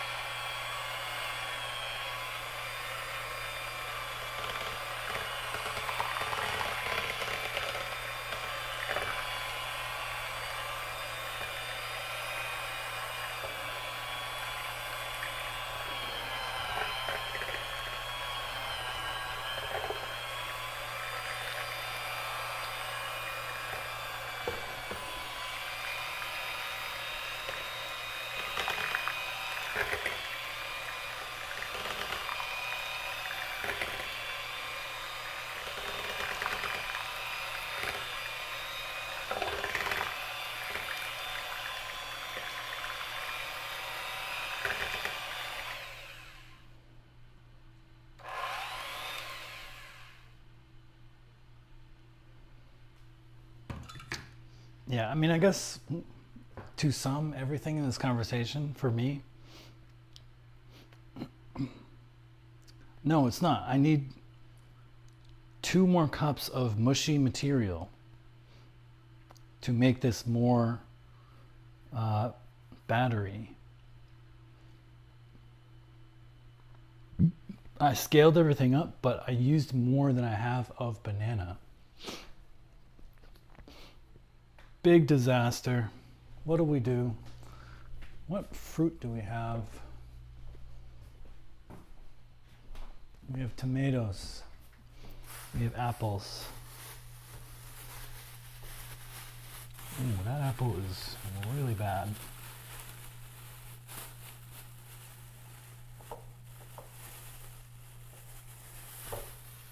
Oh wow, that is also a nasty apple. Oh god, that's nasty as well.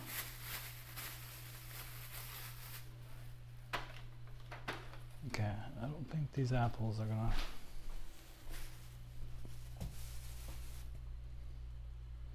It was misleading because you couldn't see them. They looked good on top.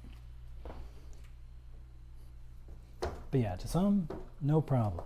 It's okay to be surprised. It's okay to express your surprise to any degree you want.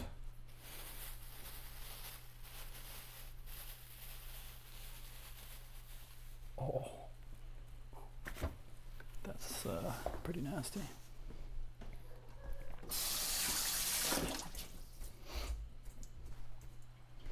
I was just reminded of my past when kids would be surprised about different things. And they would look down upon you, like you said. And in those cases, I think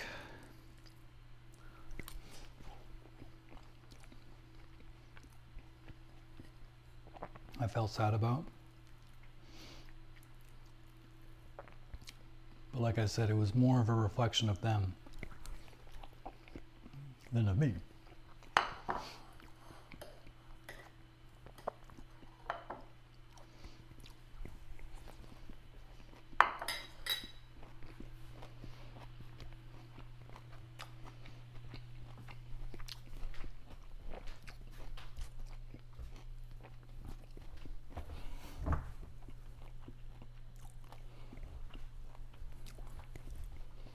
I'm going to ask AI.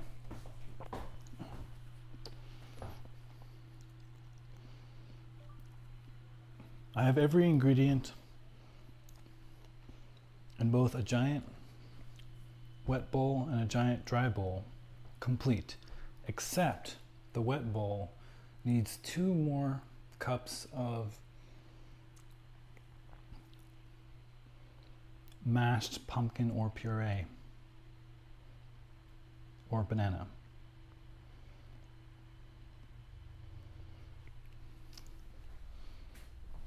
Short of going out right now to the store and getting another can of pumpkin puree,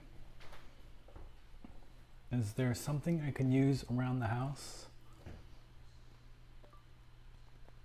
Short of going out to get another can of pumpkin puree, is there something I could use around the house that would give both the texture and flavor that I want for this bread?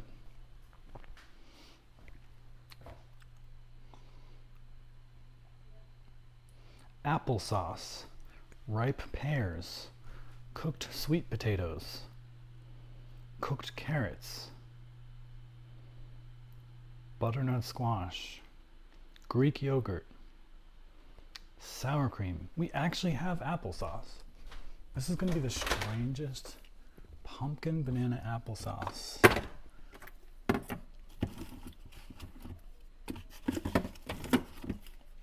mean, we have pineapple.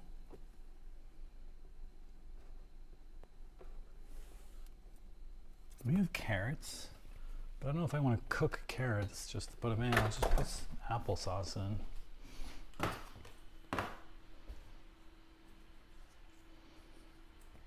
2 cups of applesauce. How much is one of these things?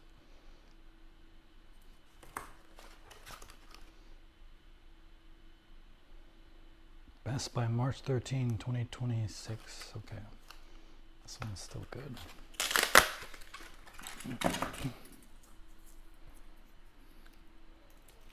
We're going for applesauce.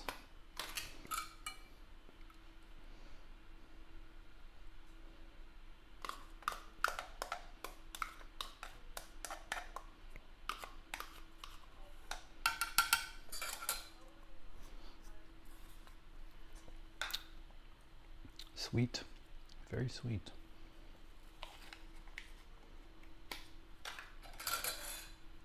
I have a feeling this might make it a bit too sweet.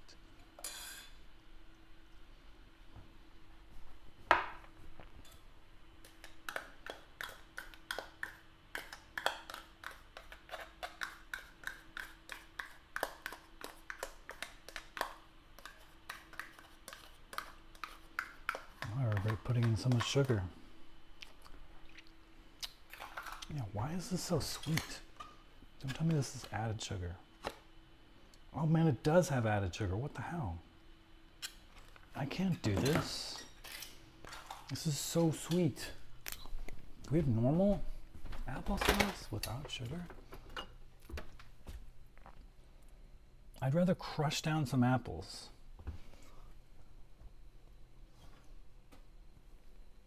I'd rather boil carrots.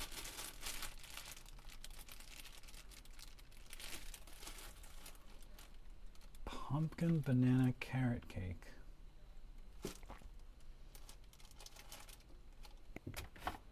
Yeah, I don't think I can do that apple. I'd rather put in hummus.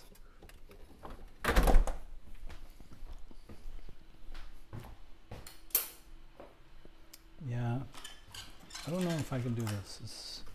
I already kind of filled like 3/4 of a cup.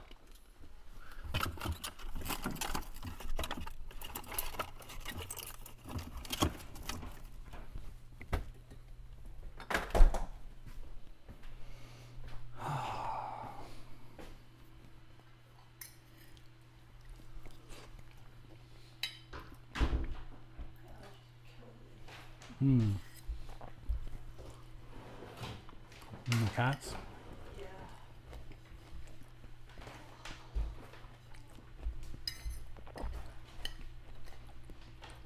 You okay?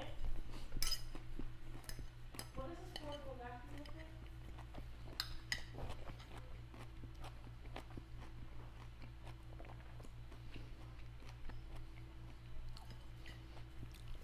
Nathan, have you seen a portable black vacuum anywhere?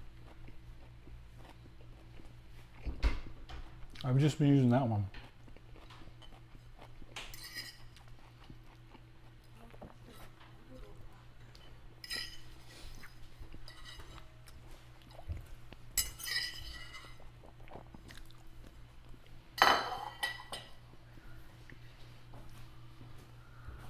Do you want some applesauce? Hold on. Oh, here, did your tissue?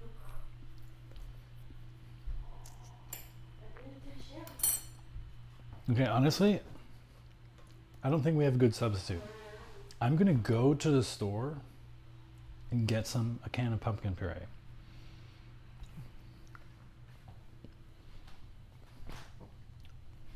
This applesauce is sugar added. It's so sweet. It's gonna make this thing ridiculously sweet, and it's already darn sweet. I don't think I wanna make it worse. So I think I'm just gonna go to the store. You will just have to see the finished result tomorrow. Alas. So, yeah, I'm gonna clean up.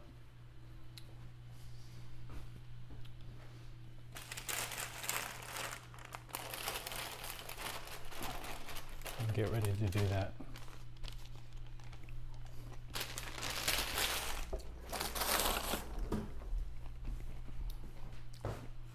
I'll leave that there.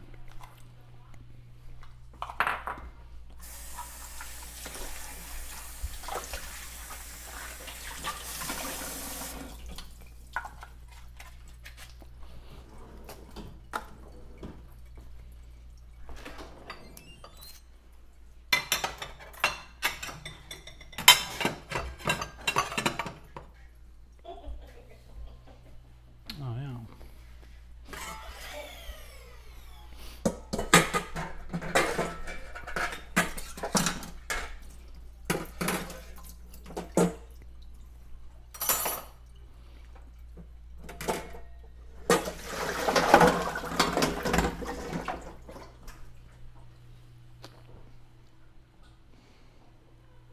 Well, according to this, it will make, instead of 1 loaf, 3 loaves. According to AI. AI predicted that my original recipe was just for 1 loaf. But I have made it into 2 loaves before, but they were a little shallow. So it might only be 3. But it's still at least several weeks. I think you're right, because, you know, I try not to eat a whole pumpkin bread a day, you know?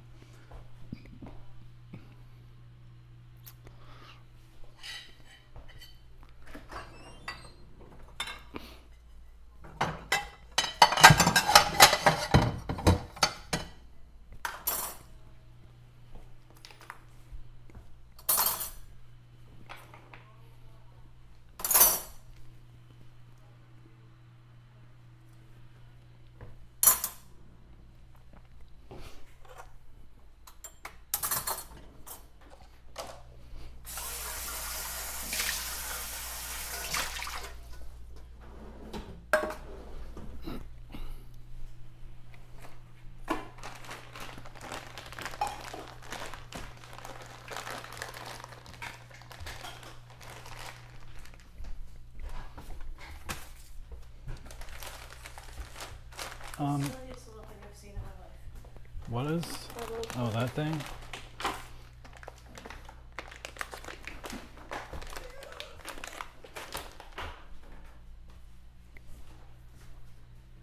Are you gonna have any more of this stuff, or should I put it away? I'm gonna have some mashed potatoes and broccoli, but I wanna see if there's just a to-go container because I gotta leave in like an hour. Okay. So I was thinking, I'm leaving out. I'm probably gonna head out myself. I have to go get another ingredient. Yeah. I want to take some. Yeah. It's okay. Alright. What do you got? If I'm, well, Eggs? I do need one more egg actually, and some pumpkin puree. I needed 2 cans. Okay. Yeah. Is Stop and Shop still open right now? Yeah, it's only 7:50. Okay. Yeah, I'll probably go in a couple minutes here. Maybe I don't know if it'll be cooked in time, but I'll be back. 1 hour. Okay. Well, I'll head out now. Okay. I'll say goodbye to my fam. I'll be back later. See you tomorrow. Yeah, open at the store. That'll be good. Yeah, peace. See you later, Micah. Thanks for stopping by as usual, as always.